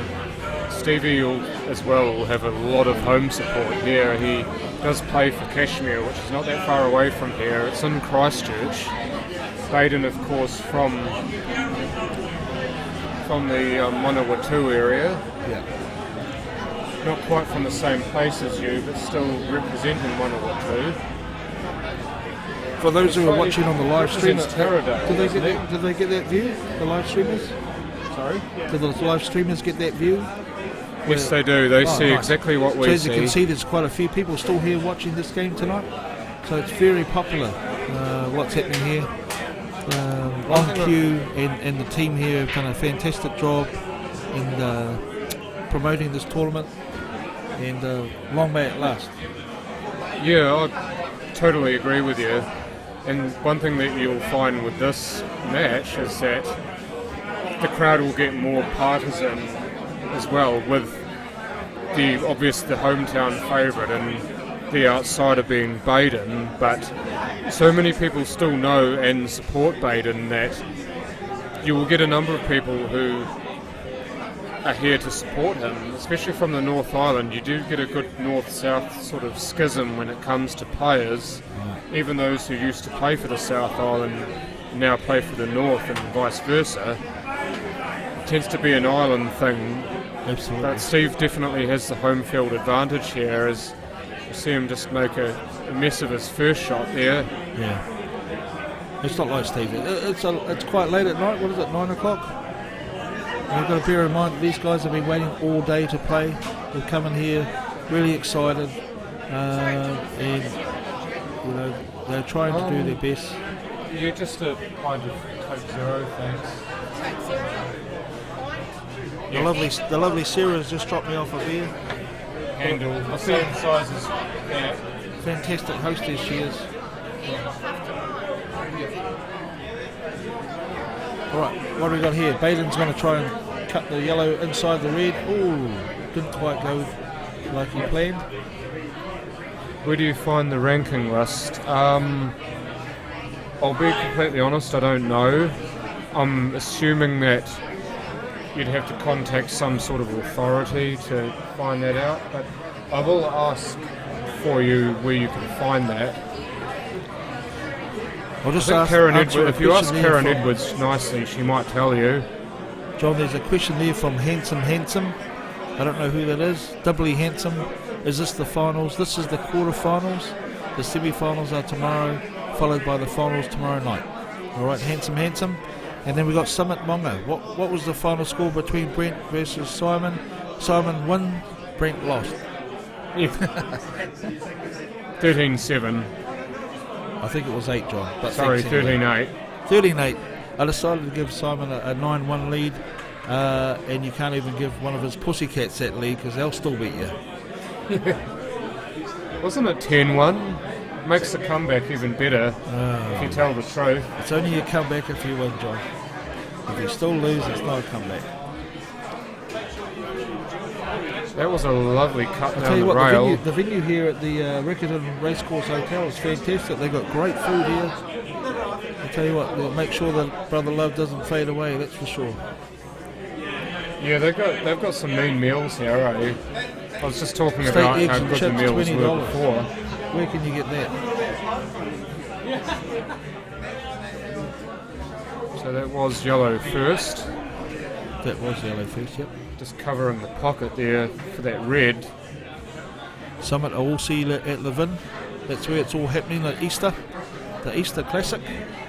I'd love to go and play in that. I have played in that before, but it's just work and other commitments in my life at the moment come first. I'm starting to run out of time off to take at work, so I need to kind of bank that for the Super League Nationals, because I would definitely like to go to Bowie's and do some commentary on that, because it'll be mean like it was last year. I just heard a lot of sighs there saying, knowing that you're not going to be there. There's a lot of sighs on the online team here, I reckon, when they know that you're not coming, so maybe they've got a chance now, John. What do you reckon? Sorry? There's a lot of sighs out there. I think after you just said that you're not going to Levin, I think some people think they've got a chance now. What do you reckon? I'm not that bloody good. Come on. Oh, double. Tony Van Wyck's got Get a lot in of questions there. tonight. Ask Dean Garnett about comebacks. Tony Van Wyck, I know what you're talking about. Super League 2 years ago. I know what you're saying. Thank you to the lovely Sarah for bringing us some refreshments. Of the liquid variety, just to keep us all. Right, let's get back to the scam. It's Steve Denton 1, Baden Jackson 3.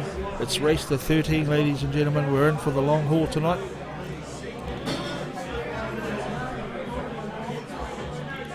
Tony likes to make comments though, Summit, so, and he's using the service as it should be used. Summit, there are qualifiers for the tournament. I think we did run through those. Watch this space. We'll put them probably on some website. There's some qualifiers for each. Summit just said that there's some would be better if there were qualifiers for this tournament. He might mean this. Are you talking something about the Great Southern Challenge? Great Southern Knockout. Great Southern Knockout. I wouldn't be against running qualifiers, but I think leaving it as it is right now to have the best players chosen by committee, I believe is the best option for now. I know that if they want to move away from that, there's a chance that they can do it, but this is the template to follow. It's a lovely double there from Steve. Double to start the run out, and now a double to continue it. As you see, Steve for a while. He's actually really good at doubles. Really good. Sarah's actually right behind us, and she's made a comment online. Let's go Kashmir. Let's go Kashmir. I wonder who she's supporting. Right, all he needs to do is roll. Well, he's actually going for the ball over the hole here, John. Sorry? He's actually going for the ball over the hole. Well, he's managed to land on both of these other two. Yep.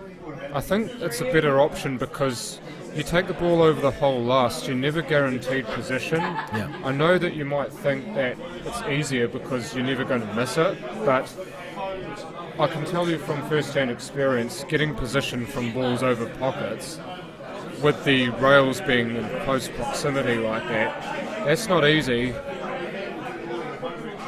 So I think he's taken the right shot by taking that out of play and knowing that even if he does overshoot one ball, he'll be on the second one. Yes, Corey, I'll just answer your question. It was invitational this year. It's the first time that's ever been held, so there wasn't any ranking list that we could go off. And yeah, I think it's been very successful. Oh, it's been absolutely mint so far. It's been mint, yeah. I'm looking forward to, obviously, the way this match plays out as this ball sneaks past the black for a clean shot. John just had a first glance here. I don't know if that yellow's on. Just had a first glance here. I don't know if that yellow's on. But his body language says it is on. Oh, that's on. Or was he playing some side here? Some sort of side? Any organised big money matches coming up? Not to the best of my knowledge. Yeah, handsome. Very nice shot. This should be 3-2.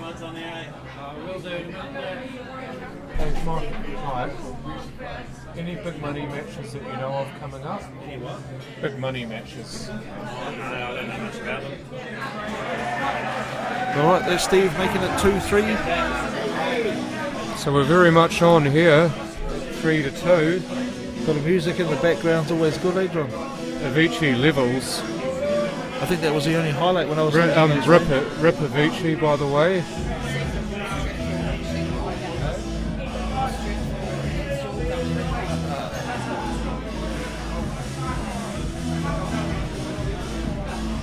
Tell you what, the atmosphere here, John, tonight has been fantastic. It's now 3-2 to Baden Jackson. Has Baden to break? We've had great crowds all night, all day. Even at 10 in the morning there was a good crowd, and it's just growing by the day too, as you'd expect, but the support's just been amazing. I think that was drier than a dry thing, that break. I thought he got one. Could be wrong. Nothing down. No, he didn't get one. Good spot. Steve's got the first chance to establish the set. Mr. Aaron Wallen, game on now. I agree.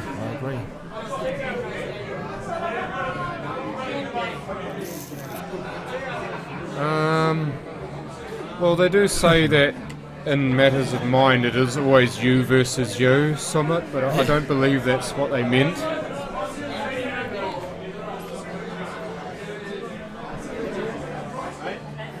I've just been reminded that Brett Nefaria, he was 8-1 down against... Oh, dude, you get a phone call.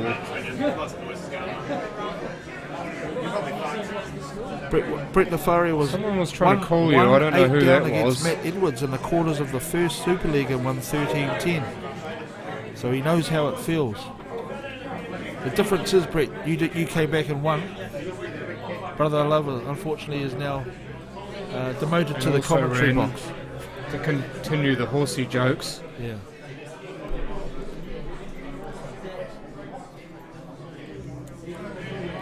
The grumpy Tony versus the positive Tony. Well, I'm pretty sure I know who'd win that one, Summit. Not knowing Tony as well as you do, but I'm pretty sure the positive Tony would win every time. I think Balin's on the... I think he wanted to clear this table. That was to establish a set, I believe. 1, 2, 3, 4. So it's still an open table, and very open. Steve now, he's got the choice of playing the plant now, which is pretty much guaranteed. And why wouldn't you just take it now? And then remembering that you don't have to nominate to be on a set.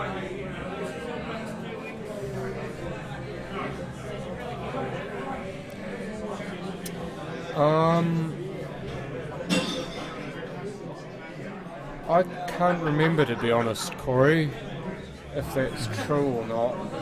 Charlie Schooner winning 11-10 from being 10-1 down. I'm not too sure about that. But what would you do here, John? Would you use that yellow into the middle to split the yellow away from the red? Is that poker related, John? King Queen versus Queen Jack. Is he talking about Texas Hold'em? Oh, I think he did try to... Well, I'm pretty sure he did. Yeah, he did. He just didn't quite get the action, did he? John Potter, Go Stevie D, KQ versus... So King Queen versus... I reckon he's talking Queen about Jack Texas in your Hold'em. game, Brent. I'm not too sure what you actually mean by that, but... I am an avid poker player. Everything's in the way. No, they will not have a redraw for the semis, Summit. The first semi has already been decided. That's Des Wilcox versus Adam Lilly. The second semi will be the winner of this match versus Simon Singleton. So there is no redraw. It's basically the order in which these matches are played, and the winners of matches 1 and 2 get to play each other, and then the winners of 3 and 4 get to play each other. And Stevie unable to replicate that doubling form that he had in the last frame. He did indeed double at Hayden, but not with the same level of success. I think Baden's trying to sneak this one inside the yellow over the corner there. If he gets this right, which he has, he's in the prime position now. One thing that you immediately see is the level of gamesmanship and good sportsmanship, should I say, between these two players. You see the taps on the table and acknowledgement of a good shot and congratulations and so on. These two really do respect each other. Oh, look at that. Look at that. What a plant. Bit of horticulture going on here. It was a fantastic plant, to be honest. Still a bit of work to do for the clearance. Simon's so fave to win this. Just judging on his previous form playing with the small white and the reds and yellows, you'd say yes. But this being a different tournament, something different may happen. If I had to pick personally, if you held a gun to my head and asked me who I thought was going to win this, I'd probably say Simon. But again, I mean, anything can happen, right? Ellie Goulding sang it best. I mean, if the TOB was involved with this tournament, John, they'd be silly not to make Simon the favourite. I mean, he's proven over the little white, and that's what it's all about on these tables, the little white. So he'd be like maybe $1.80 favourite. Second favourite probably be Baden Jackson. You've still got to get through this game here with Steve. If it was team v team, then I think both Adam and Des are probably $2.60 favourites, or $2.60. You know, if TOB was involved, you wouldn't want to give too much more than that away, because those guys are fantastic when they're on their game. So I think the right people have got through to the semi-finals. Just this one here, it was touch and go. It's 2-3 at the moment. I thought Baden on paper looked a bit better than Steve, but at this time of night, anything can happen, John. Well, Steve's just so professional though, and he's just so calm. Even when he's not playing well, he still maintains that same level of calmness. And Baden tends to go up and down like a yo-yo. If he's not playing very well, then you'll start to see him get frustrated and try to do too much. So maybe that calmness could suit him if he goes even further down. Look at this cut down the rail. How good was that? Oh, unlucky to not get on the black, but what a shot that was. He doesn't get posy on the black after a shot like that. You deserve it. You almost need it handed to you, but nothing ever gets handed to anyone in this game. You have to earn it. Are you allowed to say what the prize money is? Adam.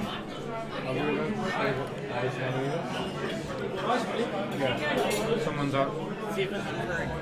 $7,000 Barry for the winner and $3,000 for the runner-up. So there's a few big bickies in this, and everybody who gets knocked out before the final gets absolute bobkiss. Here we go, John. I think it's Hail Mary shot right here, straight into the black, hopefully into the middle. Unlucky. Played the red, but that's not loss of frame. No.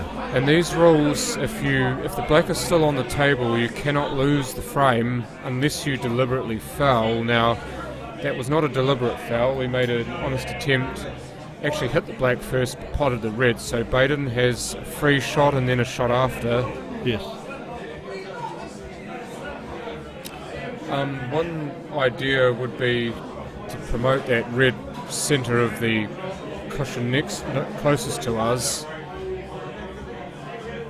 She is doing now. It doesn't matter as much whether it goes in or not. Steve there forgetting that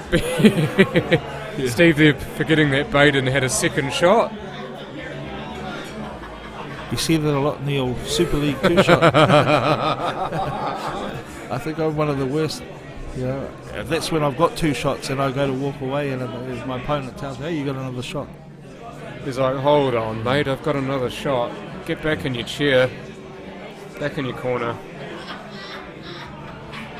So for those of you who are watching Blackball for the first time, if there's a foul, the first shot is a free shot, but it doesn't carry over. So once they've played that shot, they've only got 1 shot from there, whereas in the Super League, of course, the 2 shot just carries on and on and on until, unfortunately, all the balls are gone. Yeah, that's one of the biggest differences in this rule set as opposed to 2 shot that players do have to get used to, is the free shot, because it doesn't carry, but there's so much that you can do with it. Yeah, you have the opportunity to play an opponent's ball directly with a free shot, and that's so massive. And you saw Simon use it so well in his match to move opponents' balls out of the way, to promote the black, to move balls off cushions, to use the rule to its fullest effect. And I mean, you should know as much as that because you actually watched him do it. Well, I had the best seat in the house, didn't I? One criticism that we had of you when you were playing was that you didn't use the rules to your best effect, like moving the white ball behind the bulk line in order to take a shot when you had a free shot. Absolutely. Is this something to learn, isn't it? Is this another Hail Mary shot that Steve's about to play, or? This could go in the middle, you know. I don't think he can get it behind it that much. No, Oh no. He just cut it down there for... make it hard for Baden. Only Steve knows why he did that. Brad Campbell saying that Rachel Bird wants Baden to win, but you are a Steve Denton fan, so Brad Campbell barracking for Steve, but Rachel Bird barracking for Baden.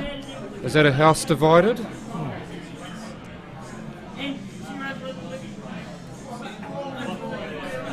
I don't know if we want to be part of that.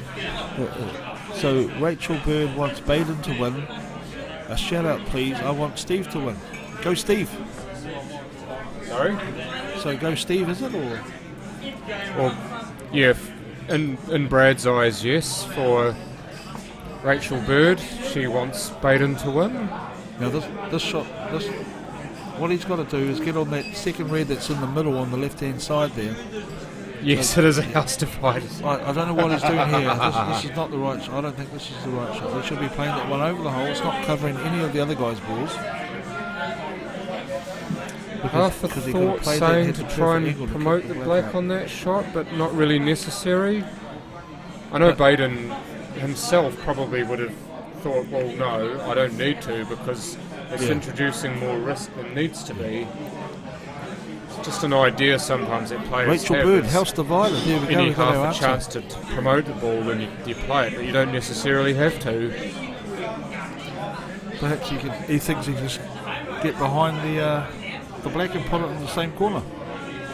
Well, this is ideal because you can screw back off this red into the black, promote it up the rail near the middle pocket. If you bugger it up, like you put the red and you still bugger the shot up with the black, then you've got the red over the hole to play. You've got that safety net. So he's missed the black completely, but at least he's got the other red to use. The black out there, where he had a perfect opportunity to take this red over the hole before, use the other red to cannon onto the other red and kick that black out. So now he's in 50-50 land, really. Because you want to get right behind the black, but you don't want to go in off in the middle. So, okay, Baden, this is what you've left yourself. Let's see what you can do. I reckon he goes 2 rails. No, just the 1 rail. Look at this pose. There's perfect. Oh, that's perfect. That's absolutely beautiful, Baden. What a shot.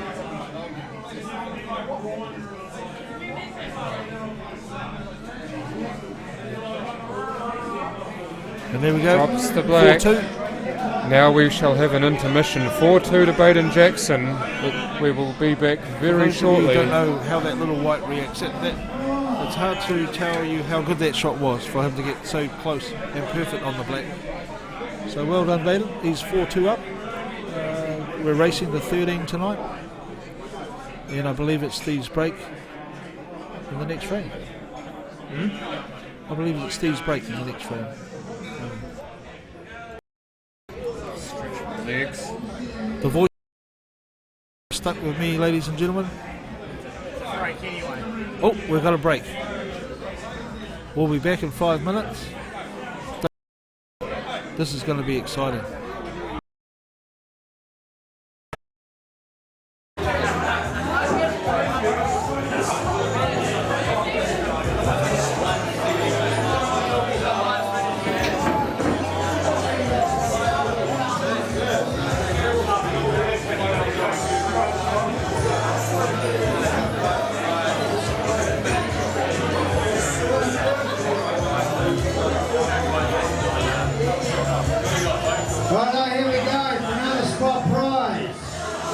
The Magic Randomizer.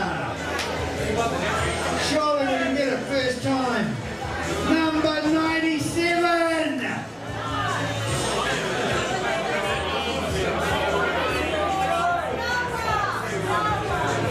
This is exhausting. Right, here we go. Just for a $50 voucher again.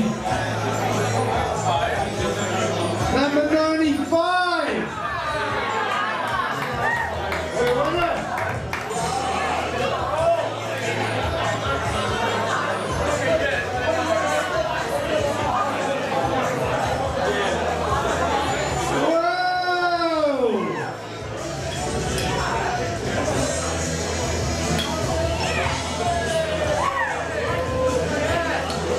Steve cook is going to eat well tonight. Well done to the Denton. Players will be back shortly.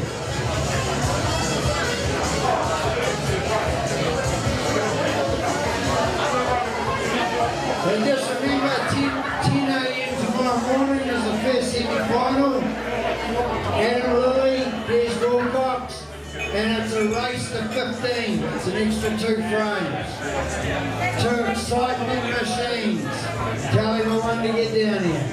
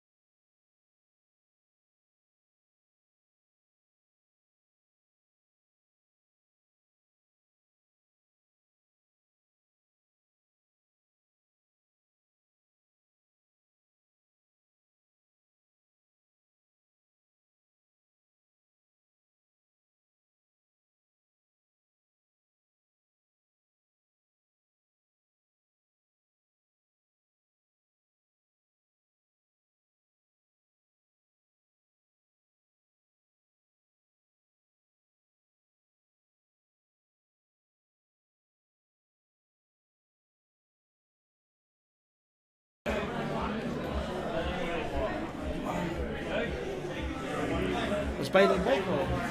Yeah, they're both in the ranks. All right, team. Both players are back in the arena. We're almost about to get started again. I I believe it's 4-2 to Mr. Baden Jackson at the moment. Nothing in it.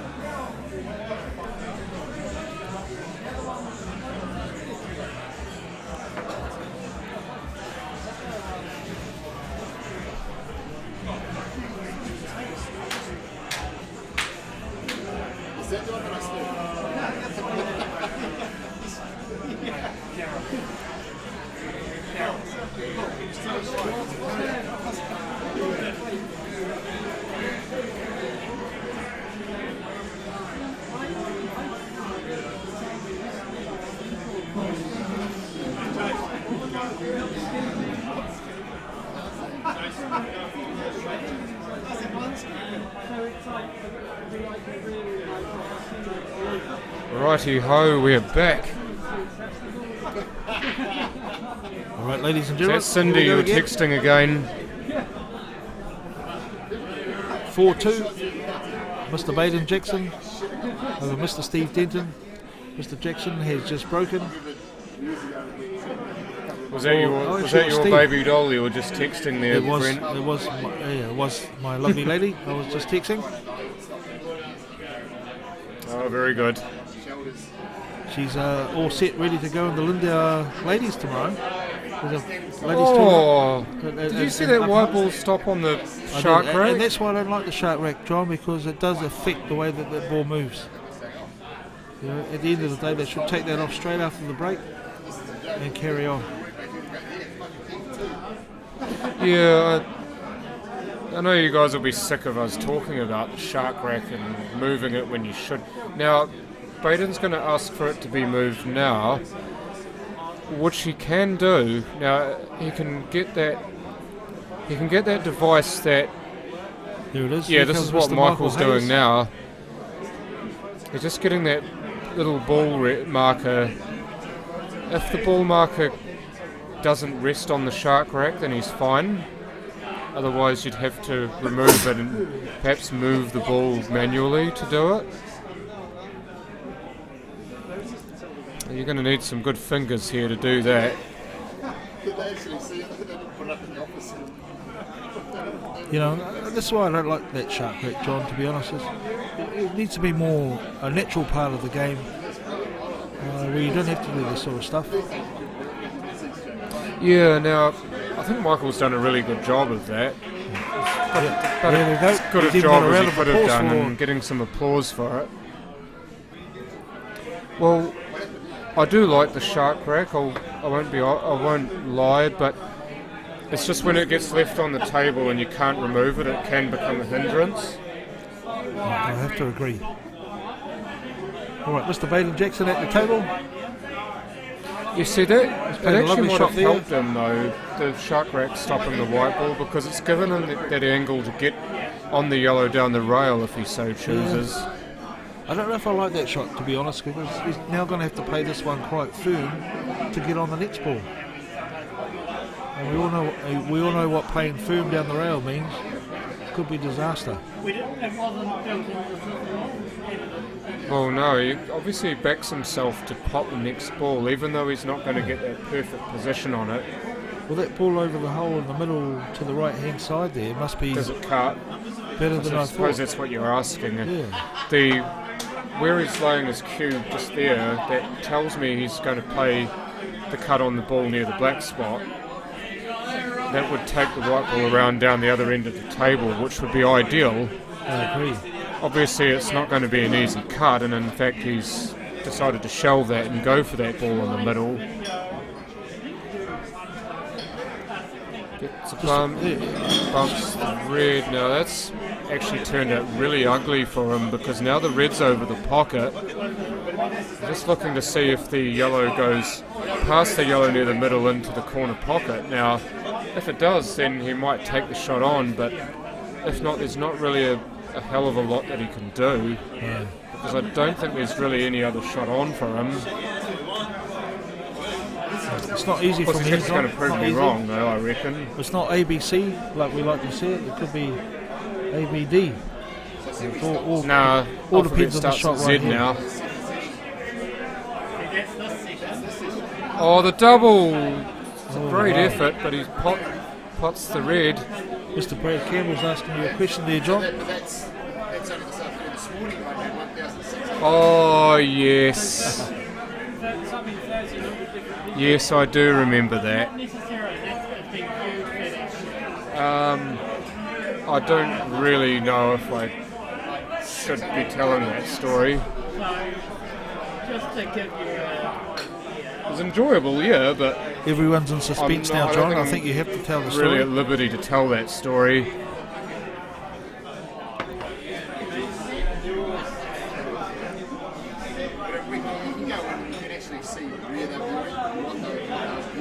Yeah, I don't.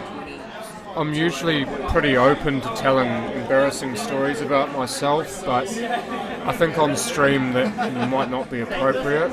an example here of what you were just talking about, when you see where they, what countries, so this is an old video that I'm showing, but we can tell what country people are watching. So Steve's got an extra shot up his sleeve there. If you notice, he just pushed that ball on the rail to make it a little bit harder for Baden to clear. He's playing that the Simon Singleton way, isn't he? Because Simon would use these to drive the ball to the rail, make it harder in case Steve can't finish. But you get Well, we were always going to have that to savour, aren't we, Brad? So it's not exactly as good if I tell everyone on stream. Now, John, I do believe everything's on here. That red that looks like it's quite close to the yellow is on into the corner, left-hand side. I think he might be screwing back for it now. If he gets perfect position on this red, which he's played pretty much like I would have, that cloth is just so fast. Yeah, that's just sped past where it needed to go. It's actually, I mean, to be honest, that's probably not a very good shot, you have to say, because he could have left himself like way up, even just below the middle pocket, and still be on the ball into the corner, the other ball down the rail, and now he's left himself nothing. So I just wonder if he's skillful enough, and I know he is skillful, if he can double kiss this red and grind the white ball behind the black. Yeah, there you go. He tried. I wonder if he's got any sort of snooker whatsoever on this. So you're trying to sell them, like, Of course, if the shot goes wrong, you leave one of those yellows open and it could be frame over, but you get it right, you leave that white ball right behind the black, that's a really nasty shot. As it is, it's a nasty shot because it's snooker. Great shot there, Baden Jackson. And Baden getting out of the snooker, and now we'll get to see if that red behind the yellow is on, the one near the black spot. If that is on, I believe that will be the ball he takes. I don't think that yellow the red passes the yellow into the middle pocket, so if that red behind or below the yellow is on, then you'll need to take that, because otherwise you'll be looking at a safety, and it might not be so easy from here to play a safety. Yeah. Because of how open the balls are and where the white ball is. Just why Steve's deciding what he's going to do here, John. I believe Summit would like to know what you did. I can tell. I can tell it's a part family of it. show, though, isn't it? Apparently, I broke the.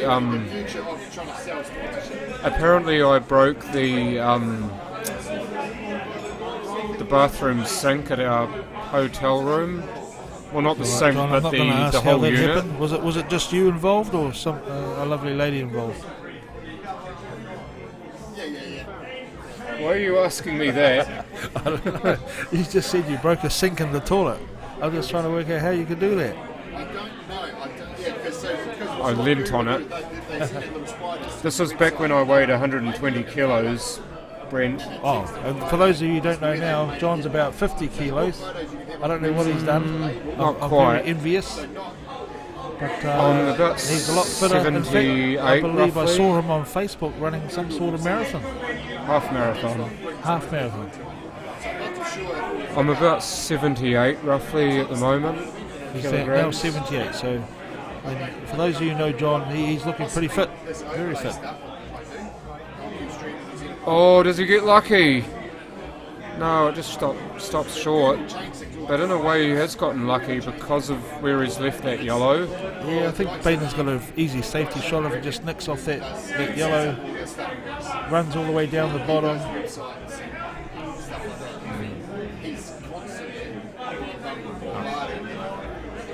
Let's see. Unless that, yeah, I don't think those yellows are on into any corner. So I think he's looking where he wants to leave the white. See, we had two different ways of looking at that, Brent. You were thinking hit the left edge of the yellow, leave the white ball on the left rail. I was thinking of hitting the yellow about half ball and leaving the white somewhere near the corner pocket, top yeah, I left. thought he would have hit that a little bit like harder. that. See, the reason why I like that shot is because you had the possibility of snookering him on the other red.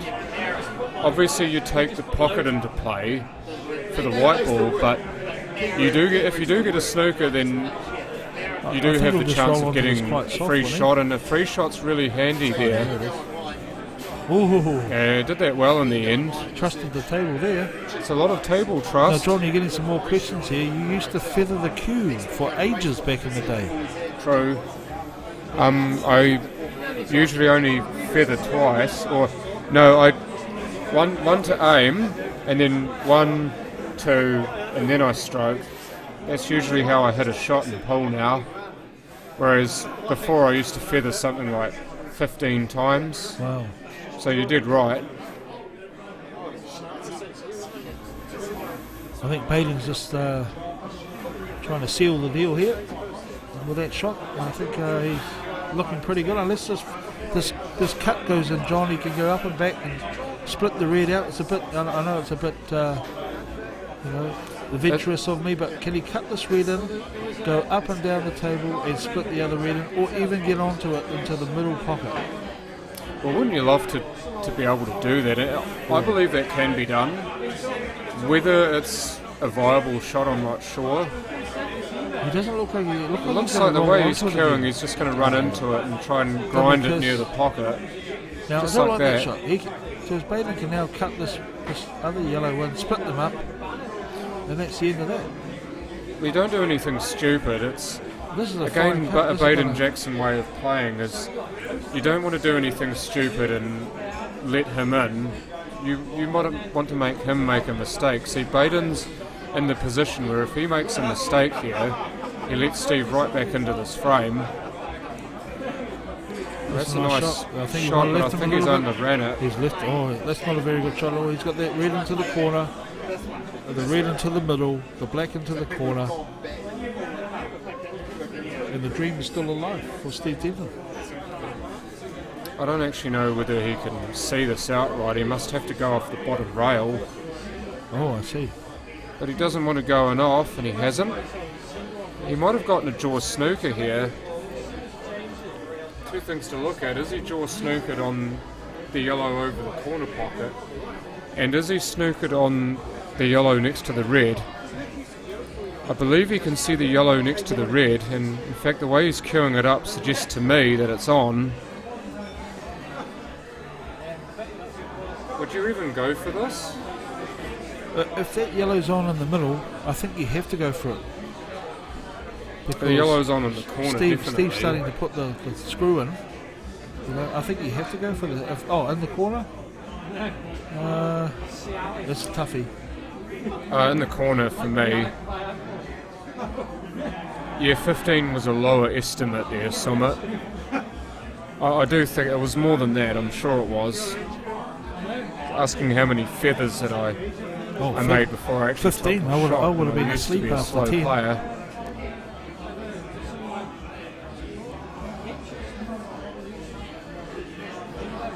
No, it's you don't get a free ball on jaw snookers in this game. It's a snooker no matter where it is, if you can't see your ball. Baden's going for gold here. Look at this shot. How's that? Oh, it's running. It's not quite. It's a great effort though, and it was. I'm sure Stephen will give him some. I think he sold the farm. Some dap of some sort after it. He sold the farm now. But that's the problem with the shot, is that you're going to open the red up, you play it, you have to make sure you pot it. He hasn't done so, and now Steve's got a gilt-edged opportunity to finish the frame off. So John, surely he plays the red into the corner, the red into the middle, and the black into the corner. Is he going to try and go behind the black to get on that red into the same corner? Or would you just screw into this softly and leave it on into the middle? Looks like he's going to go around these. And this is what can happen, ladies and gentlemen. Oh, there's the danger. How many times have we seen that happen today? You laugh every time you see it, but if you're Steve, you just want to cry. I think I'm trying to make sure that he is improving. He is the voice after all. Try and understand it, make a noise and make it clear.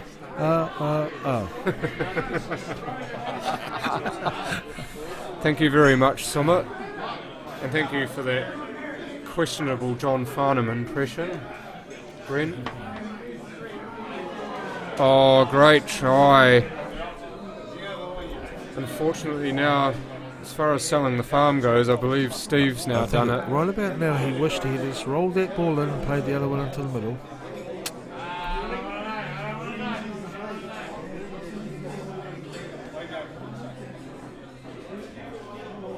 Well, that's not the best shot Baden's played today. Yeah, that's more awkward than he would have liked. A little bit of cue power. He might be able to screw that yellow into the corner, screw back for the one in the middle. And it makes it so much easier when the white's small because, yeah, it's so reactive to scroll, isn't it? And the cloth. The ball just glides along it, so there's no excuses really. If you want to screw this back and you can't get it there, then obviously you haven't cued it right. All right, Mr. Jackson, load it up. Let's see what you got. Wow. Whizzz, off the bottom rail to boot. That's beautiful. Now just play this softly in the middle. No need to involve a rail and you'll be pretty good on the black here for a 5-2 lead. Let somebody knowing what his cue power is and what he can do and what he can't do. He's just going to bang this in. And down it goes. 5-2, Mr. Jackson. Now just going back to the Lindau ladies tournament tomorrow at Upper Hutt. There's some fantastic ladies playing there. And the hostess with the mostess, Lynn McFall, is hosting a couple of ladies there tomorrow and Saturday. So I wish you guys all the best. And hopefully catch up with you guys on Sunday when I'm up there. Can I request a shot clock for tomorrow's game? Like a day earlier.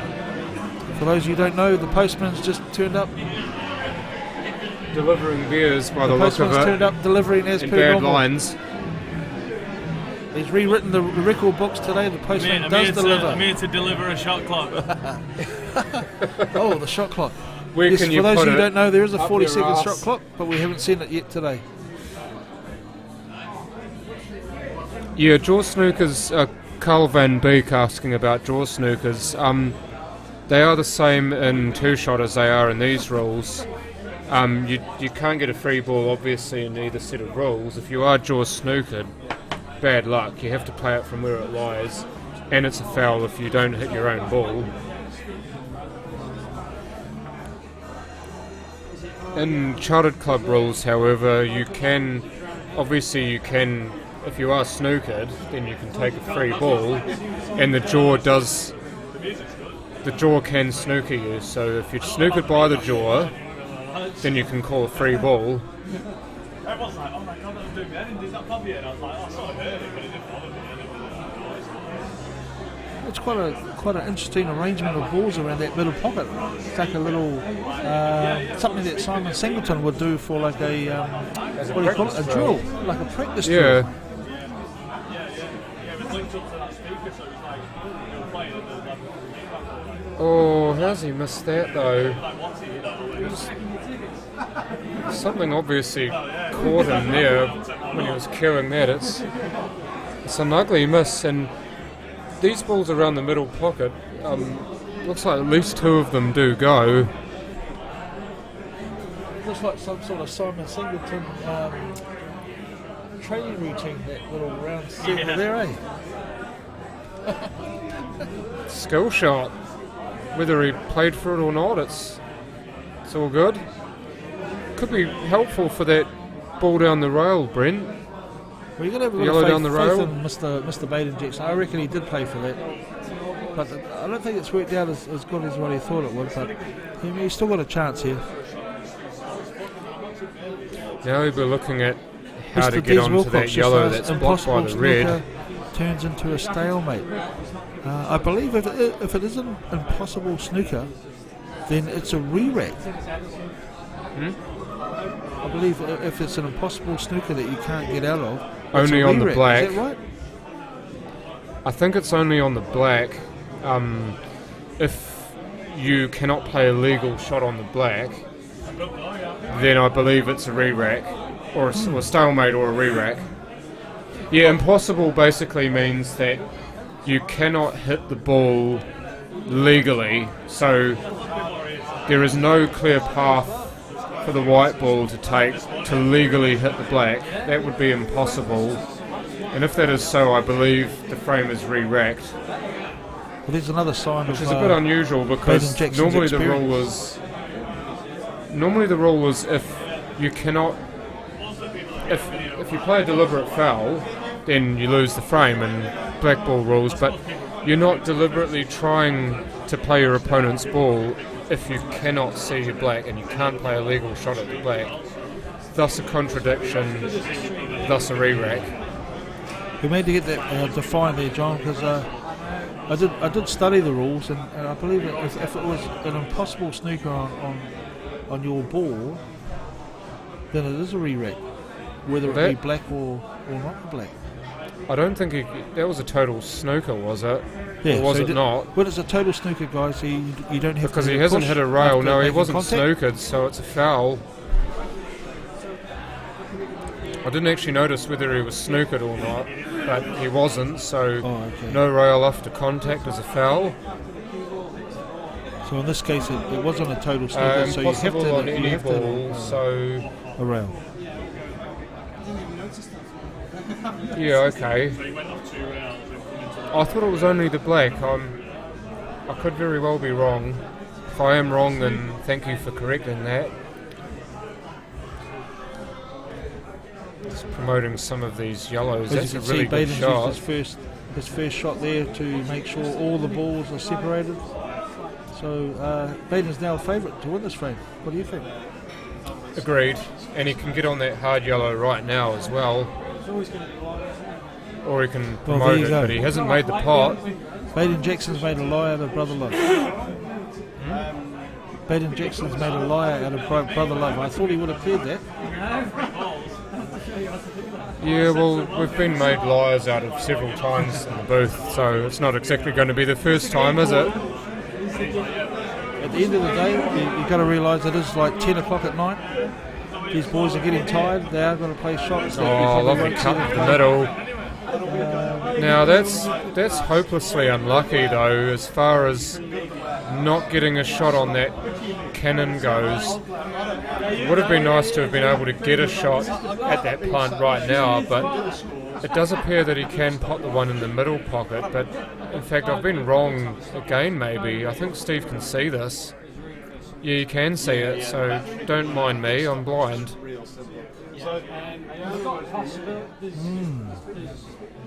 John, that red's just sort of touched the rail a bit. It's going to make things a little bit more interesting with that red touching the rail there.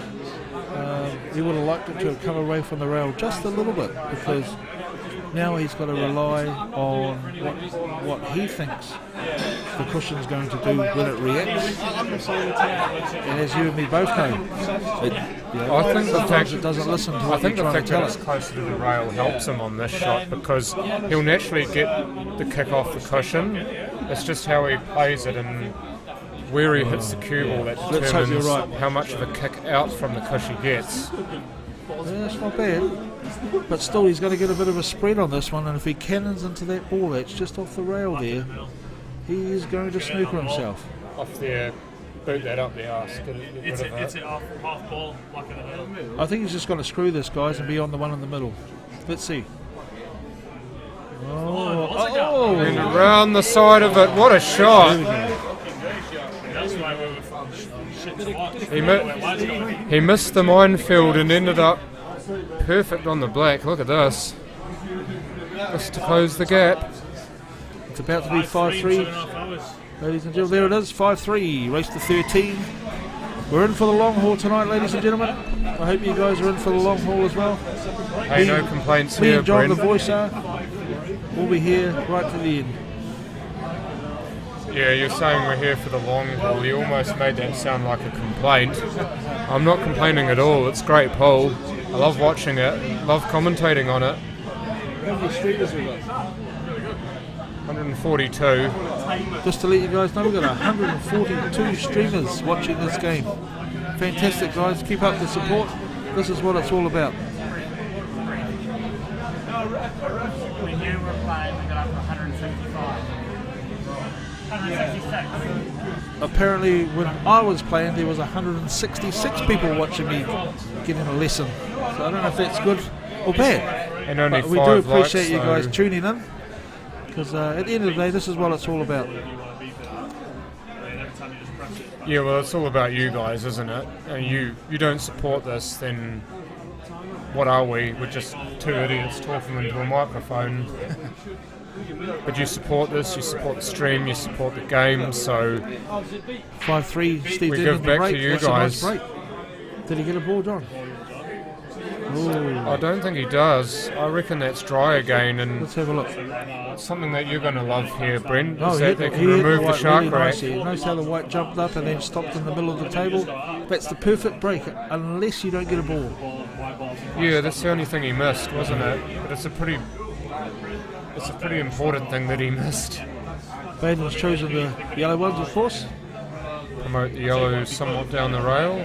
You're looking at the balls here. One good pot down the rail. I think Steve That's Denton's okay in a bit of if that yellow next to the red, close to the, Well, just he's to the gonna- right of the black spot, he's if gonna that play goes this- past the yellow near the rail, near he's the gonna bottom play left that one right pocket, here. that's fine. Here we go. I believe that does pass, so that should be okay. No. No, this way. Oh, he hit it. So much for not wanting to hit that ball.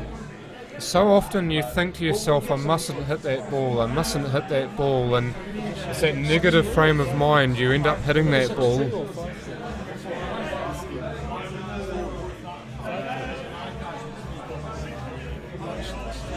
Agreed.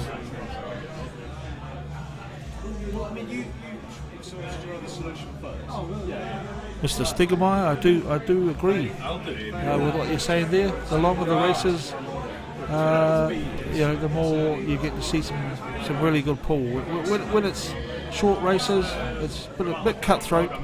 But there's not many tournaments that we play where it's long races, apart from this one and perhaps the Super League. So yeah, but perhaps I don't think the clubs in New Zealand will ever make our races best of 13 in the Nationals there, John. What do you think? I don't think we've got the time to do that. At the Nationals? Yeah, I think because we've No. got over 300 players. Not when you've got so many players, Yeah. unfortunately. I would love to see longer races, but time-wise it'd just be a nightmare. Just comes off 1-2 rails, and that's ideal, really. He's got the choice here of reds. He could either go into the middle or bottom left pocket here. As far as which one he plays, I suppose that depends on the next ball he wants.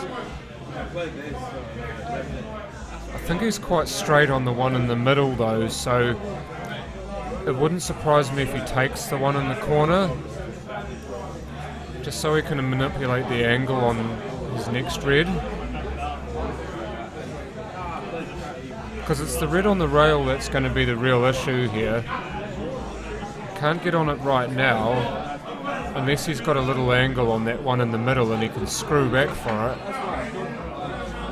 But if he's straight on it, then it might not be worth playing that shot.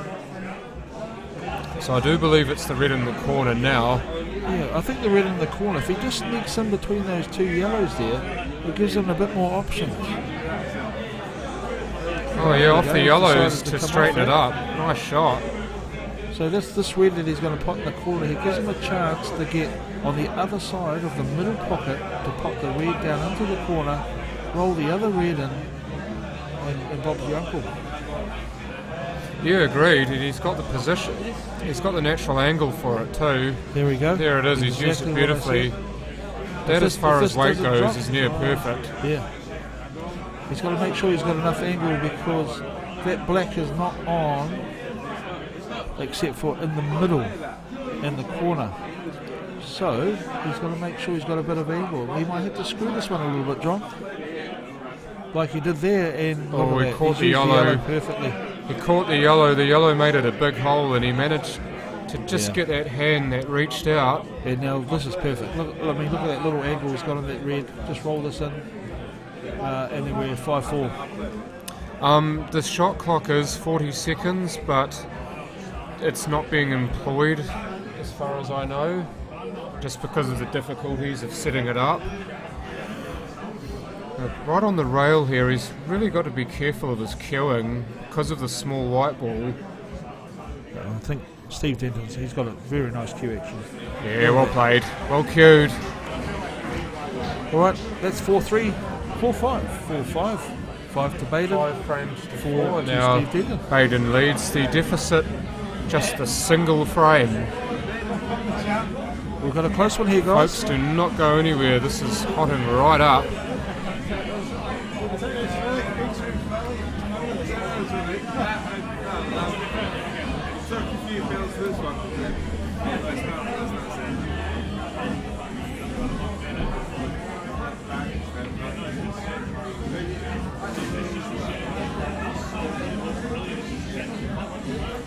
I don't know whether you were there for this, but just thinking of amazing shots that I've seen today, still none more than the shot that Baden played in the 2013 Nationals final.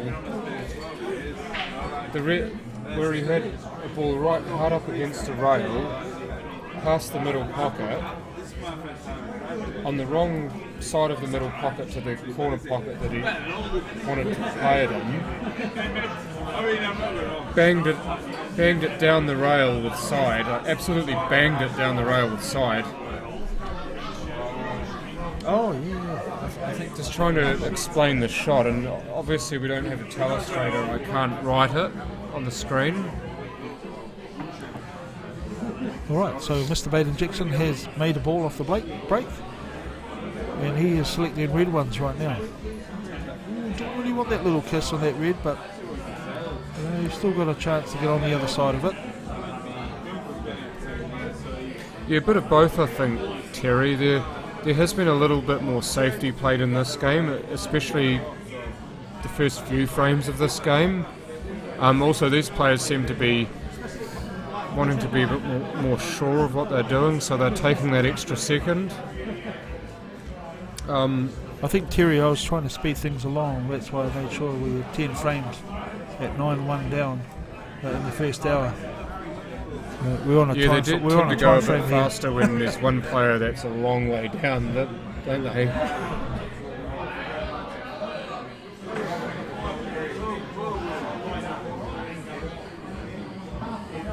This would be a prime candidate for pocket weight. Get this in pocket weight, should be pretty nicely on this red towards us. Well, that's going to hamper him a little bit there, John. I don't think he wanted to be there. I think he's going to be a little bit hampered queuing over the yellow there. Yeah, he's got to watch his bridge hand, doesn't he, as well as his cue.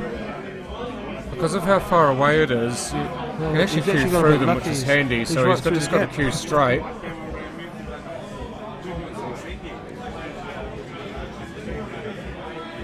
Got a bump on the black, which is a good bump. What's the next ball here, John? Do you think you take the one down the rail? Because that's going to be perfect. No, I reckon he takes the one near the D. Yeah. And then I just think he's more sure of it. It's just a more sure shot. Baden's good enough to get position on the one into the middle, and he just has to trust that he can plot the one near the D. That's what it is for me.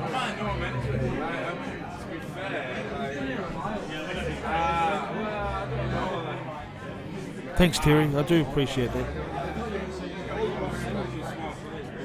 Might have been screwed into the side rail here. No, Well, he went 1-2 rails and he's missed the pot. He wanted to get so clung perfect on on that by one its into the middle. fingernails.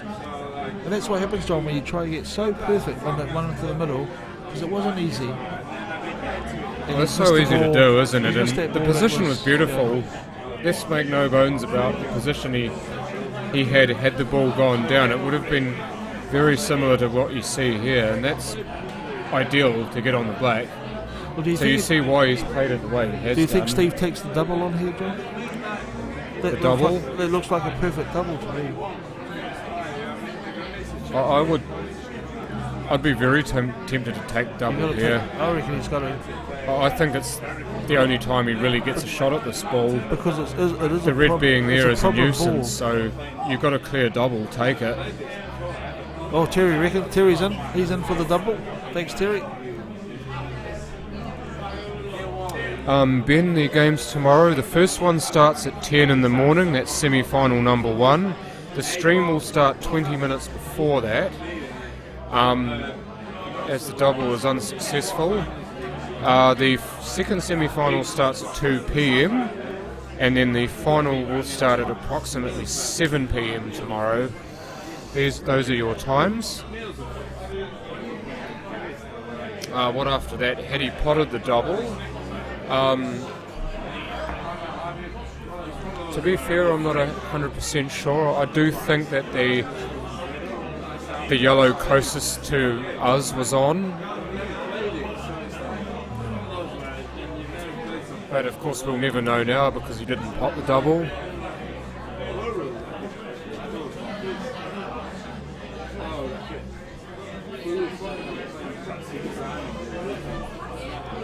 Oh, hello, he's going to try and pot the red over the hole with the double. Doesn't work, but look at the length he's left Steve here, and he has to queue over the red to boot. He hasn't left much on, you know, so... There's got to be a snooker here, though. Yeah, it was pretty tough for just a snooker there, John. I don't know where he's going to get the snooker. If it is a snooker, it'll be a great snooker. Just want to say good night to all the princesses out there tonight. I just wonder if he tries to hit You know who you are? the red closest to the corner, the middle pocket is thin. Hit it thin. Yeah, he's hit it too thin, but you hit that thin and slow, make the rail, the white comes across and hopefully sits behind the other red, the other yellow. You see what he was trying to do, but he overhit it.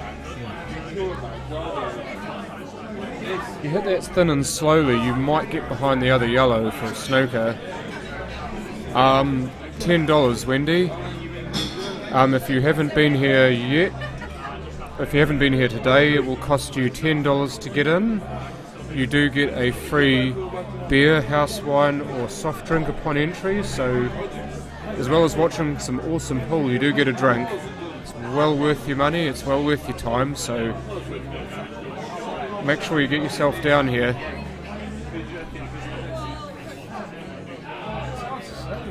Oh, that's perfect. Yeah, that's right. Played that beautifully. Hayden, You got Hayden the kiss. Des will be playing Adam tomorrow morning. Simon is playing the winner of this game. And down it And goes, at the so moment 6-4. 6-4 to Mr. Baden Look Jackson. at all the check he put on that. He checked it right up to go in between all the yellows. He ended up getting the kiss off the yellow, but by then the way that the ball was running, it was always going to hit the correct side of the yellow to still have position on the black, as opposed to going the other side and potentially being snookered. A beautiful use of side there, and well cued.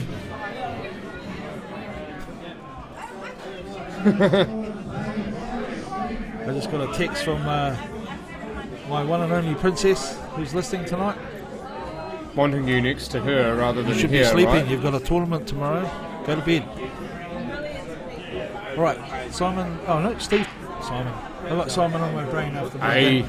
Steve the break. It is now 6-4 to Baden Jackson. I think we're in for a long game here, John. To be honest, there's no one really running away with it. No, and that's another dry break, and we've seen so many of them this day. It's amazing still to believe that top players can practice the break so much and still dry break one in every, say, 3 racks. It does amaze me how little control, despite all the practice you have on the break, that you do have on the break and where the balls do go. I'm going to let you into a little bit of knowledge here, John. I've been practicing the break, for the last 3 or 4 months. I've got a set of yellows and reds, I've got a white ball, but we've never played on a table with a cloth like we have today. And that makes all the difference because his reaction is so much different. So as much as I practice on the green cloth, we turn up today on this beautiful blue cloth, and of course it's just reacted differently. And we've got to roll with those. Are you partially colourblind? That's grey to me. Yeah. That's not blue. Well, yeah. It must have a different eye colour palette to me. It's definitely not green. Different rods in your eyes. What I was trying to say is like as much as we practice on the green cloth, turning up on this beautiful cloth here today was an eye opener. Put it that way. No excuses because we're all in the same we're all in the same area.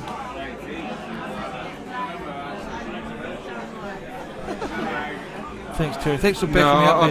I believe the screen is the right resolution, Terry. I think it's just Brent's eyes that need to tune up. Is it grey? It was grey. It was very grey out there for me today. What, grey and dreary for some of your game? Yeah. But then you brought a bit of colour into it. I tried. Which is great. I tried. Now who's at the table here? Have we got Mr. Baden Jackson still there? Baden's got the watch on his left wrist and Steve's got the watch on the right wrist. That's how I can tell them apart. We've got a new angle now, thank you, whoever's doing that. Beautiful. Denise Simmons, hello to you as well, and to be honest, thank you for the kind comment. The yellow, off the yellow into the middle, and off the red. What is he on the yellow? Oh, Cannon. He's on the reds. Promote that yellow that's near the middle pocket. Baden Jackson. Oh, that's potentially very costly. It's just a sign. It's just a sign that we're all human. Yeah, I said that was and it's quite late at close night. to frame ball for me because you look where he's ended up there. Play the red into the corner pocket. You can move the black with it. Thanks, Minnie. I thought that was quite a nice. It was quite a nice angle. Oh, our technical team were listening to that. Look at this.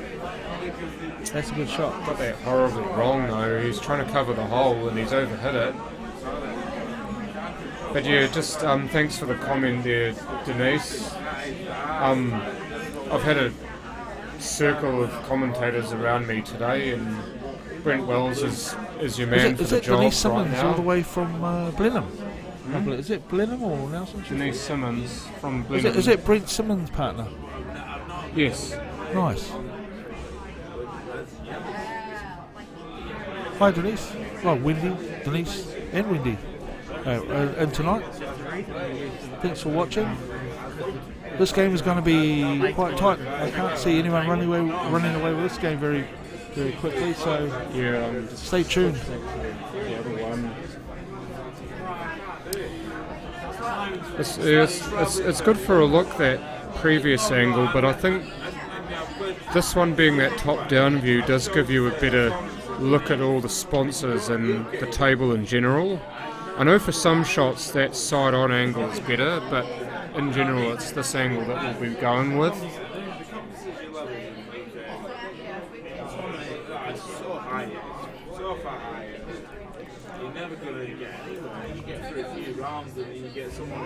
I'm just looking at Steve here on, what are we, the yellows, and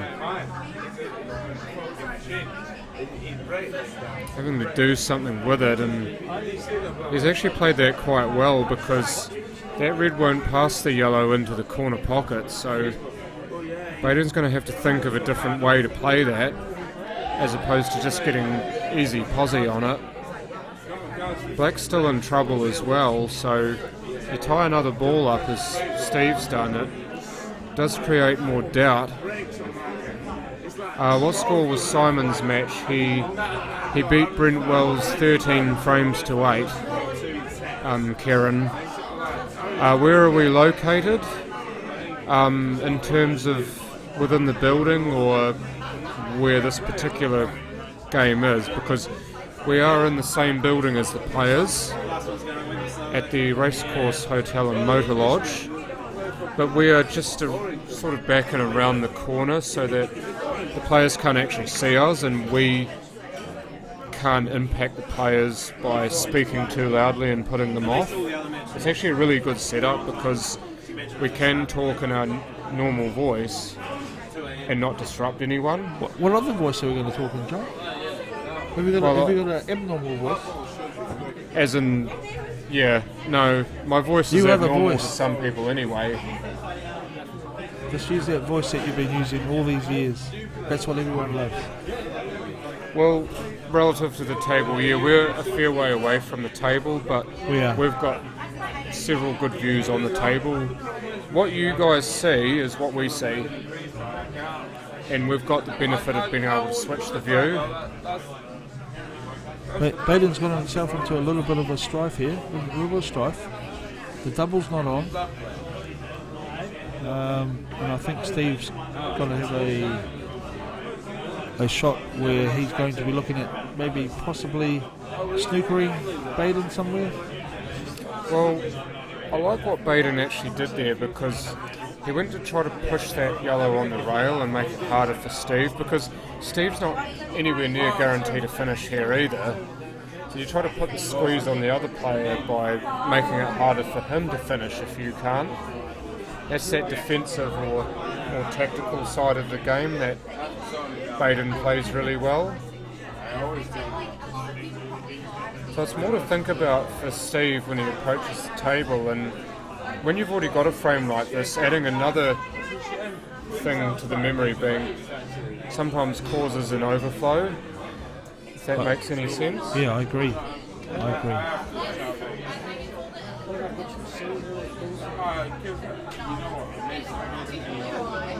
Steve there, it looked like he was trying to snooker Baden on that long ball. That long shot on the red into the top left pocket, he can't see it. He's forcing him to take the one near the middle and maybe move it away from being able to play a shot and free the black up. He's actually played it really well because he's thinned it and still left it there. He's actually left that yellow to come off the rail, onto the red, into the middle. And I think this is what Steve's cited. Yeah, you move the red and make it harder to break the black away. He missed the red. He's actually missed it entirely. Unbelievable. I tell you what though, putting that other yellow there makes it harder to get the black out.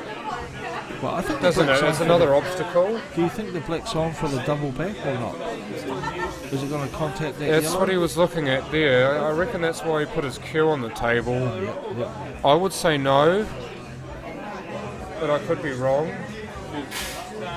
I don't think it's on. Oh, that was horribly. Yeah.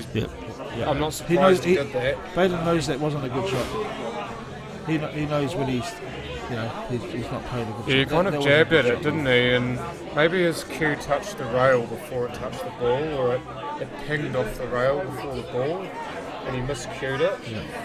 That's what you do see with the white ball being smaller, is that when it's right near the rail, it's hard to cue, because you have to cue down on it more, but you also have to cue with more venom, as it were. Oh, that's a nice shot by Steve. He's given himself a chance here at maybe to play that yellow into the red and shunt the red away from the middle pocket again. What do you reckon when you get off the phone? Do you reckon he'll try to shunt the red away from the middle pocket? I think you've got to play it off that red, just to move it a little bit, and then work your plan out from there. But I'm with you. If you can push it down the rail a little bit.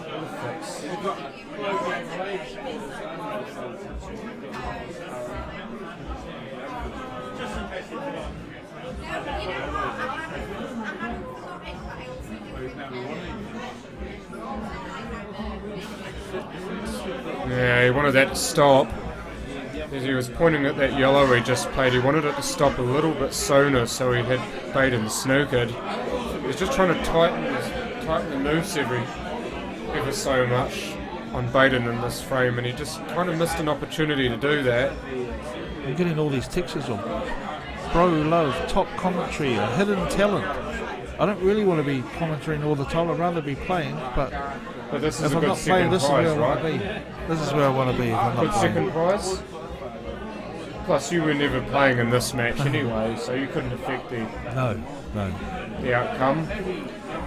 For those out there, you have to be very privileged to be invited to talk alongside The Voice. The Voice has been around for a few years now, so I do appreciate having the opportunity just to be here watching some pool, still being involved in the game, even though I'm not in the tournament anymore. But I do appreciate you, John, inviting me here, and it's nice. It's good. Well, I still remember when you used to play for Rickett and Gold. That was quite a while ago now, and then you moved up north. Yeah. But those were golden days of Interclub, those, weren't they? They were golden days. Now, I think Steve has left Baden on this red. I don't think he was trying to do that.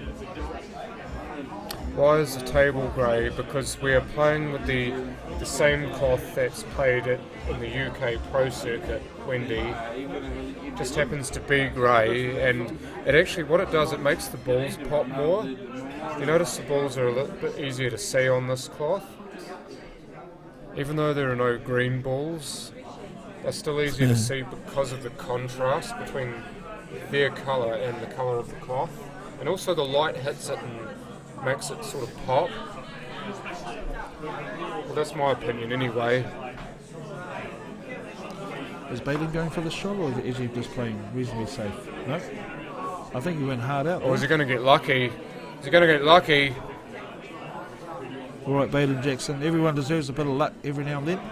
Put your hand up. You weren't playing for this that. Is your Come one. on.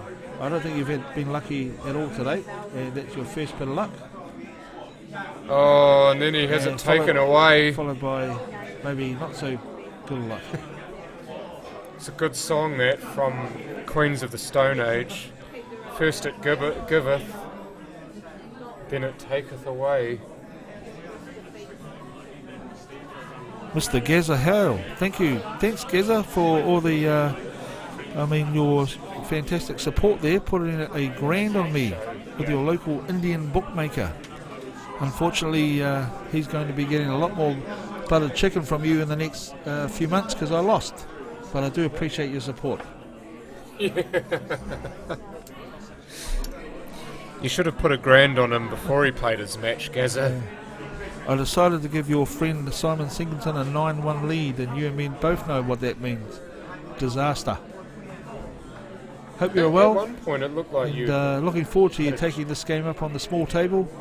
God help us if you do. Very talented snooker player. Yeah, we were under 21s together.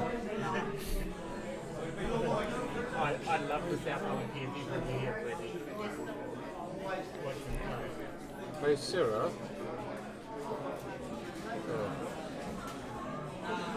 Would you be able to give me a drink? Yes, my darling. What are you after? Coke Zero, thanks. And you, my dear? Yes, can you please get me a beer? And you a beer? How much are the beers? I don't know, like $7.50. Oh, yeah. You can pay for yours. You've paid for like medium wine. Oh, I've got jelly beans. Oh, can I? Is there a jelly bean? Yeah, because I got them out of the machine for my game. No, I like green ones. Can I eat a green one? Go. Here we go, Stevie Denton. Thank you. Balls are all open. What can you do?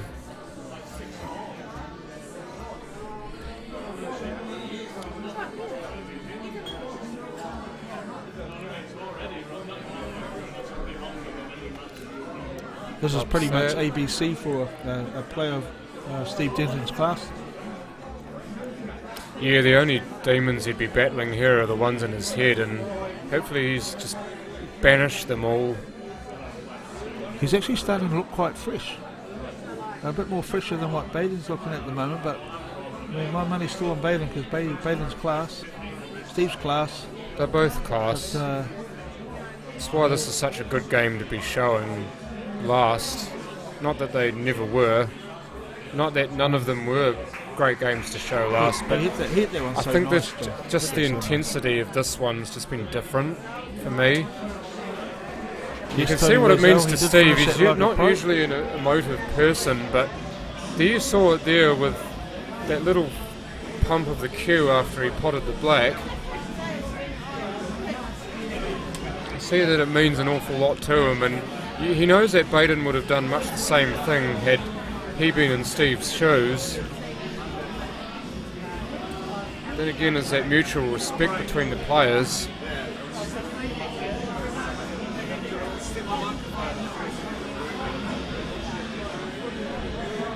John, I just got a message from Cindy Dole. You cracked me up. How should I take that? Should I take that? That's a nice message to be sending me. It is. Yeah. I don't know if she's talking about you or me. I'm guessing that she's talking about you. I think she should turn her phone I don't think off she knows me and go to sleep because she's got a big tournament on tomorrow. So Cindy Doles, as much as I appreciate your messages, I hope that's the last one I get from you tonight. It won't be. You know it won't be. Don't come in here with those lies. I'm hoping it's not, but hey. Alright, that was a good break there by Mr. Baden Jackson. Now, looking at the table just quickly, I think the reds are the way to go. 6-5, I was trying to change it. And I think Baden will think the same. It is now 6-5, so it's getting very close. You can see a little bit of extra shine on Baden Jackson's head from... You know, probably from scratching it so much. I can't talk. I'm sure my head was very shiny when I was playing against Simon today. Your sunglasses only cut down some of the glare. Yeah, it's the score is now correct. It is 6-5. Baden Jackson still leads. Race to 13, of course. That's a best of 25 for those of you who want to know. Is that what's that best of? Sorry? That's the best of 25 for those who don't know what race to 13 is. Yeah, race to 13 is the same as best of 25. Yeah. A lot of people you don't know which rating system to use. Yeah. What the best of is. So we're covering both bases there, John. So we'll let everyone know it's race to 13 or best of 25. That's a very nice shot by Baden. He knew that it was touch and go for the clearance, so he's given himself a window of opportunity here. Well, he's made Steve have to think here, hasn't he? I'll tell you what, though, he's got lots of balls to play, but you know, he still knows that he's going to have to play either a pot or a really good safety, or else where Baden's left here, he's got to finish, and this early in the frame, you don't want that pressure. If Steve puts anything here, but I don't think he's going for anything. I think he's just going to try and lay behind one of those safety, yellows. They call this, containing safety. Well, look at that. I think he might have got snooker here, you know. You can still see that one in between the yellow and the black. Yeah, but he can't pot anything, which makes it such a good shot. So yeah, not a total snooker, but enough so that there's no pot, which is, from where he was, quite a lovely shot, in fact.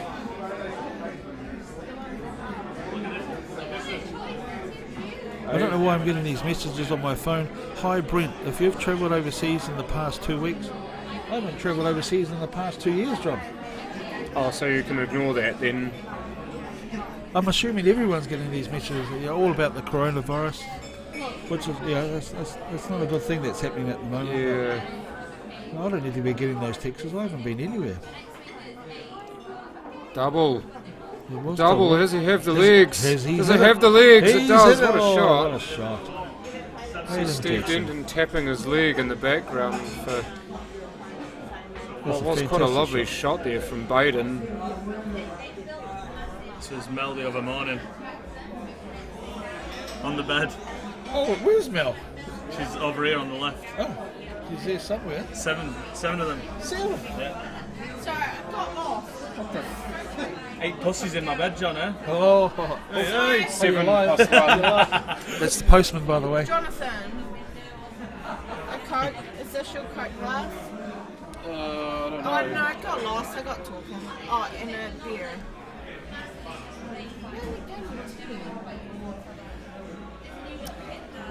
Can you call a total snooker and not hit a cushion afterwards? Asks Tony Rousel. That is true. You don't have to hit a cushion after contact if you are totally snookered. Same as the 2-shot rules.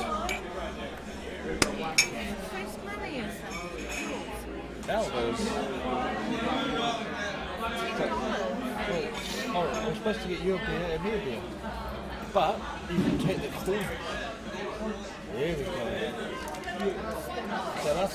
Sorted?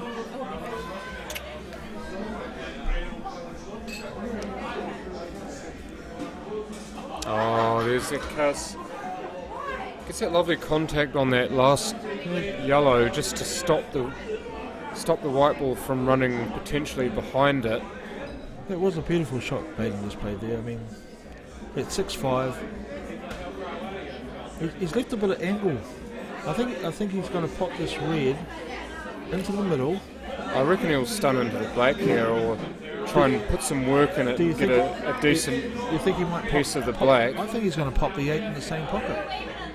Or with this little white. I don't know if it's going to run, you know. I think he'll run into one of those yellows on the bottom rail if he tries to go around. So? I don't think the shot's possible unless he can see something that we can't. I reckon he just passes and tries to go into the black. He's going to cannon that yellow, is he? Yep, he did. That's actually worked out really well. He got such a small contact on the black that he ran through into the yellow and left the black on. Yeah. And for those of you who don't know, Baden Jackson is a national snooker champion. He'll pot these for fun. This is only a 7-foot shot. He's used to 12-foot shots. I was about he to almost had brother love, thinking he'd said the wrong thing there. Jeez, I thought you'd cursed him. I cursed him, but there you go. I was about to scream bloody murder. Baden's a 2-time national, maybe 2 or 3-time national snooker champ. So that's like putting a ball into middle for him on a snooker table. And it's only 6 foot across, 7 foot here. He doesn't miss those. He does. He nearly did, but. We will have an intermission again, folks. 5 more minutes. We shall be back. The score currently 7 frames to 5 in favour of Baden Jackson. Thanks, Mr. Kimmel. I do believe that the longer we can keep Mr. Gazza Hale away from the pool table, the safer it will be for everybody. For those of you who don't know who Gazza Hale is, one of the most talented snooker players I've ever seen. He's probably the second best talented. Well, actually, he's the best. I'm the second best left-hander, I reckon, on the snooker table. Gary Hale is by far the best. Left-hander? Yeah. Oh, so he's like you. He plays with the wrong arm. He does. All right, ladies and gentlemen, I believe we're on a break. The score is, Mr. Singleton? 7 frames to 5. 7 frames to 5. And still race to 13. There's still a lot of people here watching. You can see the guys, if you're looking at the live stream, you can see 3 or 4 or maybe 10 or 12 different people. You don't see the ones behind the table. There's at least 20 people behind the table, and it is 10 o'clock at night. What a great thing. Me and the voice will be back soon.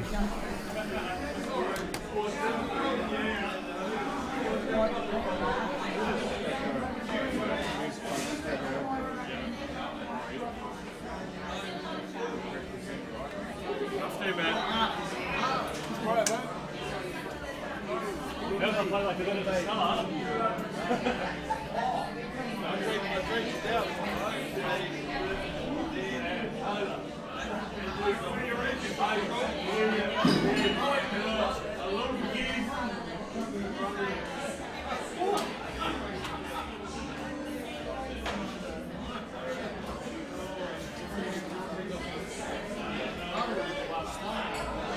I guess the thing going in your favour, the way that you're going, that you're going to find a platform rather than having a game in between. Yeah, but there still is a wee bit of time. I think that way, so we're going to have a they might finish at 2 o'clock at the latest, so they've still got 5-hour break. You know? I've got a 5 hour. Whereas if I get 15-14 and finish at, half 6. Then you're half an hour break, I don't know which one's the better one, really. I suppose it doesn't really matter as long as you win, you know?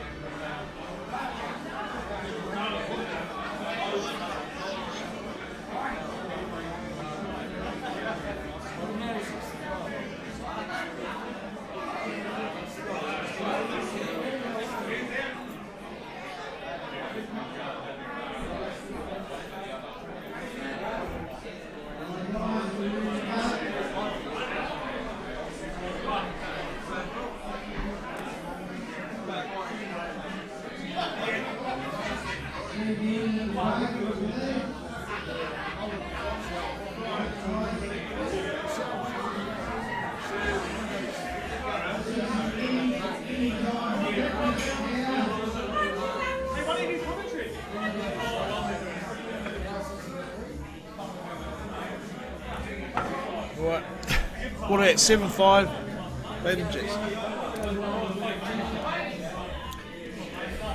Welcome back, team. 7-5, Denton Jackson over Steve Denton. Race to 13, best of 25, quarterfinals of the 2020 Great Southern Knockout. Very well spoken. So Stevie D, after I'd say reading messages or talking to his wife and his son are both here watching him play. I'll tell you now, John, Steve Denton's break is very consistent. Even though he doesn't get a ball, the white always stops. It bounces and stops in the middle of the table, and that can only be good. Once he starts potting the ball off the break... He's got to fix that first issue, doesn't he? Yeah. Get one on the break, and then everything else is sweet. Life's good, but...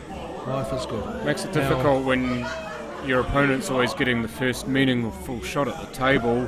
Just a quick glance at this table, and I think Baden will be licking his lips here.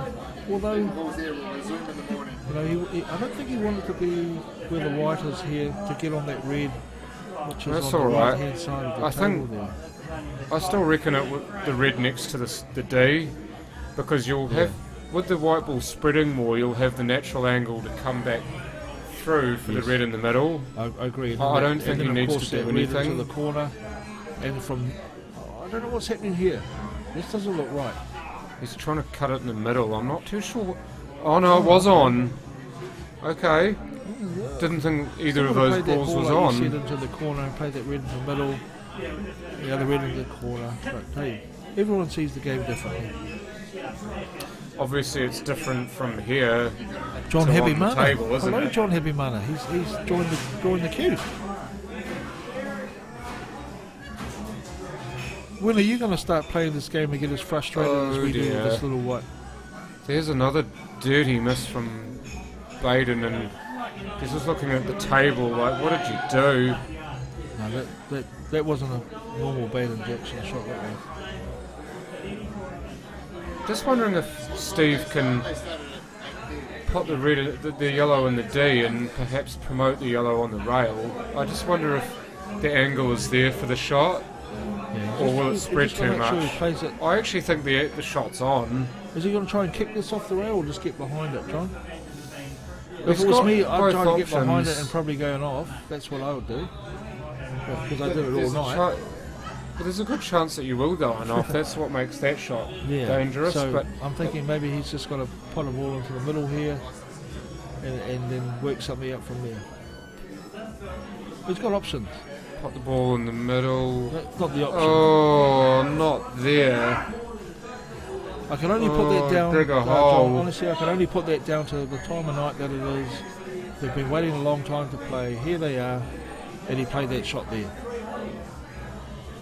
It can only be fatigue, that shot.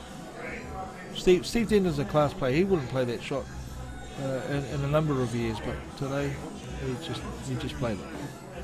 I think what it is too is that maybe he didn't quite get the position he wanted on the previous ball, and he was trying to manufacture something that he shouldn't have been. I believe that was his first Sometimes shot. what you do, I think it was his first you shot. manufacture something that you shouldn't, and then you end up running into trouble, like what Steve's done here. So you see what Baden's just done there, guys? Yeah, he's if you're tied watching, you're both thinking, yellows up. What's he doing there? He just had a free shot, and he's played Steve's yellows. Well, what he's done is he's made the yellows a lot harder to pot from where they are now, and that's something that I've got to learn to work on, because Yeah, it's just knowledge of the rules, I don't isn't see it? things like that. What you can apply with the rules, you can apply the rules in different ways, and you see the English players who have had a go at these rules, they know how to apply them when they're in that position. You get a free shot, you don't have to pot a ball, you can run a ball safe, you can get the blackout if it's tied up.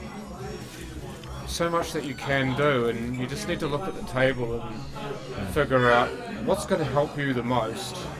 I still think the Doesn't one even on have to rail be is your the best ball. shot to play, because if he rolls this in and he hits the rail perfectly like that, he's now on the ball into the corner. I'm sorry, I've got back. It's all good.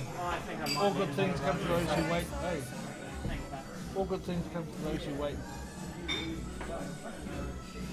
Got to watch the spread and the speed of the white ball. That's pretty good. Easy for that to run away on him. We've seen a number of them pull up short on this table, but the table has actually quickened up as far as the rails go. And here we go. Just another 8 just into lovely. the corner for Baden Jackson. That makes it 8-5 now, John. True that. And I believe it is Steve Denton to break. Or Baden No, Jackson. it's Baden's. Baden. Steve broke dry in the last frame.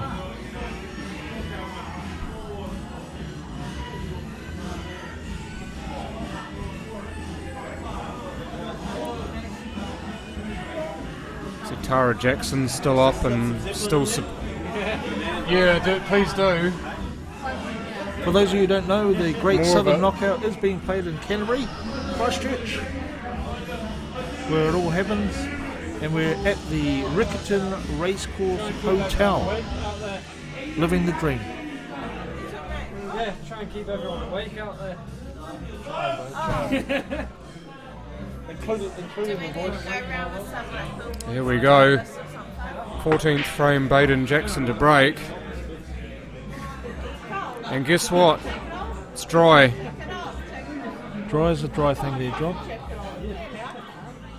No, it's Cal he hit that Surprise. quite nice too. Look at those balls, the way that they're spread. But this game is such a quirky game. As much as you think, all the balls are going to go in the hole, they don't. Well, you've got 15 balls that you're making move on a break, and they split nicely. Still amazes me, as I said before, that you don't get a ball off the break more, even if you absolutely moose it like that. I have to agree with you, Mr. Van Wyck. It does not matter if you win, as long as you don't lose. I don't know what to make of that information, Tony. You've just fried my brain. I think my brain's leaked out of my ears thinking about that one.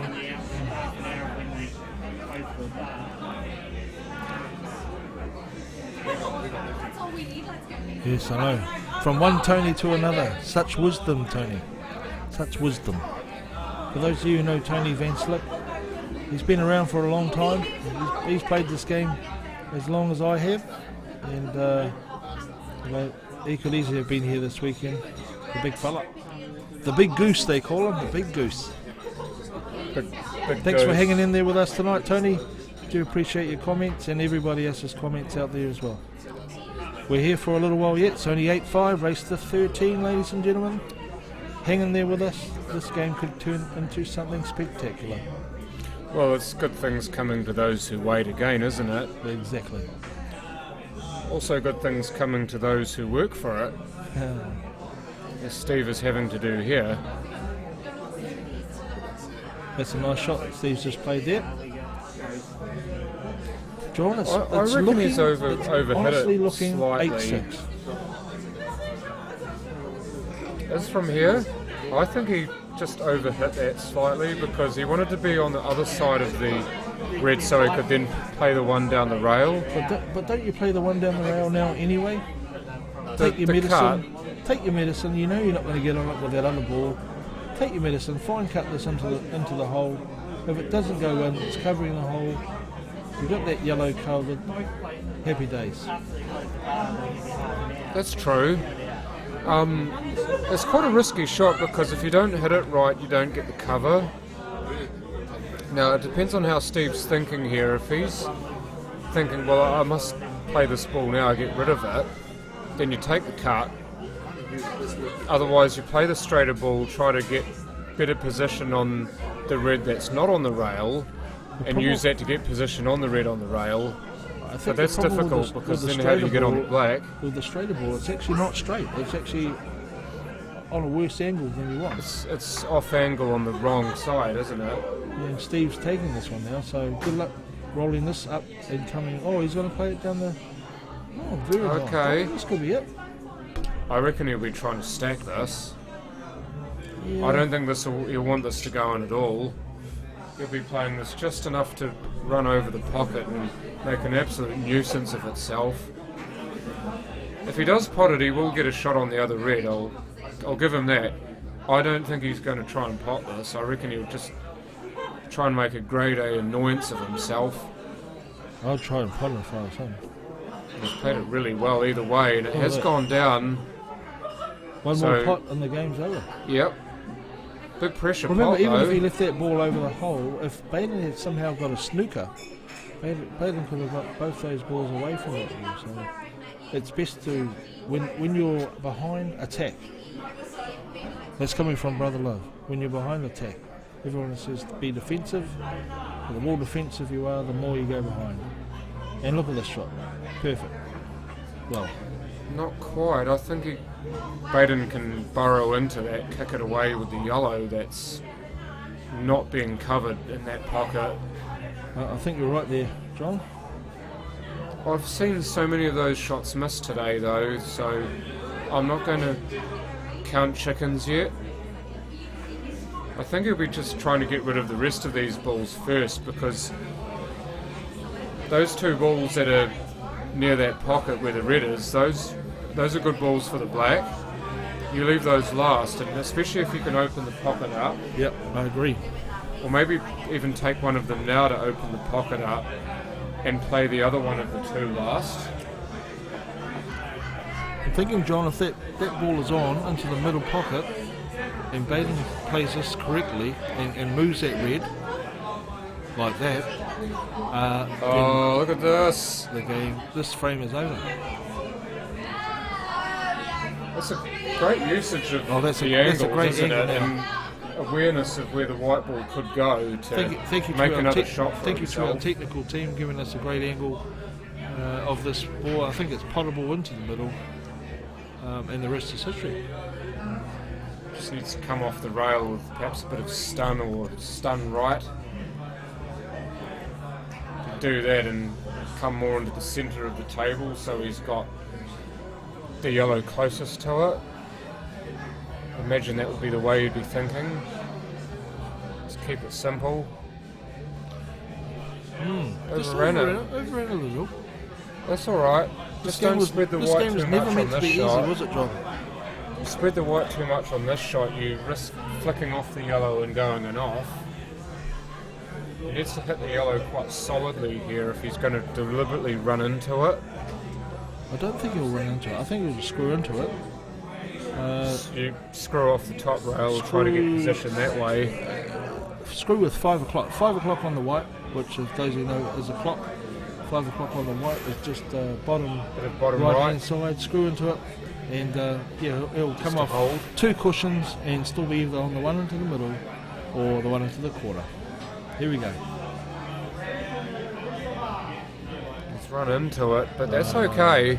You played that. That's okay. That puts reasonably well into the middle pocket, or the corner if he wants it. He might take the corner on because of the fact that the ball does funnel into the corner pocket, and also because if he misses it, he puts it right in the way of the black if he gets the weight right. Yeah, it's a bit fortunate there, to be honest, John. I don't know what that shot was, to be honest. I don't think he was trying to end up there. I think he was trying to go the other side. But one good pot now and the frame's over. But he does have to play it with a little bit of weight, because we both know, you and we both know, that little white will not roll forward unless you play it at a good weight. And he needs to do that to get on that red in the middle. The yellow in the middle. There we go. Oh, see what confidence. I mean? Yes. Look at the way he's just... See the old cue pump? Pump the cue, yeah. Telling everybody I hit that nice. And he did. Fair enough too. Hit it nice, and it's exactly how I wanted to play it. See, you're starting to feel it now. It's feeling it now. I do apologise for coming back when the ball's gone, but here we go.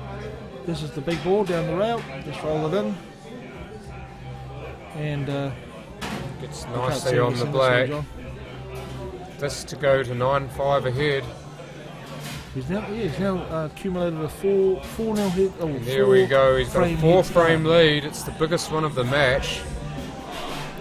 Always been in the lead, but never by this much. He'll now be starting to feel a little bit more comfortable about the situation. When you're 1 or 2 frames but in front of Steve Denton, you know that's not enough.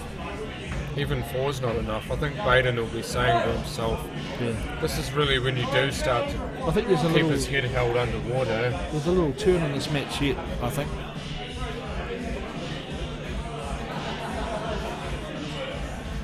But Steve will be doing his level best to stay well level-headed, really.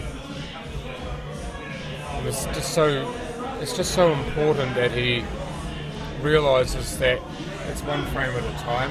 And I know this is me speaking and him playing. He's here and I'm commentating on him. But so often players forget that in order to win 4 or even 8 frames, you need to win 1 first. There's a good Liverpool question from FC Liverpool FX. XRP. Why do I always have sunglasses on my head? I went through about $3,000 worth of sunglasses when I was playing snooker. I used to take them off my head, put them on the table, go home, and realise that I had not my sunglasses I'd left behind. So that's one of the reasons I do. And since I've been doing that, it does feel uncomfortable not to have them on my head anymore.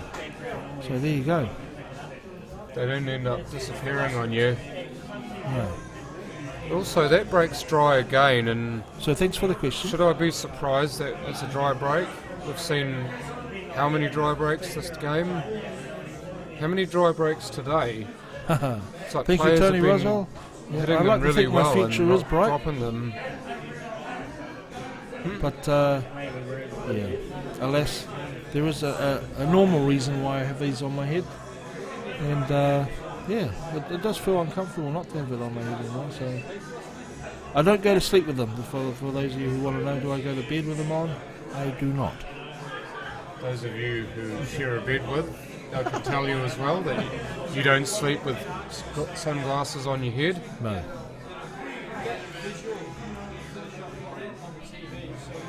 Mr. Grant Loveridge, thank you very much for that.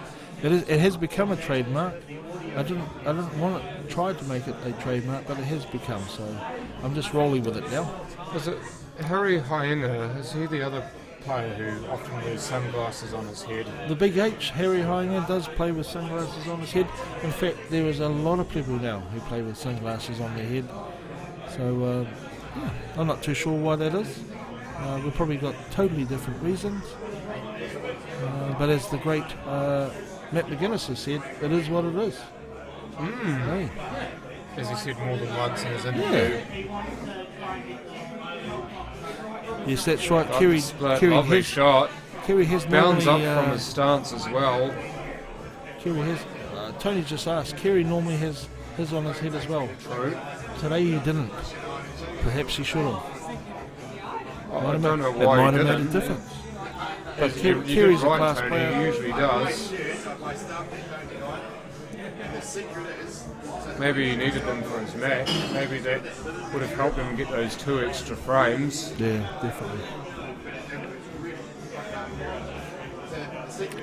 Well, ladies and gentlemen, looking at this table here, I've got a feeling it's going to be 10-5 any moment soon, although that is a wee bit straight. It is quite straight. It can force an angle out of it, but I think Baden's going to have to play this other red down the bottom here. Hitting hard. Don't you think Baden's going to have to play the other red into the corner? But no. I think he believes he's got an angle there. Yeah, he tried to cheat the pocket, but the pocket's cheated him. And he's nowhere near that red. No, exactly. That's how straight that must have been, or he didn't kill it where he wanted to. Is it allowed if you play snooker? Well, snooker's so strict, I wouldn't imagine that allow you to wear glasses on your head. Oh, you mean the sunglasses on the head, Liverpool FC XRP? Well, I used to take them off when I played snooker, to be honest, because it didn't feel right. But I now wear them, and you know, at the end of the day, if someone asks me to take them off, I will. It's not a biggie. It's not like my secret power or anything. No. No. It's just like how some players used to wear hats when they were playing, and some people complained, and now they can't wear hats anymore. Obviously not part of dress code or what have you, but yeah, I'm against the hat thing. It's just the hat thing. You know? It's like you generally don't when you're playing anyway, unless you're playing pub pool or you're just playing for fun. But if you're playing in a tournament, I suppose they'd feel hats were disrespectful in a way. Yeah. Maybe sunglasses and snooker, perhaps, for some people. There's a time for hats and there's a time for not for hats. And I don't think at the table you need a hat on. That's a beautiful See shot. that? Steve's Funnel and use that table knowledge to his advantage there quite nicely. Oh yes, Liverpool FC XRP, the visor. There's still a couple of people who use the visor today, and it's good to see. The visor. What exactly is that? It's like a hat without a hat. Oh, the hat without the yeah. You get them on the golf course sometimes. Cap part on top. You know, I wouldn't want to wear one on the golf course because I need to cover my head. But yeah. I think an old fellow named Barney Eriksson.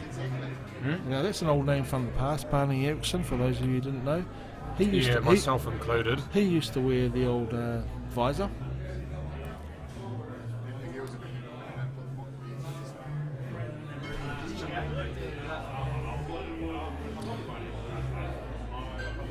Did right there, Terry. I just had it explained to me what it was. Now, just back to this shot. The yellow closest to the white won't pass the red, so it's got a couple of options with the yellow below it. Now, he could play to get on it in the opposite corner pocket maybe, and that's what it looks like he's doing with the side. To go between the balls and get the position. Lovely shot. Now, of course, he perhaps involves the red. I just can't see how he cannot miss that red now that he's got that angle. If he cannons into the red, well, he's taken a little bit of luck into his own hands.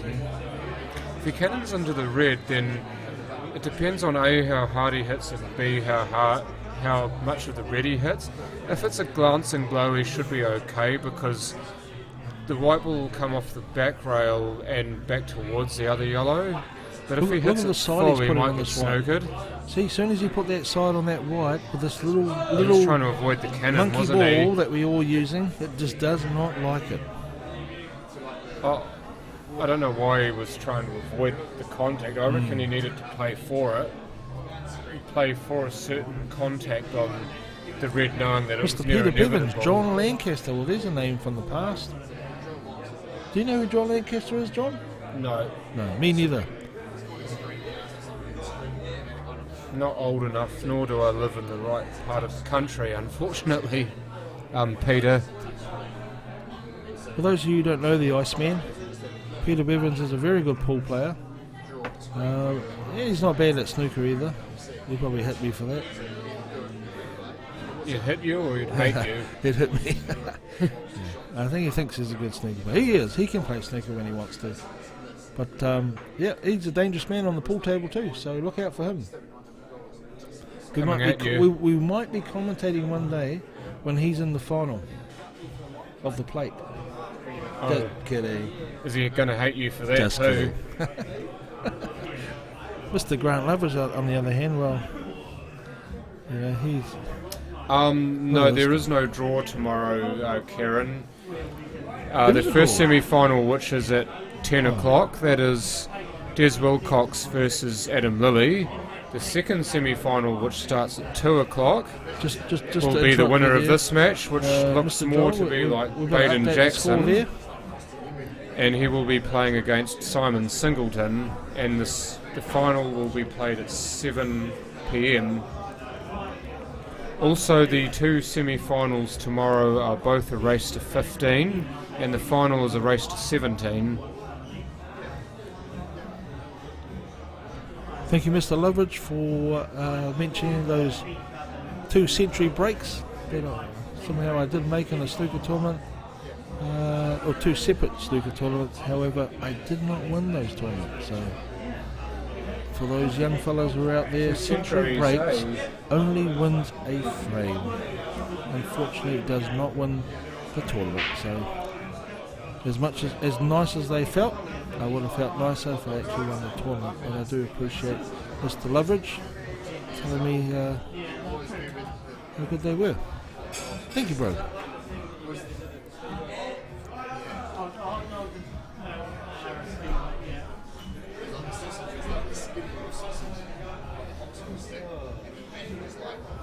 Chance here for Baden to open up the frame immediately here.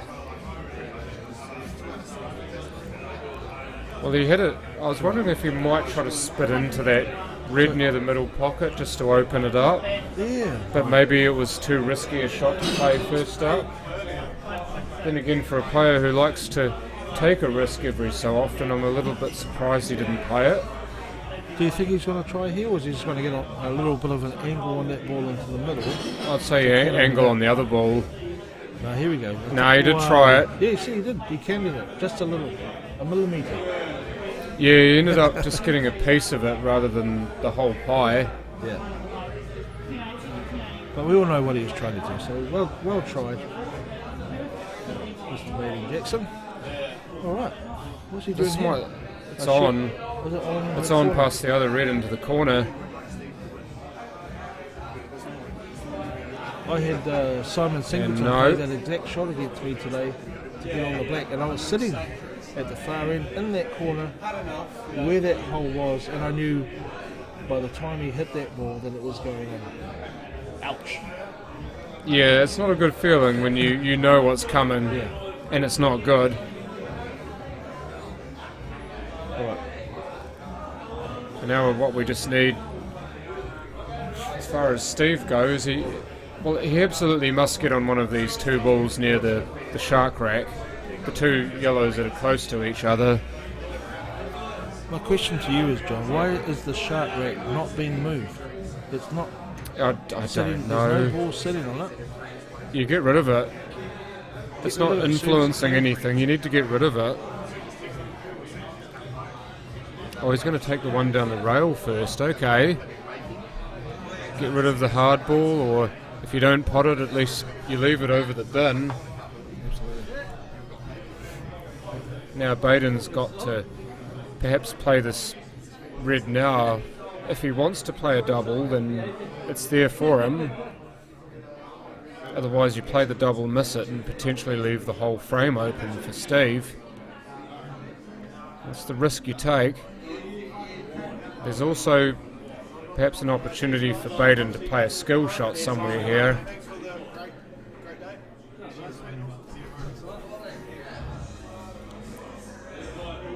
Suspenders.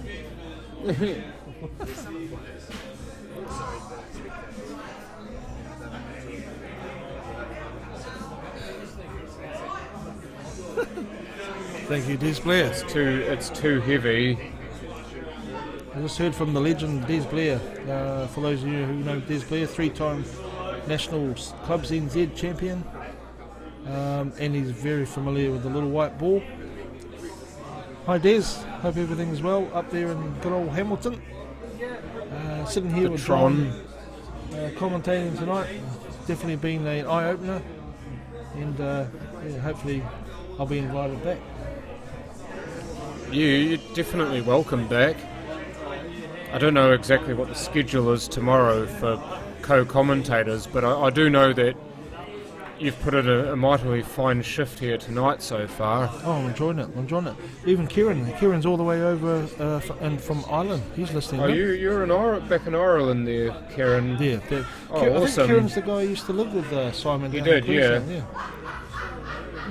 Lovely guy. He is. Party I've met him animal, so Simon says. I don't believe that. Oh, he wouldn't miss. Jeez. Well, he ended up thinning the ball rather than hitting it full, which he needed to yellow. do. Did he actually hit the yellow? He hit the ball, yeah. Trying to play the plant, hit the other yellow, but not enough of it potted. If he'd hit that full ball or anything more, then it was gone, but... Well, here we go, Baden Jackson. He's going to play this.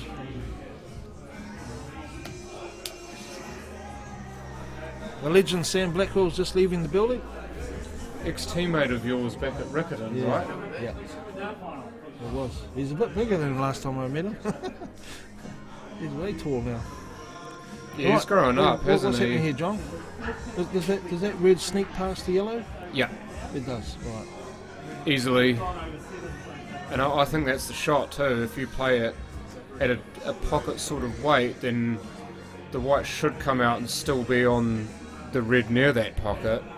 But it looks like he's taking that one first. He must not have liked the one down the rail. Maybe he feels the one down the rail, the white will spring out too much and get snookered behind the yellows and the black. And take all that away by playing this ball. Wired Up Media. Hi Brent, just a question for you. With all the different pool codes, tournament rules, which one do I prefer the most and why? Well, I actually prefer the 9-ball rules because I've had the most success in 9-ball, but where I am living at the moment there are no 9-ball tables. Which So sucks, it's doesn't it? pretty It's like what happened in hard to be Christchurch competitive. just after So the Quakes. if we talk about the small tables and the rules, I prefer the black ball rules. These black ball rules that we're playing today are way better than the Clubs New Zealand rules, and exceptionally better than the two-shot rules where you can just foul for a laugh. These are the rules that we should be playing. I love them. These are the rules of the future for me. Yeah. I Rules do of the agree with future, you that's on what- both of those previous As John said, points. rules of the future. I Oh, agree. what a double. Does he stay on the red? He does indeed. Thought for a moment that might have gone past and been snookered, but it held up just in time. Well, Baden Jackson's got a decision to make here. He's just got to screw it back. Screw it Past back, that- miss the yellow. Yeah, miss the yellow, and play the black into the middle. Just don't underscrew it, because And don't hit the yellow. if you overscrew it, you still got to cut. You know what I'm saying? If you underscrew it, you snook it. So make sure that in these cases here, that you overscrew it, because More is you'll better, right? always have a shot.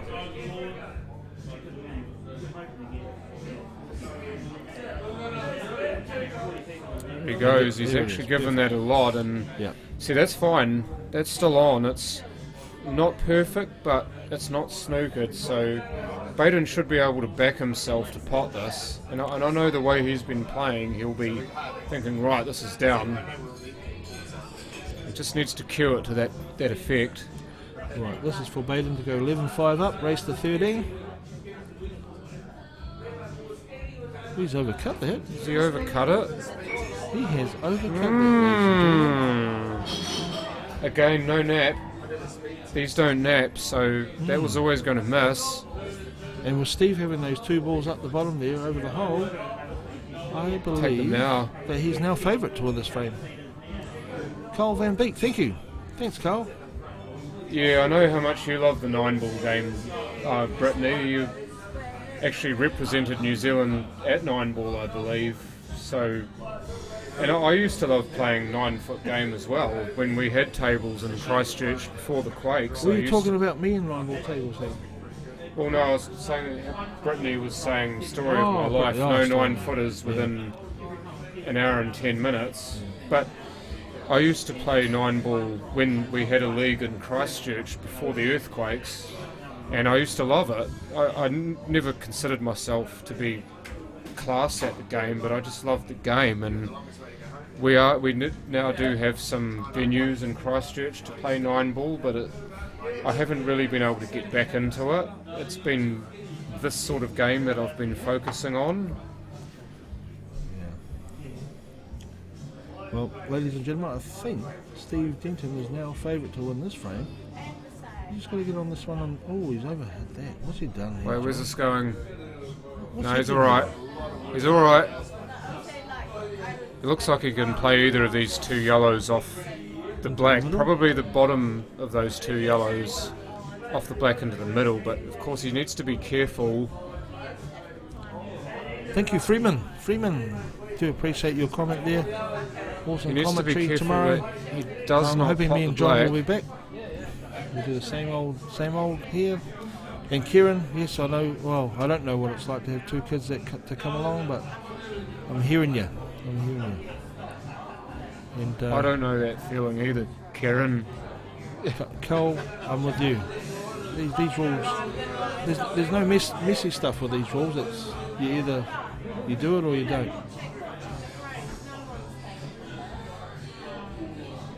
Oh, Steve's played a close nice to shot. going and off that black there, but he's actually played that really nicely. Quite a ballsy shot that because of the double threat, the in-off, or to flip the black in. We've just got a message from the legend Barry Appleton there. Rules of the future, he reckons. Have been I have to played agree. catch up. After playing these rules, I think these rules are the way to go. But you know, I'm just hoping that the powers that be it's about see it getting that way. the majority to agree, and that's what we've had problems with in the past. Oh, Now, he's missed it. That's Dear, a oh little disaster dear. right there. Can Baden see this? Because if he I don't can, think he's it just matters given the if he frame can't see away. it, because it is one of the easiest shots off off the bottom course. Well, yeah, he just has to hit it off the bottom cosh and Just has to hit basically it. it's down. Now, Baden's been around long enough to know where he has to hit this. I wouldn't be... It's a lot easier to play the up and down. I just take top cosh here, Baden. Mr. Theorella, yes, I will be at Levin Classic. Things. Trying for my... trying to win it for 4 times, but... it's been tough lately. Very tough. I played it well. It's gone and made a liar out of all of us. Yeah. Without the right angle, it's hard for us to see if that was cuttable. If Kerry Wirtz was playing that, well, anything's cuttable. Oh, hell yeah. I saw him play a shot today that I just couldn't believe. I didn't think it was on. But oh, the big cut down the rail, was it? No, it was a big cut into the middle, to be honest. Yeah. Oh, yes, I know which shot you're talking obviously about. He wasn't a stooker as much as what we could see. He was able to do a little swerve. So He didn't have to... For those of you who haven't played with a little white before, swerving it is quite hard. Because it reacts more, doesn't it? It swerves more. You're having to bang down on a ball that's softer, well not softer, but doesn't weigh as much. It's going to react more. Maybe for Baden that ball wasn't as snookered as we thought it was. So you could see the left edge of it, yeah, but you can't pot it off the left edge. You don't have to actually get it to slide much to pot it. Well, not to slide as much, but to swerve as much to pot it. You only really need to hit it, half a ball, and it will go. All right, John, we've had a break. Steve Denton broke. It's dry. Yeah, Cal Surprise. Peter Bevins, how did I get on Levin last year? I think you and me both know what happened there.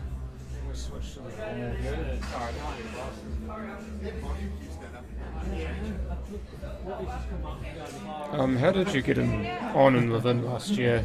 Well, Peter Bevins beat me. Do you believe that? Well, I didn't. I do now. I think last 16, last 16, last 32, one or the other. I'm from Ireland. Oh, Mr. Happy Mana. Appreciate your comment there, Mr. Happy Mana. And hopefully we'll be seeing you playing with us Little White someday in the future. Thank you to all of you who are sending great messages about our commentary. We do aim to please. I'll be back tomorrow doing this again with hopefully Brent Wells will join me for a stint. It'll be my privilege to be here tomorrow to do semi. Got 2 semis and a final to cover tomorrow, as well as the rest of this match. Tomorrow, guys, the semi-finals is race to 15. Oh, so that would have been a shot and a half. Especially for commentators. We'll be here commentating perhaps 31 frames. Or 30 frames. 29 frames. 29 is the maximum. 33. Or 30 if we can't count. It's 29, 29 and 33. So yeah, so if you're going to tune in tomorrow, 91 frames. You're going to tune in tomorrow, make sure you've got your lunch and all packed. And get your beers in, your beers get your or whiskies coffee, in. Or not everyone's a drinker like you and me, John. They might True. have coffee. Well, at the moment I'm not drinking alcohol. It's going to be a long day tomorrow. Best of 15. Race to 15, and the final is race to 17. So it's a possible 33 frames. Mm-hmm. Me and John are going to have to be on our game tomorrow, that's for sure. Especially if it goes hill.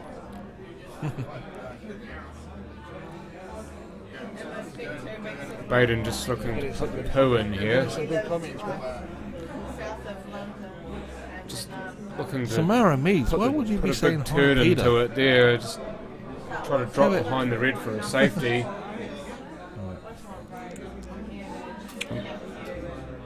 Stephen looking to go off the side rail here, which tells me that could very well be snookered on pretty much everything.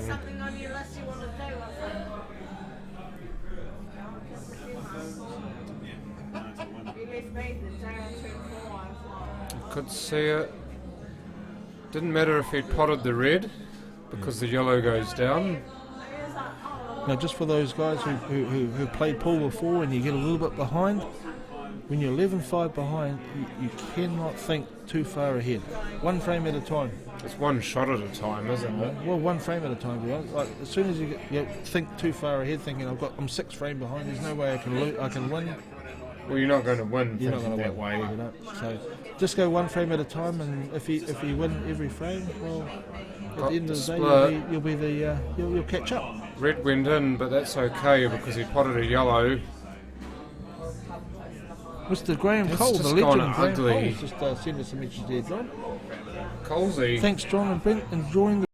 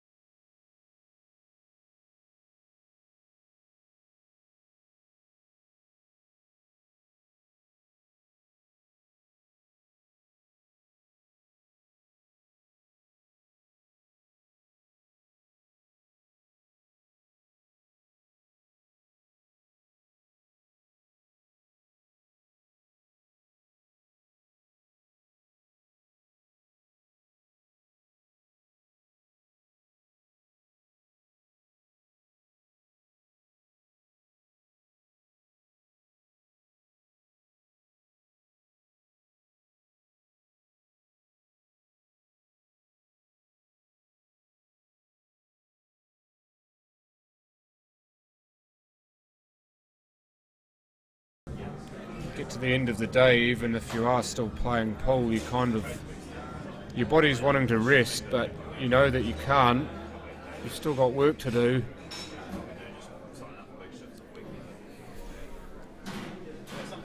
Just take the edge of The funny thing is, the yellow and try to Terry, get some sort of what do you safety, think? and he hasn't got it. The funny thing is, Terry, if me and John were solid, you probably would have been already asleep. Yeah, exactly. Well, you'd have nothing to listen to. You'd just be watching the game. We try to G it up a little bit, Terry. But you know, Brent's excellent. We try and keep it as karaoke. professional as we can. Yeah, John. Oh, true that. It's been a long day today, to be honest. It's been a long day.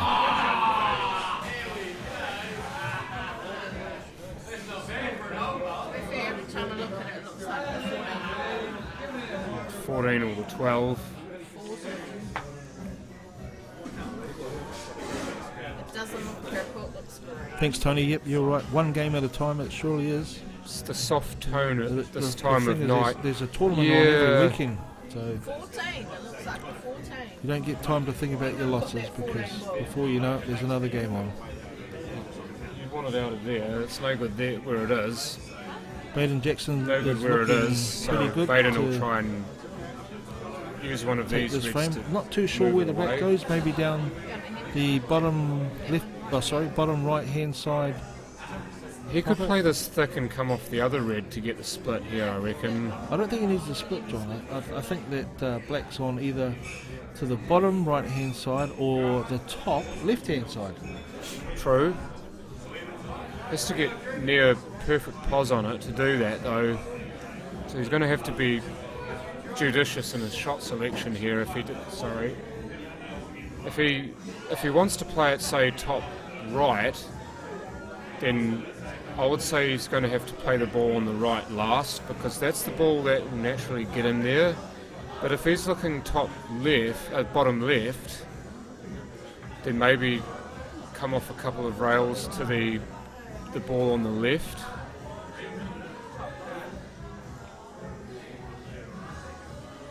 Yeah, he's not going to involve the split here. He doesn't want to overcomplicate it. I think he's playing it for that corner. Yeah, he's playing it for the bottom left. And that's sensible pull, to be honest. You're 11-5 up. Why take risks? 2, perhaps 3 rails. Yep. Run the 3 rails at that end of the table. Just got to watch because the white's so light. He might run perfectly. 3. There we go. There's your positional shot. Yeah. Pretty much bang on that, isn't it? Just as you'd want it. Now he just needs to pot it. And then it will be 1 more to go. He needs to roll the stand up. If he stand all the way up. If he tries and punches this in, he may come off that yellow and going off in the middle. So just roll it in. Yeah.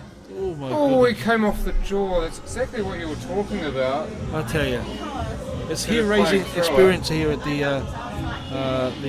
Great Southern Knockout. It is now Baden Jackson on the hill, Steve Denton on 5.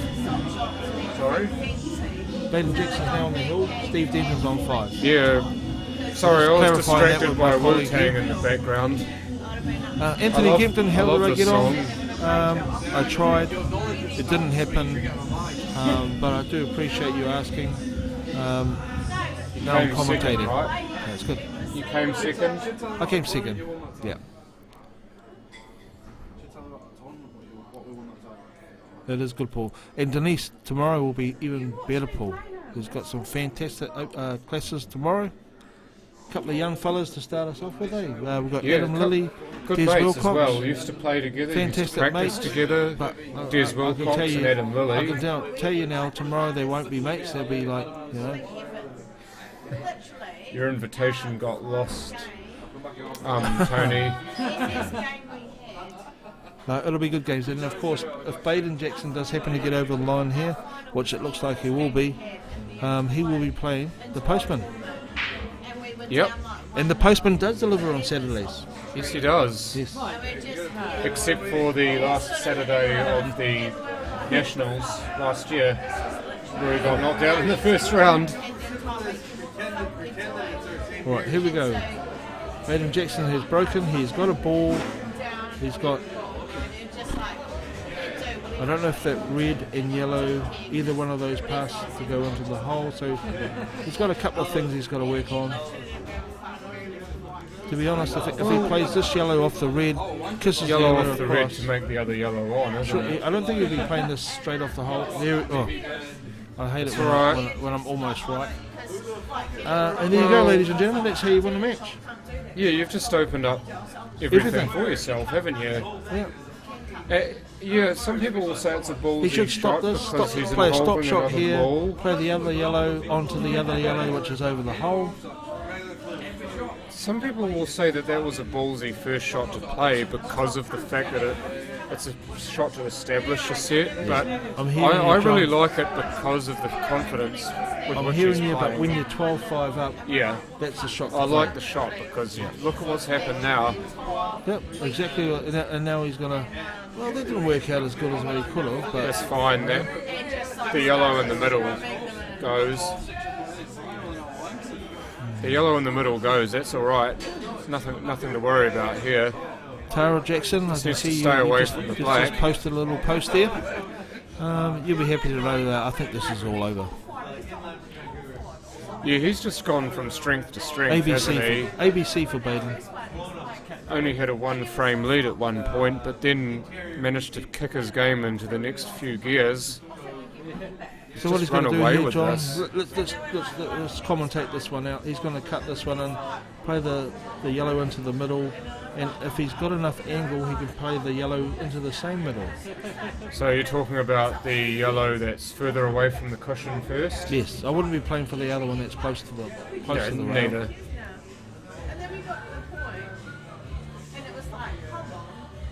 Ooh. Mr. Gazza Hales. Easy to overshoot these, so this is where he needs to be careful that he doesn't overhit it or put too much side on it. Almost needs to hit it as thick as he can, but still potting it. And don't stab it. Stab it, you'll draw it. He's got options, even if he underruns this one. Well, that's... Don't go in the middle, no, that's alright. Wow. That was the other problem that he had, is that there was a chance of the in-off in the middle, but played it well enough to avoid doing that. I just had a rough count, there's still about 30 people here at this place.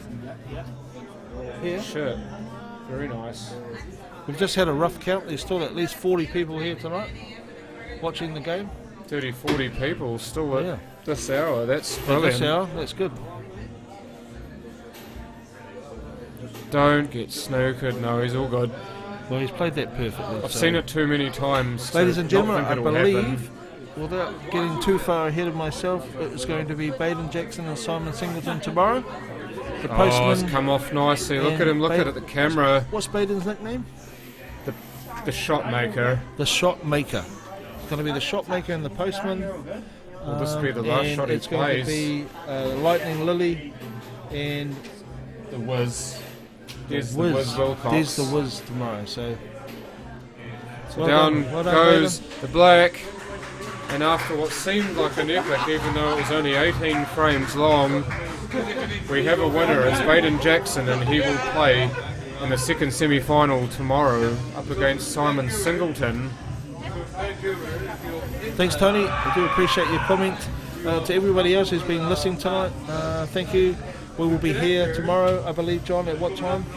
10 o'clock is 10 when o'clock the first sharp match for starts. the first That's semi-final. the first semi-final. The Wiz versus Lightning Lily. And also the stream will start at 9:40, so we will have the usual pre-match. It's pretty late in the evening. Oh, the stream will start at 9:40.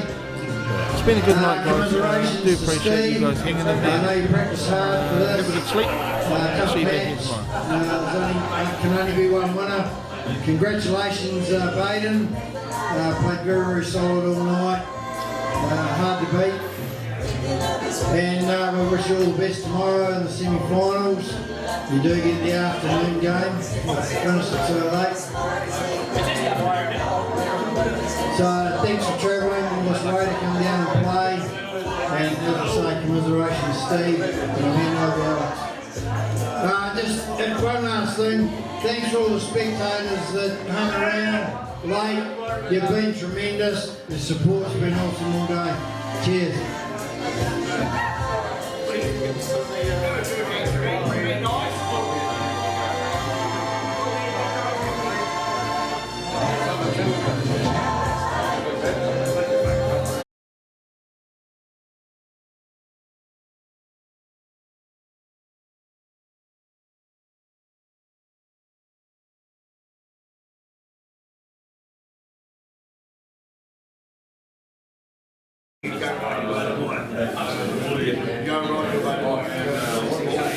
Steve, commiserations. Bit of a scrappy match at times. It looked like you couldn't really get out of second gear on too many occasions. How did the match go from your perspective? Awful. Do you want to add to that? Well, I mean, I stayed within to halfway. I was keen, could have made it 6-all, or just made it 6-all. And after that, they went 7-5 and we didn't get that. Got home to me, who knows, bit of fatigue. No excuses, I don't know, but you don't want to use the old, you don't get a minute to break, but the break was just pretty disappointed with that. I did work on the break a lot, so I'm not sure what happened there. But sort of got locked down. Baden was there, but I think I didn't make no mistakes in the second half. So I don't know.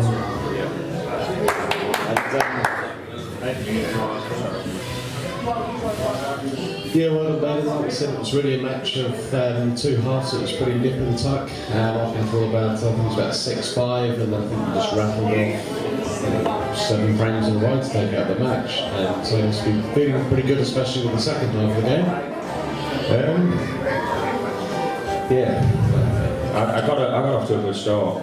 And I always remember the last time I played Steve, he beat me and he got off to a great start, and it's so hard to get back, and you're waiting for your opponent to make mistakes, you're waiting for the balls to come for you, and to be fair there in the last half of the match, Steve, I thought my break was was poor and I was struggling in the break, but I was in front, so I always had a little buffer. But Steve's break there, to be honest, it killed him. I mean, for me to get a break like that, to get over the hill, I mean, yeah, you're taking him every day of the year, really. You shouldn't go on. But yeah, Steve's break, it was just, things didn't work for him in the second half of the match, to be fair, and he probably assisted me over the line, but you never give up. Steve's a great player, great lad, off the table, he's a lovely bloke, and yeah, for a lot of hard work into this, I want to thank everyone for the invite.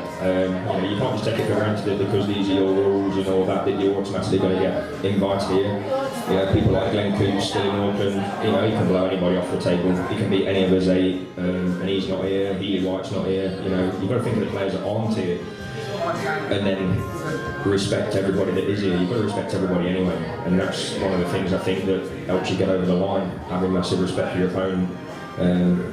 You've got to win it. You're not going to be given it, and you've got to win it. And I'm really pleased here because I did. I feel like, yeah, I was flat out in that last frame. My arm was just tight. I need to get some tablets and a beer at the same time. But yeah, I just want to thank everyone for the invite. I want to thank everyone for staying late. Commiserations to Steve and sorry to his family. But yeah, I'll hopefully do that win justice tomorrow. And I'm going to beat a 9-ball player, hopefully. But I'm going into that match underdog as well. He's the form player at the minute, so I'm going to use that as a mental preparation. I'm going in as the underdog, so just see what happens, and the pressure's on him. But I mean, Simon's my national pairs partner, I mean, whoever wins that match, I'm sure the other one's going to support him in the final. So yeah, can't wait for tomorrow. I'm going to get some sleep now. I want to say, love your wifey. I know you've stayed up late tonight, and you give me rock, and I love you to bits, and that's for you. Love you, baby. Thank you. Thanks, Ben. And for giving yourself a round of applause for both Steve Denton and Ben Jackson, please. And just before we finish, just going to have one final summary from trusty sidekick Michael Hayes. Like a quick roundup and summary of everything that we've seen today, please.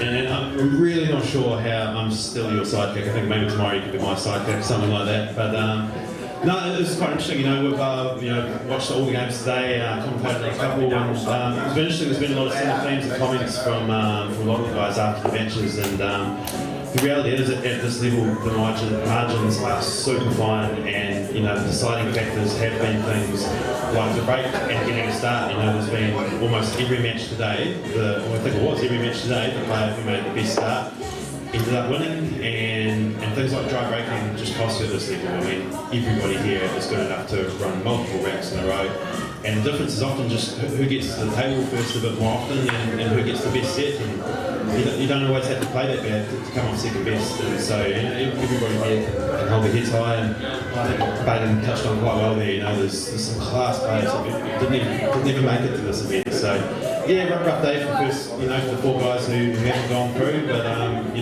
they've all played well. It's all been wonderful. Everyone's had an awesome time. The thing that stood out for me today has been the vibe in the room, and I'm trying to go too much on great stuff today, but it's been the first day doing this thing, and it's been great. A lot of fun, great ball. Everyone's just raving about it, buzzing. Awesome stuff. Brilliant. I think that's pretty much a wrap for day 1. We will be back tomorrow morning for the first of our semi-finals. Adam Williams Wilcox will be kicking off around about 10 o'clock, so we'll be bringing the players out for their initial chats, probably about 5-10 minutes beforehand. So from me, Alex Stones, and from Michael Hayes, we will see you tomorrow morning. Thank you very much.